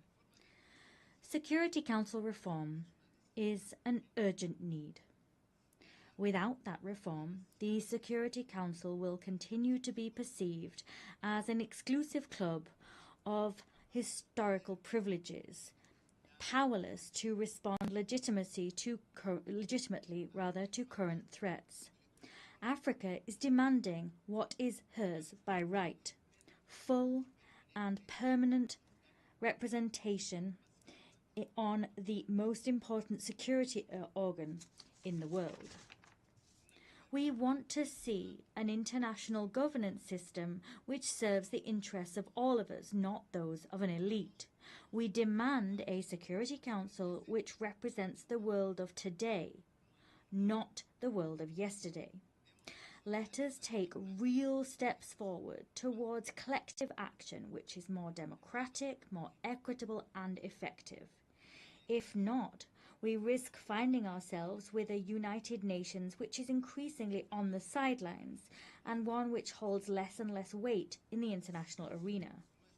Our commitment with this organization remains intact. We believe in the United Nations. We believe in the strength of international law and the force it holds. We believe in international cooperation as the only way to address challenges which no nation, however powerful it may be, can resolve alone. Our commitment is not unthinking. Rather, it must be rewarded with results, reforms, and a UN that can move with the times. On this anniversary, we must recall that peace, development, and human rights are inextricable pillars. Peace is not sustainable without development.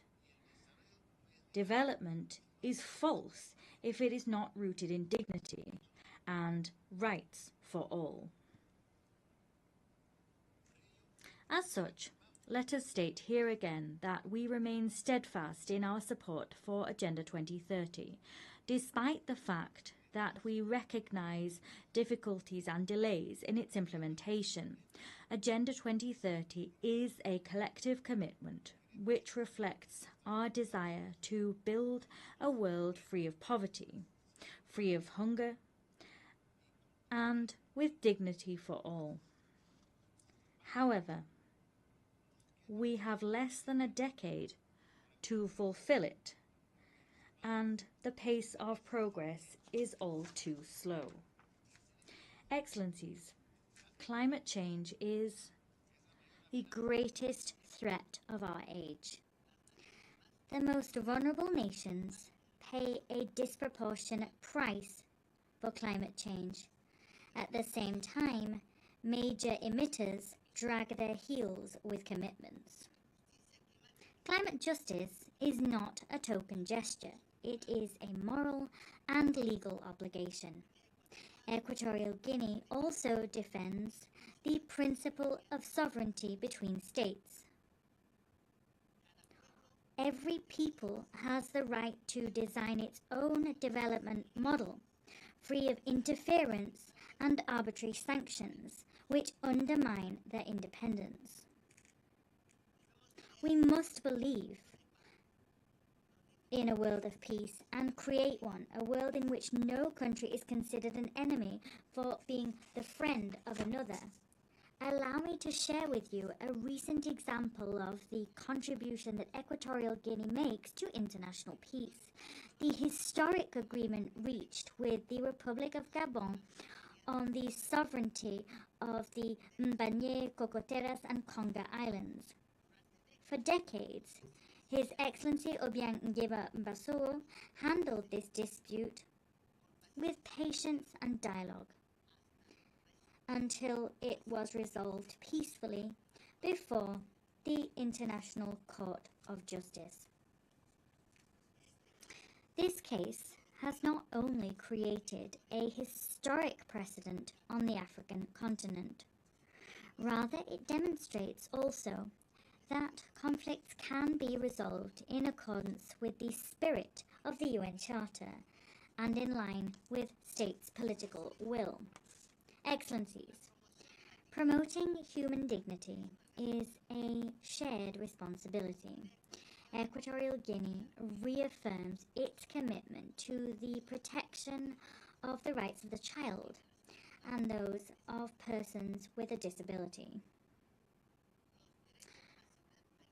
Rights to food security, housing, drinking water, and the sovereign exploitation of natural resources are an inextricable part of human rights as a whole. Without dignity that comes through material comfort, freedom is an empty ideal. Faithful to the principles of an inclusive international community, we insist that the economic, commercial, and financial embargo imposed on the Republic of Cuba be lifted. Keeping such measures in place not only gravely affects the development of a sovereign nation, it also runs counter to the fundamental principles enshrined in the United Nations Charter. Excellencies, to conclude, allow me also to address businessmen and women. I wish to invite them to come and discover Equatorial Guinea as a safe destination and one which is very attractive for investment. Our country offers a climate of political stability, fiscal incentives, and a clear vision of the future through our 2035 development agenda. We encourage you to accompany us on this journey, a journey which will not only generate shared dividends, but which will also consolidate the inclusive and sustainable development of our nation. I thank you.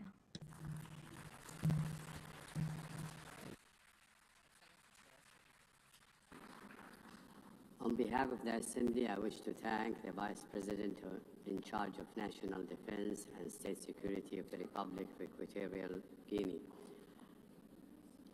The Assembly will hear an address by Her Excellency Josephine Joseph Rago, Vice President of the Republic of South Sudan. I request protocol to escort Her Excellency and invite her to address the Assembly.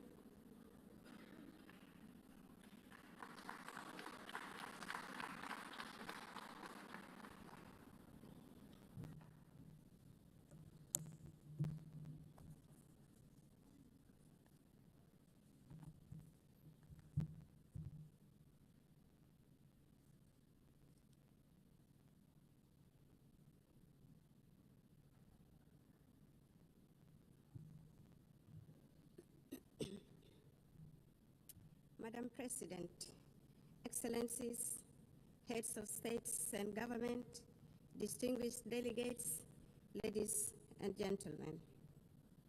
I bring you warm greetings and best wishes from my President, His Excellency Salva Kiir Mayardit, the President of the Republic of South Sudan. I also bring you greetings from the government and the people of South Sudan, a message of peace, unity, development, and unwavering commitment to global partnership. I wish to extend my sincere congratulations to you, Madam President, on your election to preside over the 80th session of this esteemed Assembly. I also express appreciation to the General Secretary, Antonio Guterres, for his steadfast commitment to advancing the principles and objectives of the United Nations. The theme of this year's session, Better Together, 80 years and more, for peace, development, and human rights, resonates with objectives and aspirations of our country. South Sudan is the youngest country in the world and the 193rd member of the United Nations. After 50 years of brutal armed liberation struggle, it gained independence in 2011. Unfortunately, 2 years later, the country descended into an internal civil war. With the support of regional and international community, a peace agreement was signed between the warring parties in 2018, known as the Revitalized Agreement for the Resolution of the Conflict in South Sudan. This led to the formation of the current revitalized transitional government of national unity, a coalition government comprising the warring parties, other peace partners, and stakeholders. The peace agreement has provisions on governance structure, security sector reforms, transitional justice mechanism, economic sector reforms, and Truth and Reconciliation Commission. The agreement also stipulates 35% affirmative action on women representation at the national, state, as well as local government levels. The presidency consists of a president and 5 vice presidents, 2 of whom are female, thus achieving 40% of female representation at the highest level of government. In the first phase, the unified forces have been trained, some of the forces have been deployed, and the rest are waiting deployment. The second phase of the security sector reforms is due to start imminently this October 2025. This will complete the second phase of the second protocol of the agreement. Other protocols, including public finance management reforms, are ongoing. Transitional justice mechanisms are in progress, and the Truth and Reconciliation Commission will be established under the auspices of the African Union. Although the implementation of the peace agreement has been slower than we would have wanted due to financial constraints, some of the members of the international community have been contributing in kind. On the whole, the implementation of the peace agreement is about 60% executed. The agreement has held for 7 years, and a relative peace has been attained, thus giving hope to our people. Many South Sudanese have returned from the neighboring countries and the diaspora and are rebuilding their lives and contributing to national development. Work is ongoing, including preparations for general elections in December 2026. Until recently, the permanent cessation of hostilities was observed and relative peace attained throughout the country. Climate change and environmental sustainability. South Sudan is one of the countries adversely affected by the impact of climate change, despite contributing minimally to global emissions. For the last 5 years, our country has suffered recurrent floods on the one hand and prolonged droughts on the other, thus contributing to crop failures, biodiversity loss, and mass displacement. These challenges intensify food insecurity, undermine livelihood support, and threaten social stability. In this regard, the government of the Republic of South Sudan calls on equitable and predictable climate financing to strengthen adaptation and resilience. The Paris Agreement and subsequent COP summits made commitments which must be honored. South Sudan requires support in technology transfer, capacity building, and foreign direct investment in national frameworks such as the South Sudan Development Plan, Nationally Determined Contribution, and National Adaptation Plan. This support is essential to address the intertwined challenges of development and environmental stability. The global community cannot afford to ignore climate injustice. Collective action is imperative for these challenges which transcend national borders to be addressed effectively. South Sudan has embarked on planting of 100 million trees by 2030, expanding renewable energy generation and strengthening water infrastructure with women, youth, and people with disabilities at the center of these efforts. Our commitments to sustainable development goals. At independence, South Sudan inherited rudimentary state structures and hardly any infrastructures such as roads, electricity. We inherited poor health care, inadequate educational infrastructure, abject poverty, and food insecurity.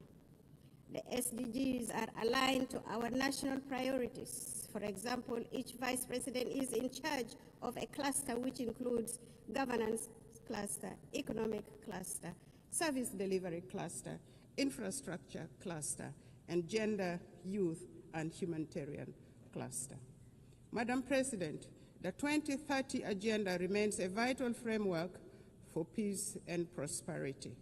South Sudan has made some remarkable progress in agricultural transformation, including commercialization and value addition, which will create jobs for women and youth, including in crop production, livestock, and fisheries.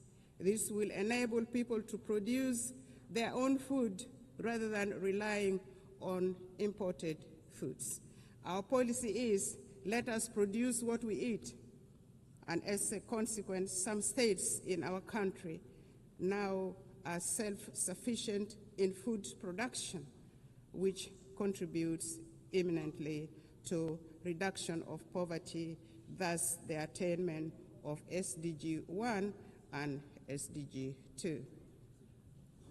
In collaboration with our development partners, government is providing health care, building health care infrastructure, improving maternal and child care, raising awareness about communicable diseases, and providing vaccinations for diseases such as cholera, mpox, and malaria.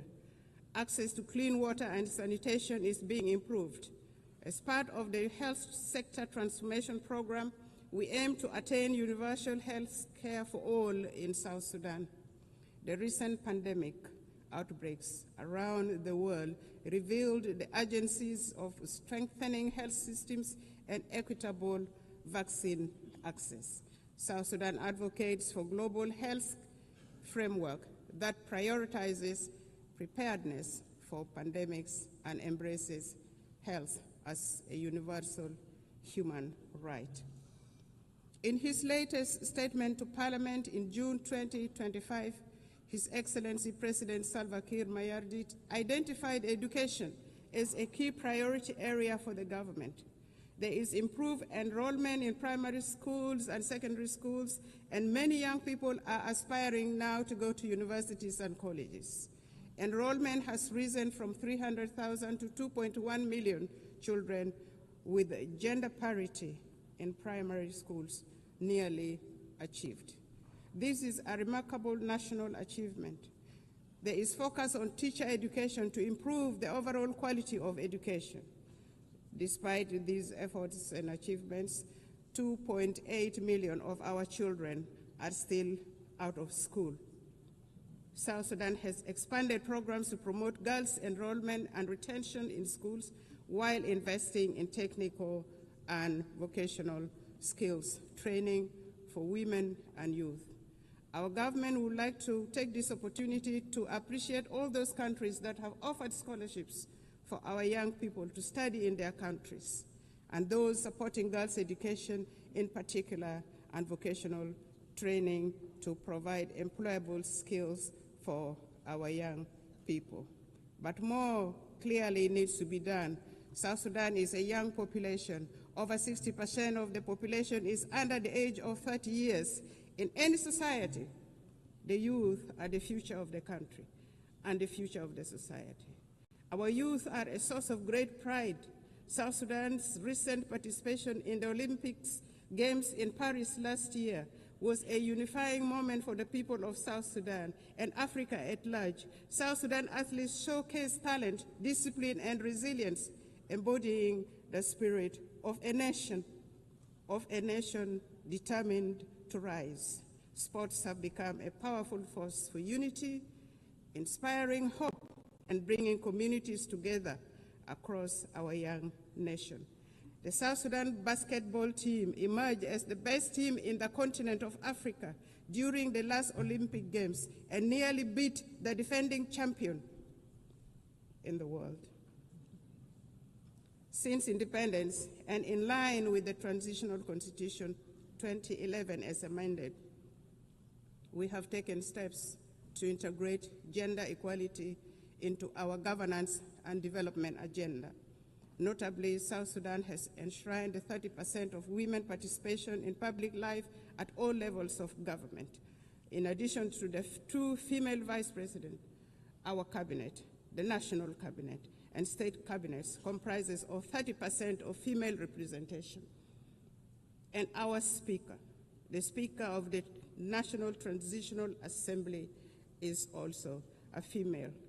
We have adopted national gender policies to advance women's rights and are working to harmonize our laws with international commitments.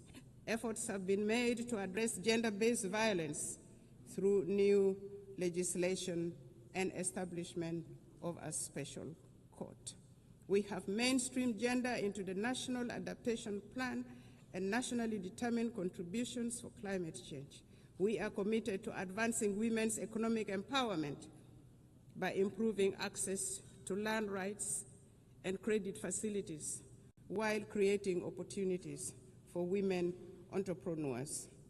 To achieve the SDGs, we must shift from commitments to action, emphasizing multilateral cooperation, fair trade, debt relief, and tailored support for fragile and conflict-affected states.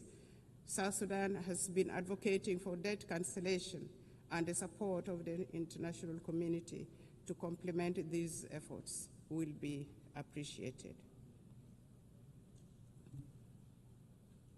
Financing for development. Transforming aspiration into results require adequate financing. We urge developed nations to scale up contributions to the International Development Association, which plays a central role in protecting vulnerable populations, reducing poverty, and financing sustainable development in fragile states. South Sudan supports reforms of international financial institutions to enhance the representation of developing nations ensuring that financing mechanisms align with objectives of development priorities. Together, we can build a more inclusive and just global financial system. Internal peace and security. We acknowledge the delays in implementation of the revitalized peace agreement. However, the government has renewed its political will and is accelerating key benchmarks, including the deployment of the unified forces, electoral legislation, and launching of national civic education campaigns.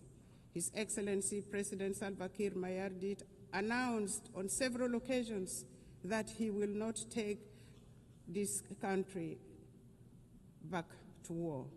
And this became a theme of our engagement to restore peace and stability in the country. We reaffirm our commitment to world peace and security. In South Sudan, peace and stability remain our highest priority. Since the 2018 revitalized peace agreement, government has been working to consolidate peace through implementation of the peace agreement, transformation of the governance system, and security sector reforms.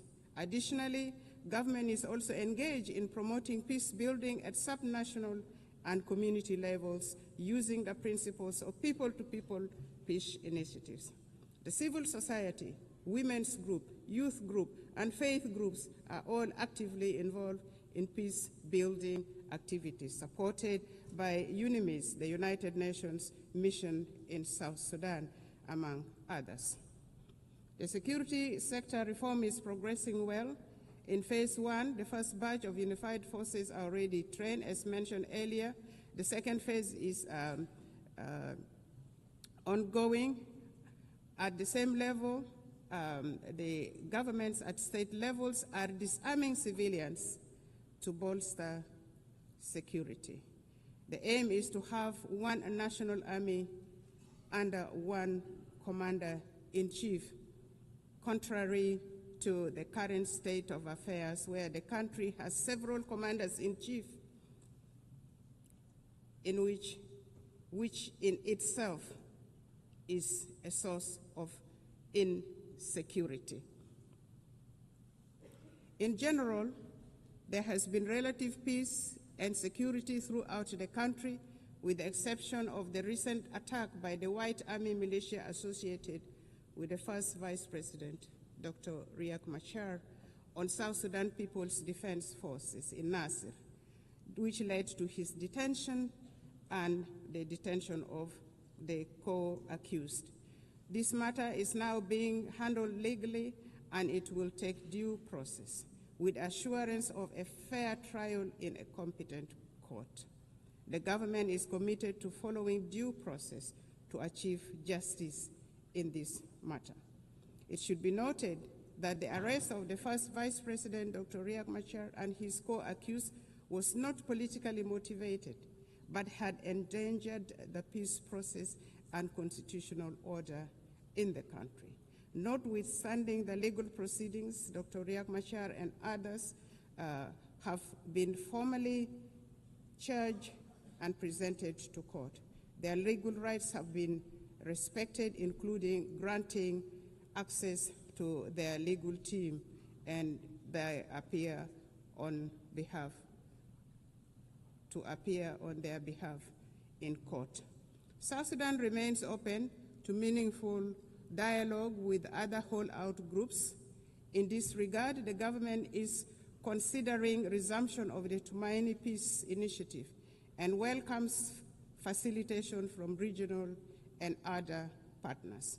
We urge regional and international communities to urge the holdout groups to renounce armed violence and engage in political dialogue. Furthermore, we appeal to the international community to continue supporting South Sudan's efforts and democratic process through provision of technical assistance, capacity building, and development support. It is worth mentioning that consolidating peace in South Sudan is not only vital for our people, but also for stability across the Horn of Africa, the Great Lakes, and beyond.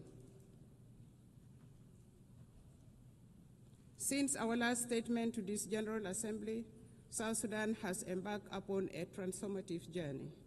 We have launched the South Sudan Development Plan 2026 to 2036, a forward-looking 10-year blueprint to diversify our economy, fortify our institutions, and reduce reliance on oil.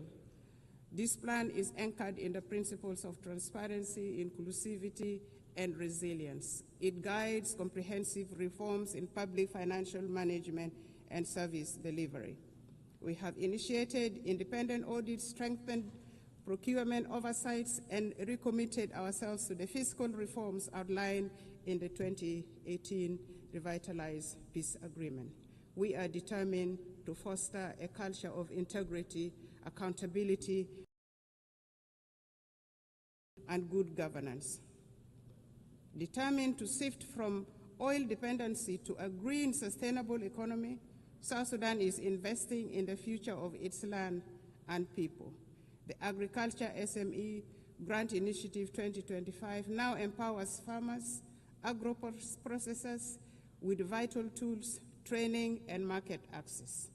Our investment in irrigation, seed distribution, and post-harvest technologies are boosting productivity and strengthening food security.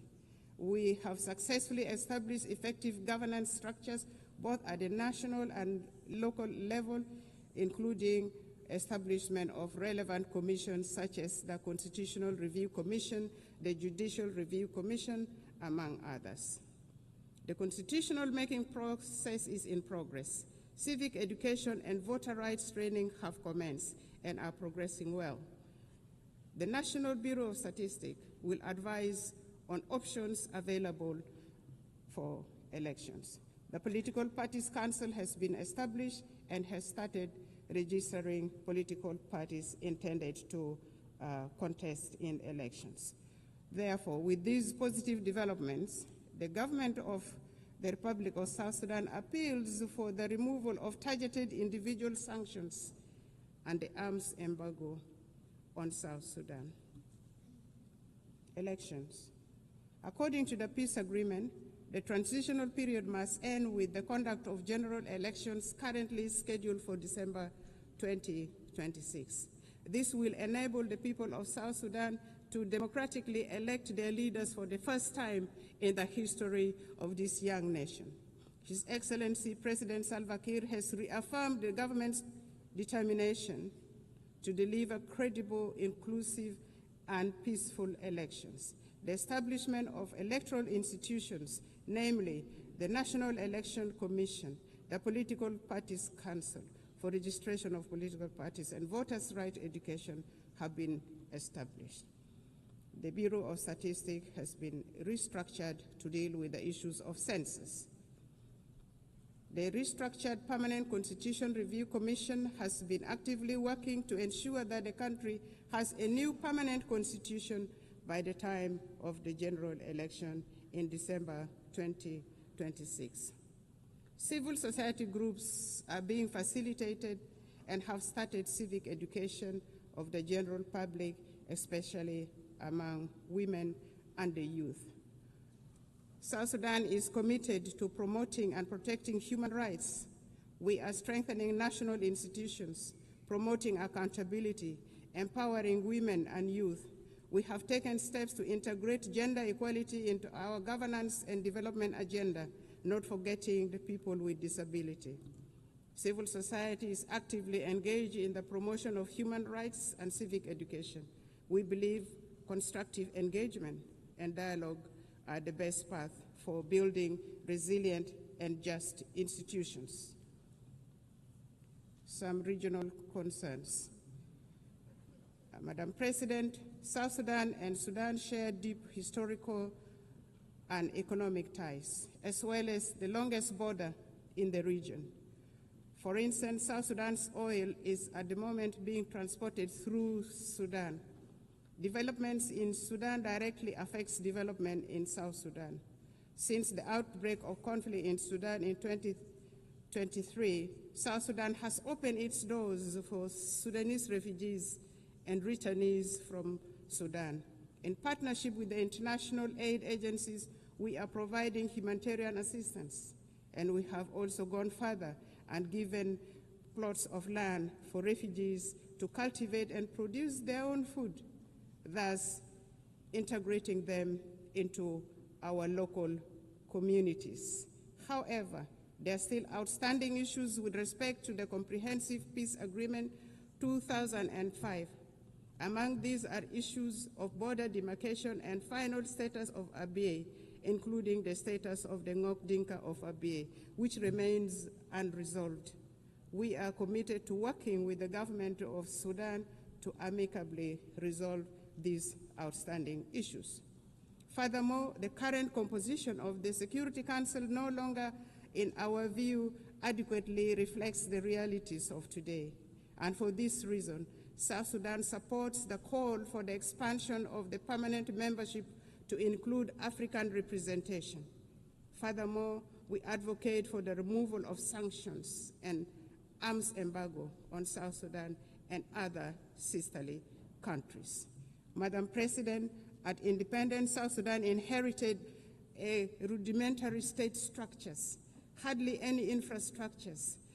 The government is now working simultaneously on nation building, state building, provision of services including healthcare, education, capacity building, poverty reduction, and food security. South Sudan is seeking to transition from humanitarian aid to development aid. What we are asking for is for the international community to continue supporting South Sudan, a country with immense potential, abundant natural resources, and a young population.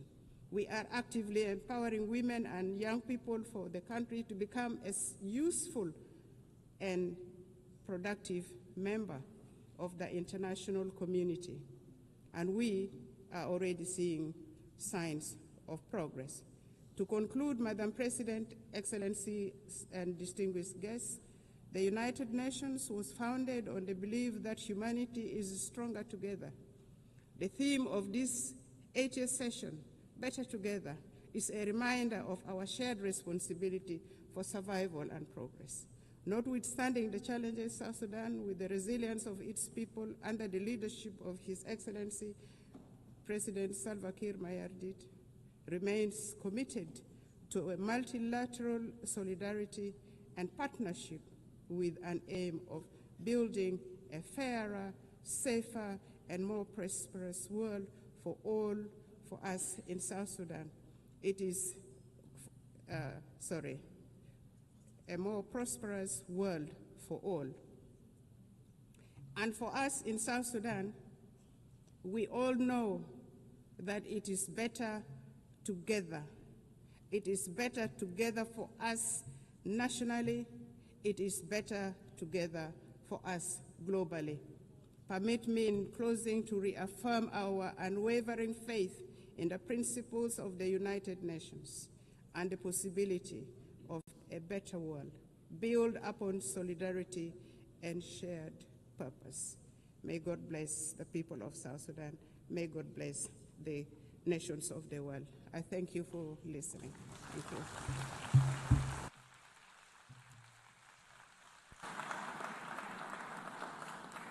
On behalf of the General Assembly, I wish to thank the Vice President of the Republic of South Sudan.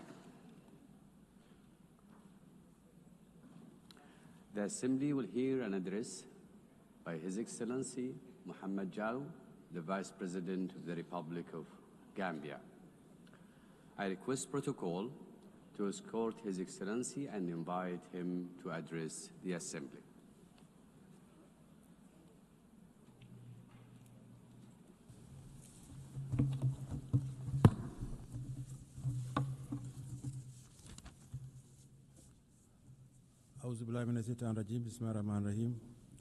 Your Excellency Annalena Baerbock, President of the 80th session of the United Nations General Assembly, His Excellency Antonio Guterres, Secretary General of the United Nations, Your Majesties, Excellencies, Heads of State and Government, Heads of Delegation, distinguished delegates, ladies and gentlemen. As we commemorate the 80th anniversary since the founding of the United Nations, it is with great honor and profound sense of commitment that I stand before you to deliver this statement on behalf of His Excellency, Mr. Adama Barrow, who could not be here due to circumstances beyond his control. At the outset, allow me to convey warm greetings and best wishes for a successful session from His Excellency, Mr. Adama Barrow, the President of the Republic of the Gambia, and government and people of the Gambia. Madam President, let me also use this opportunity to congratulate you on behalf of the government of the Gambia on your election as President of the 88th session of the United Nations General Assembly. Your election is a testament to the importance our organization attaches to gender mainstreaming and the empowerment of women.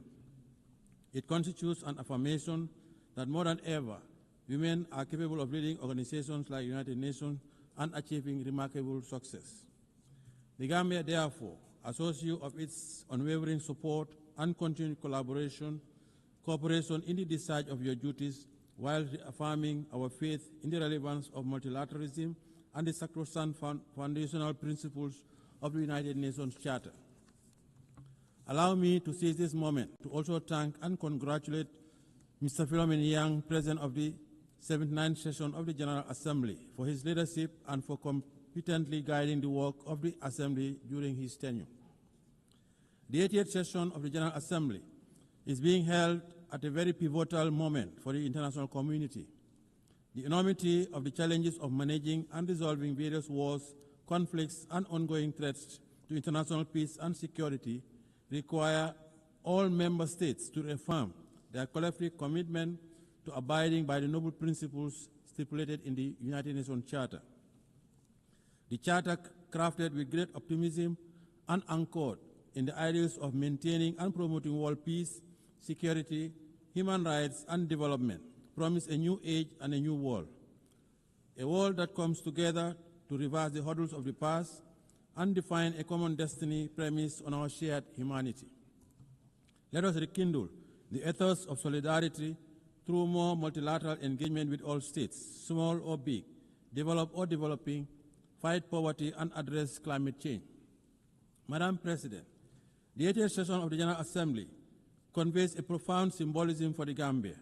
Our long-standing commitment to the United Nations and our election as chair of the second committee during this session is not only historic, but speaks to the great strides we have been making towards shaping a stable and prosperous multilateral global order.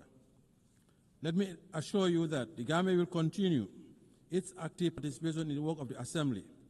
We remain committed to supporting optimal ways in the search for innovative and timely solutions to the common challenges facing us, and would collaborate with all member states as we address these pressing global challenges. Madam President, in 1945, the world stood united with a deep sense of solidarity, strong commitment, and an enduring hope to establish the United Nations to save the succeeding generation from the scourge of war.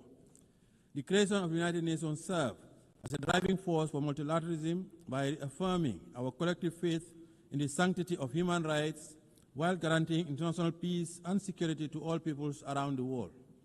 Our collective security arrangements were rooted in multilateralism.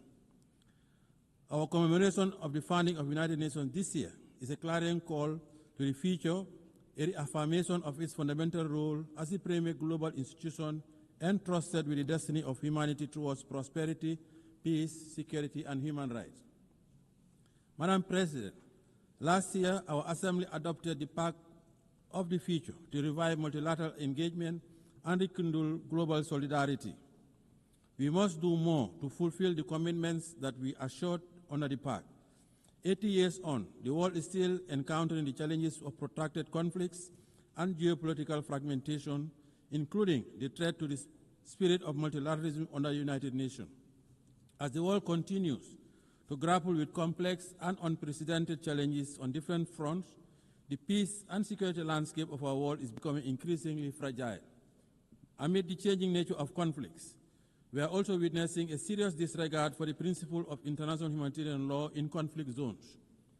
What is even more profound is that the rules-based international order is under enormous stress, losing its momentum, relevance, and moral underpinnings. Today, we live in a world that is undergoing profound geopolitical transformation, presenting unique emerging challenges, and reflecting an international community that is still trying to find answers to the challenges it faces in the 21st century. However, despite the challenges we are confronting, the Gambia believes that the United Nations' enduring relevance and structural institutions contributed to significant historic achievements in the past, particularly for countries in the global south. The United Nations holds forth the hope for global stability and good governance by translating ambitions into actions and championing issues of immense international importance. In the case of the Gambia, the United Nations used its convening power and preventive diplomacy through the Peace-Building Commission to support a democratically elected government that assumed power in 2017.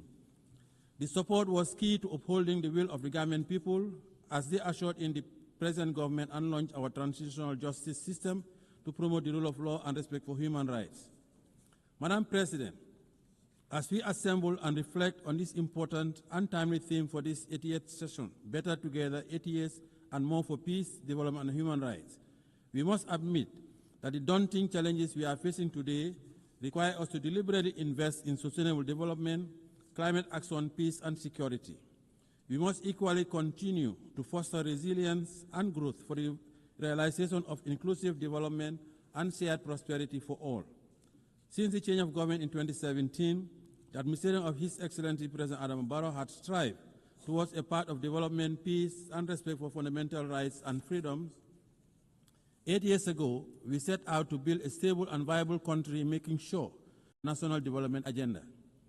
With our current reform agenda that is inclusive, the Gambia is eyeing a future without the realm of immense potential and possibility. By addressing the grievances of the past through the implementation of recommendation of the Truth, Reconciliation, and Reparations Commission. In the past 8 years, the government has also organized several elections in a credible, impartial, and transparent manner, in line with domestic laws and international norms and standards, and plans are on for holding presidential elections next year. We are committed to consolidating participatory democracy, sustainable development, and good governance, as we have done for the past 8 years. Madam President, in our drive for greater reform, the government of the Gambia will continue to take the appropriate people-driven and informed policy decisions to strengthen institutions and design processes aimed at promoting and protecting human rights as well as addressing past violations. As we look forward to consolidating building strong state institutions and reinforce the never again principle, the government is ushering in legislative reforms and expanding the scope of our criminal jurisdiction to prosecute international atrocity crimes. Since reforms include the enactment of the Special Prosecutor's Office, Act 2024, giving that office the mandate to deal with offenses that constitute international crimes and serious rights violations, and for the first time, the enactment of an Anti-Corruption Act, a significant step towards the organization of an Anti-Corruption Commission. These are all part of our national efforts to deliver restorative and transformative justice, build a clear path towards nation building, and lay a foundation for social justice, as well as prevent impunity. Our goal is to consolidate and nurture a more national culture of accountability and respect for human rights in fulfillment of our domestic and international obligations. To support our national development ambitions as enshrined in our National Development Plan, we continue pursuing a national budgeting mechanism that is grounded on human development, fiscal stability, education, and building critical infrastructure to promote development and investment. Madam President, our primary social contract with the Gambian people is to meet the demands of our socio-economic challenges whilst at the same time encourage citizen participation and engagement in democratic governance. This propels us to ensure that our democracy continues to thrive, respect for fundamental rights robust, expansive, and comprehensive, and the building of institutional mechanisms. In building a peaceful society, we continue to recognize the integral role of women and their representation and participation in political affairs and public life. We also continue to promote media freedom and the right to assembly and freedom of expression as guaranteed inherent rights through coordinated and sustained actions. As a government, We encourage constructive engagement with our citizenry, particularly the young people, and respect their rights to participate in democratic functioning of the state. In view of our own experience with governance challenges, we value the need for addressing the consolidation of democracy and good governance in our neighborhood. It is in this spirit the Gambia recently hosted the Sahel Governance Forum, which seeks to galvanize a multi-stakeholder convergence to address the governance challenges that continue to hamper regional peace, stability, and development. We are confident that such forum will provide the right opportunity for systematic discussion on finding definitive solutions to the rising tide of violence, insecurity, and instability of the Sahel. Madam President, with its strong commitment to the promotion and protection of international peace, security, and human rights, the Gambia continues to be a member of the African Union Peace and Security Council, the United Nations Human Rights Council, and a police and troop contributing country to UN, AU, and ECOWAS peacekeeping missions around the world. By serving on this important council of the continent and taking part in peacekeeping operations, the Gambia continues to prioritize the maintenance of international peace and security, including the consolidation of political and democratic governance and strengthening partnership for African security. It is significant that the African Union and the United Nations continue to work together to address regional peace and security matters, including the recalibration of our preventive diplomacy tools for maximum impact.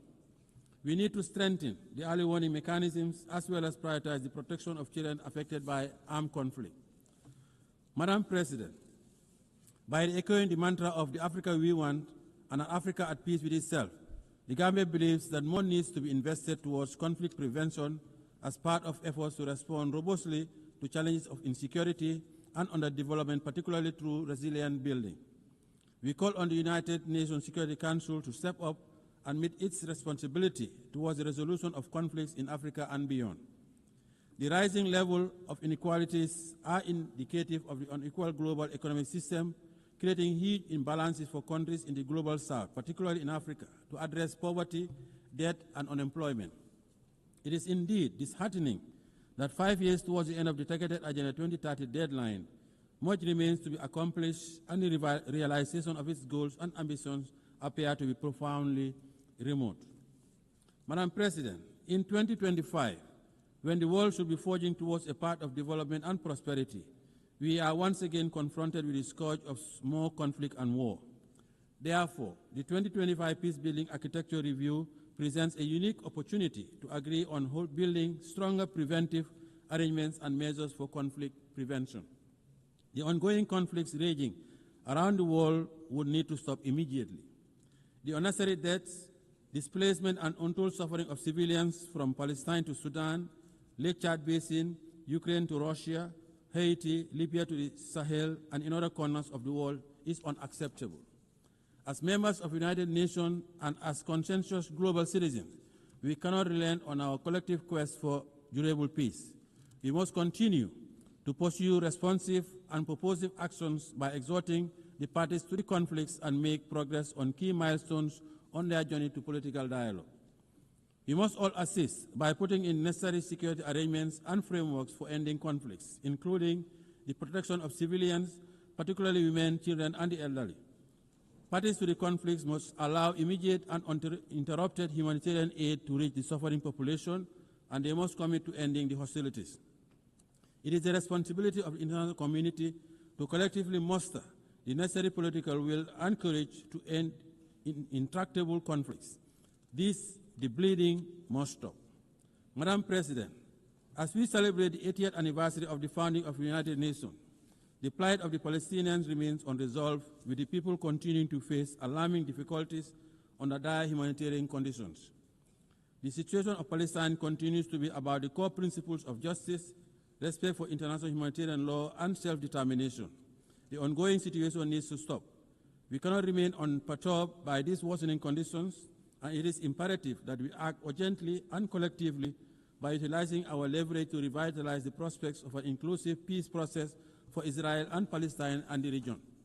In this context, we reaffirm our call for the two-state solution to urgently enable the Palestinian people to regain their legitimate national rights as recognized by the international community through its recognition of the state of Palestine within the 1967 borders with Al-Quds al-Sharif as its capital. We also support the membership of the Palestine in the United Nations. In this spirit, we express our appreciation to the Kingdom of Saudi Arabia and France for the recently concluded high-level conference on the question of Palestine. Madam President, as part of our call for proactive engagement towards the resolution of global conflicts, the Gambia affirms its support for the efforts undertaken by UN Secretary General in launching the roundtable process in the Moroccan Sahara to achieve a realistic, pragmatic, and sustainable political solution to the regional dispute over the Moroccan Sahara. The Gambia welcomes Morocco's commitment to the ceasefire, full cooperation with UNISRO, and relaunching the political process based on the parameters of Resolution 2756 of 2024. In this regard, we call on Polisario to abandon its unilateral withdrawal from the ceasefire, lift restrictions imposed on the freedom of movement and the provision of supply to MINUSO, and urge all parties, Morocco, Algeria, Mauritania, Polisario, to work towards a realistic, pragmatic, and sustainable political solution based on compromise.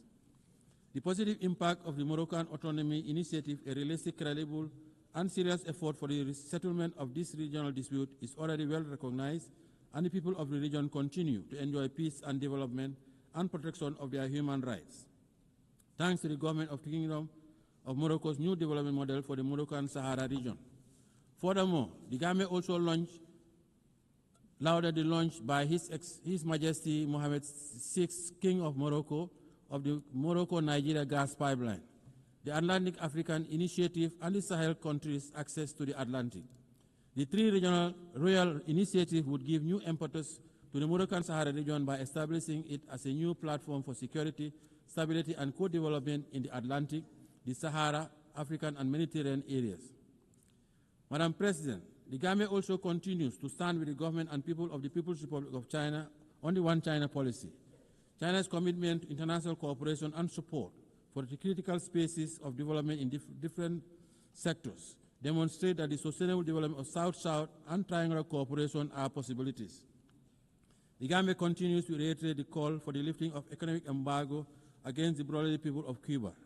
The embargo continues to inflict undue hardship and economic devastation, occasioning substantial challenges for the government and people of Cuba. We believe it should come to an end now. Friendly cooperation is the way forward. Madam President, as we mark 25 years since the adoption of Security Council Resolution 1325 on women, peace, and security, we should take a moment to renew our firm conviction that the attainment of sustainable development and the consolidation of peace and security are anchored in the full and inclusive representation of women in all spheres of political and decision-making processes. While considerable progress has been made towards the realization of women's inclusion, women's participation in the consolidation of peace and security, there continues to be significant impediments that we must overcome. Women must always have a seat at the negotiating table. They usually bear the brunt of conflicts.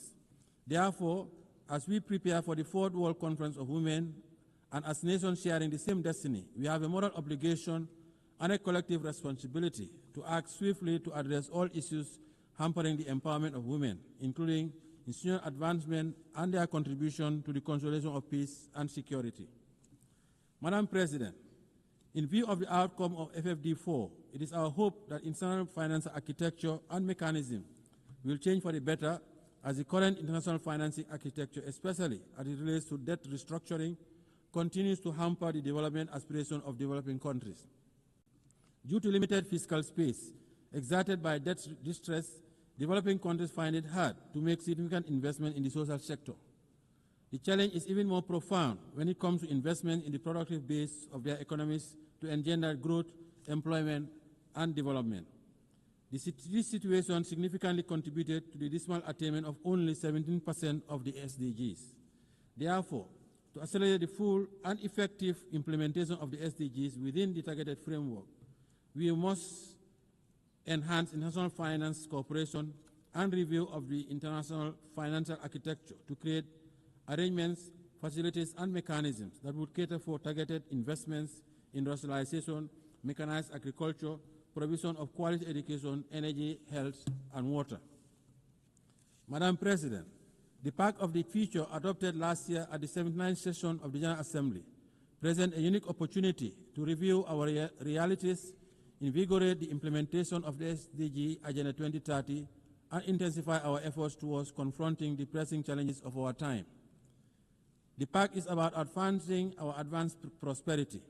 The Gambia supports the convening of the preparatory process for the review of the Pact in 2028 to align effectively with the prevailing and upcoming intergovernmental processes such as the 2025 Peacebuilding Architecture Review, the high-level plenary meeting to commemorate the 30th anniversary of the World Programme of Action on Youth, and the World Social Summit. The success of these reviews will depend primarily on our commitment and concerted push to build a more equitable and resilient global governance framework that supports the attainment of our global goals. Madam President, our reform agenda is still incomplete without reform of the Security Council. The Gambia supports the reform of the United Nations Security Council and the Common African Position on the reform of the Council as set out in the CIRT Declaration and the Izulwini Concession. We strongly believe that the ongoing review and reform process of the United Nations needs to make good progress, and Africa's underrepresentation in the permanent and non-permanent categories of the Security Council is a historical injustice that urgently needs to be corrected. Africa has always contributed to global peace, and Africans also paid the ultimate price during the two world wars. Hence, the Gambia believes that the time has come for the international community to support Africa's call for meaningful representation in the Security Council. The reform of the Council guarantees its legitimacy and credibility as the body responsible for the maintenance of international peace and security. We commend the AU Committee of 10 heads of state and government on the United Nations Security Council reforms, chaired by His Excellency President of the Republic of Sierra Leone, for their leadership in this legitimate quest.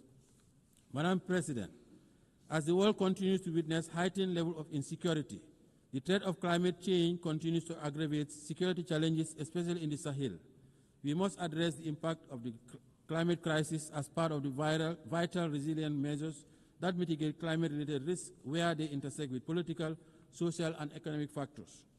The Gambia would like to acknowledge the progress made at COP29 in Baku, Azerbaijan, for moving from $100 billion to the new collective quantified goal, which is still not adequate to finance all the mitigation and adaptation actions, especially for countries in special circumstances. We need to take concrete decisions at COP30 in Belém, Brazil, to galvanize support for more climate financing. The Gambia calls for more ambitious, nationally determined contributions by all states due to their submission this year to achieve net zero emissions by 2050. Madam President, as I conclude, allow me to call on member states to use this 88th session of the General Assembly to forge a new consensus to confront our new reality, a consensus that unites us behind our shared determination to make the United Nations a potent instrument to serve our common purposes and aspirations as one human family. This is our only planet. Let us preserve it for posterity. The Gambia is ready to play its part in making our world a better place for all. On behalf of His Excellency President Adama Barrow, the government and people of the Gambia, I wish you all fruitful deliberation towards advancing the theme of the 88th session of the General Assembly. I thank you for your kind attention.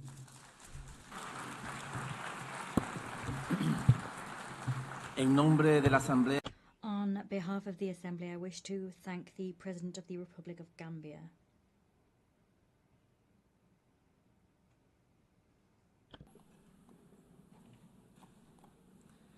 I now give the floor to Her Excellency Sabine Monauni, Deputy Prime Minister and Minister for Foreign Affairs, Environment and Culture of the Principality of Liechtenstein.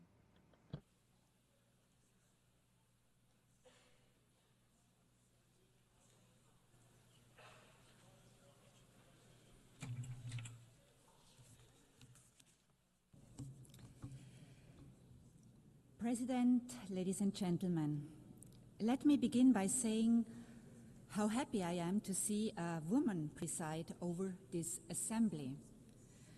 For only the 5th time in the history of the United Nations, and for the first time by a woman from our region. It is my hope that this is also a good sign for the selection process of the next Secretary General, a position in which no woman has ever served over 8 decades, and which will be conducted under your leadership. It is a distinct honor and pleasure for me to address this assembly for the first time as a foreign minister, continuing a very long tradition of female foreign ministers in Liechtenstein. The United Nations is a key building block of our foreign policy, which is guided by a strong belief in international law, cooperation, and multilateralism. We are gathering at a landmark moment in the history of the United Nations. For over 80 years, this has been the place where nations have come together, where international law has been developed, where human rights have been codified, where we have agreed on common development goals. Of course, it has also been the source of many disappointments. Too often people around the world have been looking to this assembly and at the Security Council chamber next door in the hope of decisive action to secure peace. The key purpose of this organization, only to realize that political paralysis was shattering these expectations, justified as they were. In Ukraine, our system has allowed the aggressor to veto collective action supported by the vast majority of the House. In Gaza, we have become bystanders, despite the fact that the two-state solution was one of the first decisions of the United Nations many decades ago. We are merely witnesses to the unprecedented and unjustifiable suffering of civilians in spite of our pledge to end and prevent atrocity crimes. The people of Sudan must have concluded that indifference is the guiding principle of our rare discussions, and that the outrage over a cynical veto wears off after a few weeks, if not days. These challenges to the credibility of the United Nations would be massive enough in and of themselves.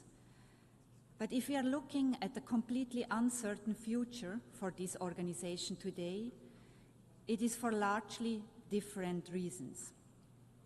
The very foundations of the United Nations are being challenged in a way we have not seen before.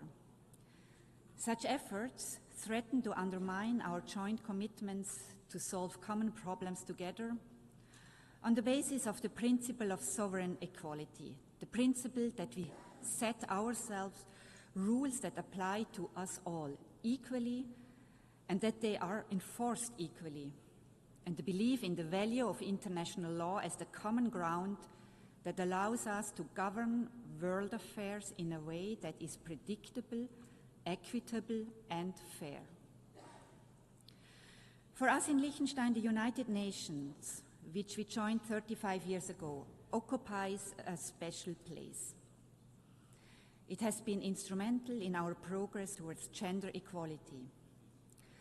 Our membership in the organization has helped to put human rights at the center of our foreign policy. The Sustainable Development Goals have been embraced by civil society and the private sector. Most essentially, the Charter of the United Nations is the guarantor of our sovereignty. The United Nations is also our window to the world and the one place where we can connect with everyone. And it offers a unique foreign policy platform where we can present our initiatives and ideas as a sovereign equal. We have done so with commitment and enthusiasm, and I believe with some success. Today we feel a special bond with every other state, which is small in size, but not small in ambition and vision. Today we realize more than ever that we need this organization. We need a world based on rules that we have all agreed to. And especially now, those who share these views need to join together in common purpose to safeguard our common interests. The times we live in are fast-paced and full of challenges that can seem incredibly daunting. Many years ago, we identified climate change as the biggest threat to us all, big and small, wherever we are located on the globe. And yet, we are ever closer to the climate abyss and ever further away from agreeing on a path away from disaster. Artificial intelligence is developing with lightning speed, largely unchecked, with obvious risks to our social fabric, but without any agreement on rules and boundaries. In my part of the world, priorities have shifted dramatically in the last 3 years. We are now mostly preoccupied with the fallout of the destruction of the European security architecture by the Russian Federation and with preserving our trade relationships, which we had believed were on a firm basis. Liechtenstein is no different to our neighbors in this regard, and any responsible state will prioritize imminent challenges as we have to. But none of this will be meaningful if it is not embedded in a larger vision, if we do not give ourselves the space to tackle the long-term risks and dangers. The place for us to do this is the United Nations, and we are committed to doing this together with all of you represented in this room. President, today the continued existence of the United Nations is at stake. This is a sobering observation, certainly. But we must find the opportunity that lies in this moment of existential crisis. We have allowed a system to grow that is plagued by duplication, inefficiency, and poor governance. The UN80 process is the chance, the only chance that we will have to make the organization leaner, more effective in its use of resources, and more productive in generating meaningful outcomes. When we adopted the Pact for the Future a year ago, Liechtenstein made a clear call for this organization to embrace its original purpose as the guardian of peace and security. For our people, our parliamentarians, our civil society, the United Nations is a peace organization. We have to find a way to make it effective in fulfilling this task. If the Security Council is unable to carry out its charter responsibility, as is regularly the case due to the veto power of its permanent members, there are ways for us to take collective action elsewhere, beginning in this hall. We are equally committed to the other pillars of the work of the United Nations, development and human rights, which are existential for the dignity and well-being of the people on whose behalf we serve, and pivotal for more peaceful, just, and inclusive societies. President, the rule of law is the guiding principle of Liechtenstein's work at the United Nations. This can come as no surprise for one of the smallest members of the organization that does not have armed forces and is not member of a military alliance. Our sovereignty is protected by respect for international law and by its enforcement through accountability where the law is violated.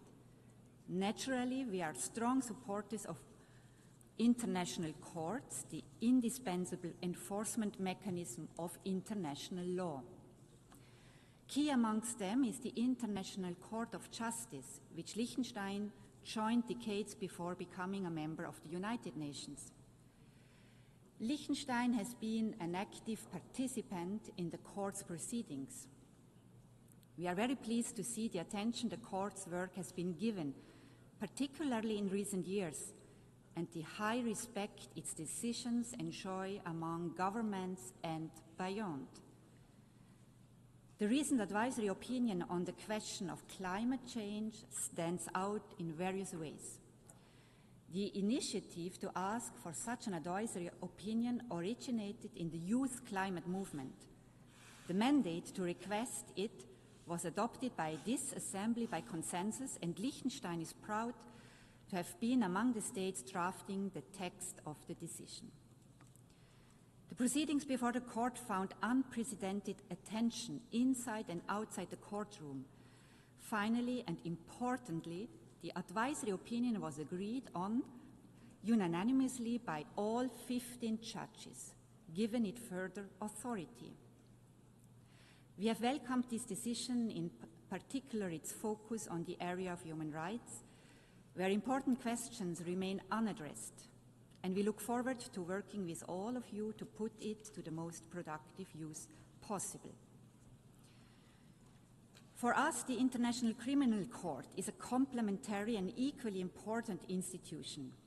It is the first permanent court in the history of humankind that has jurisdiction over the crimes that are defined as the most serious ones under international law: genocide, crimes against humanity, war crimes, and the crime of aggression.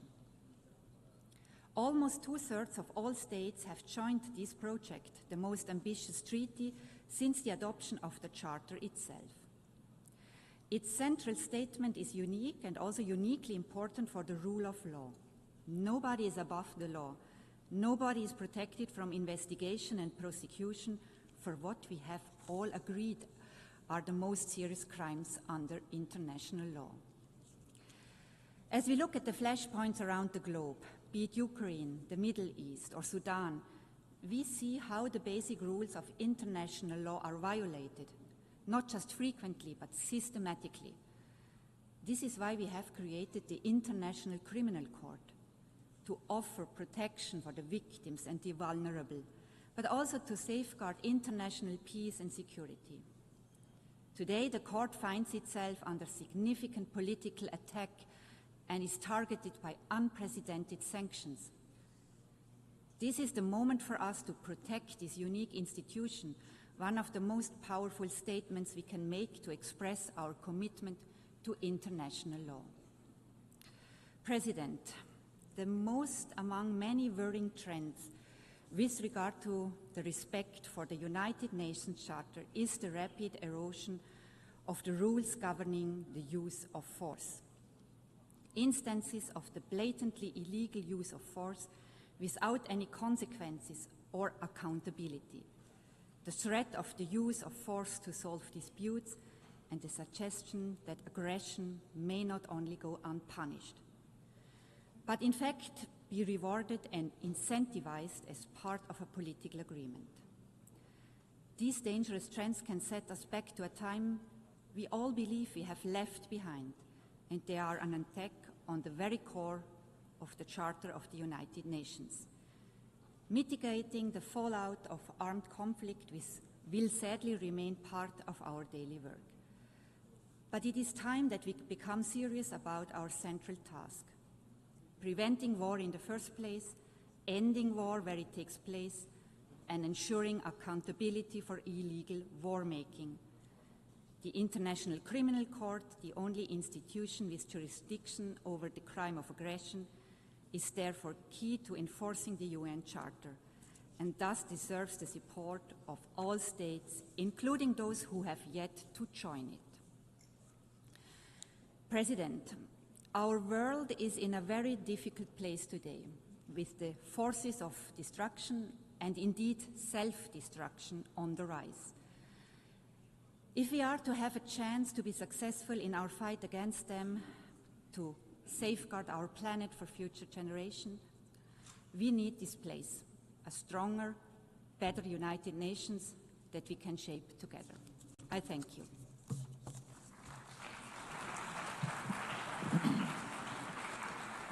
Muchísimas gracias. I thank the Deputy Prime Minister and Minister for Foreign Affairs, Environment and Culture of the Principality of Liechtenstein. We have heard the last speaker in the general debate for this meeting. We will continue the general debate at 1500 hours. The meeting is adjourned.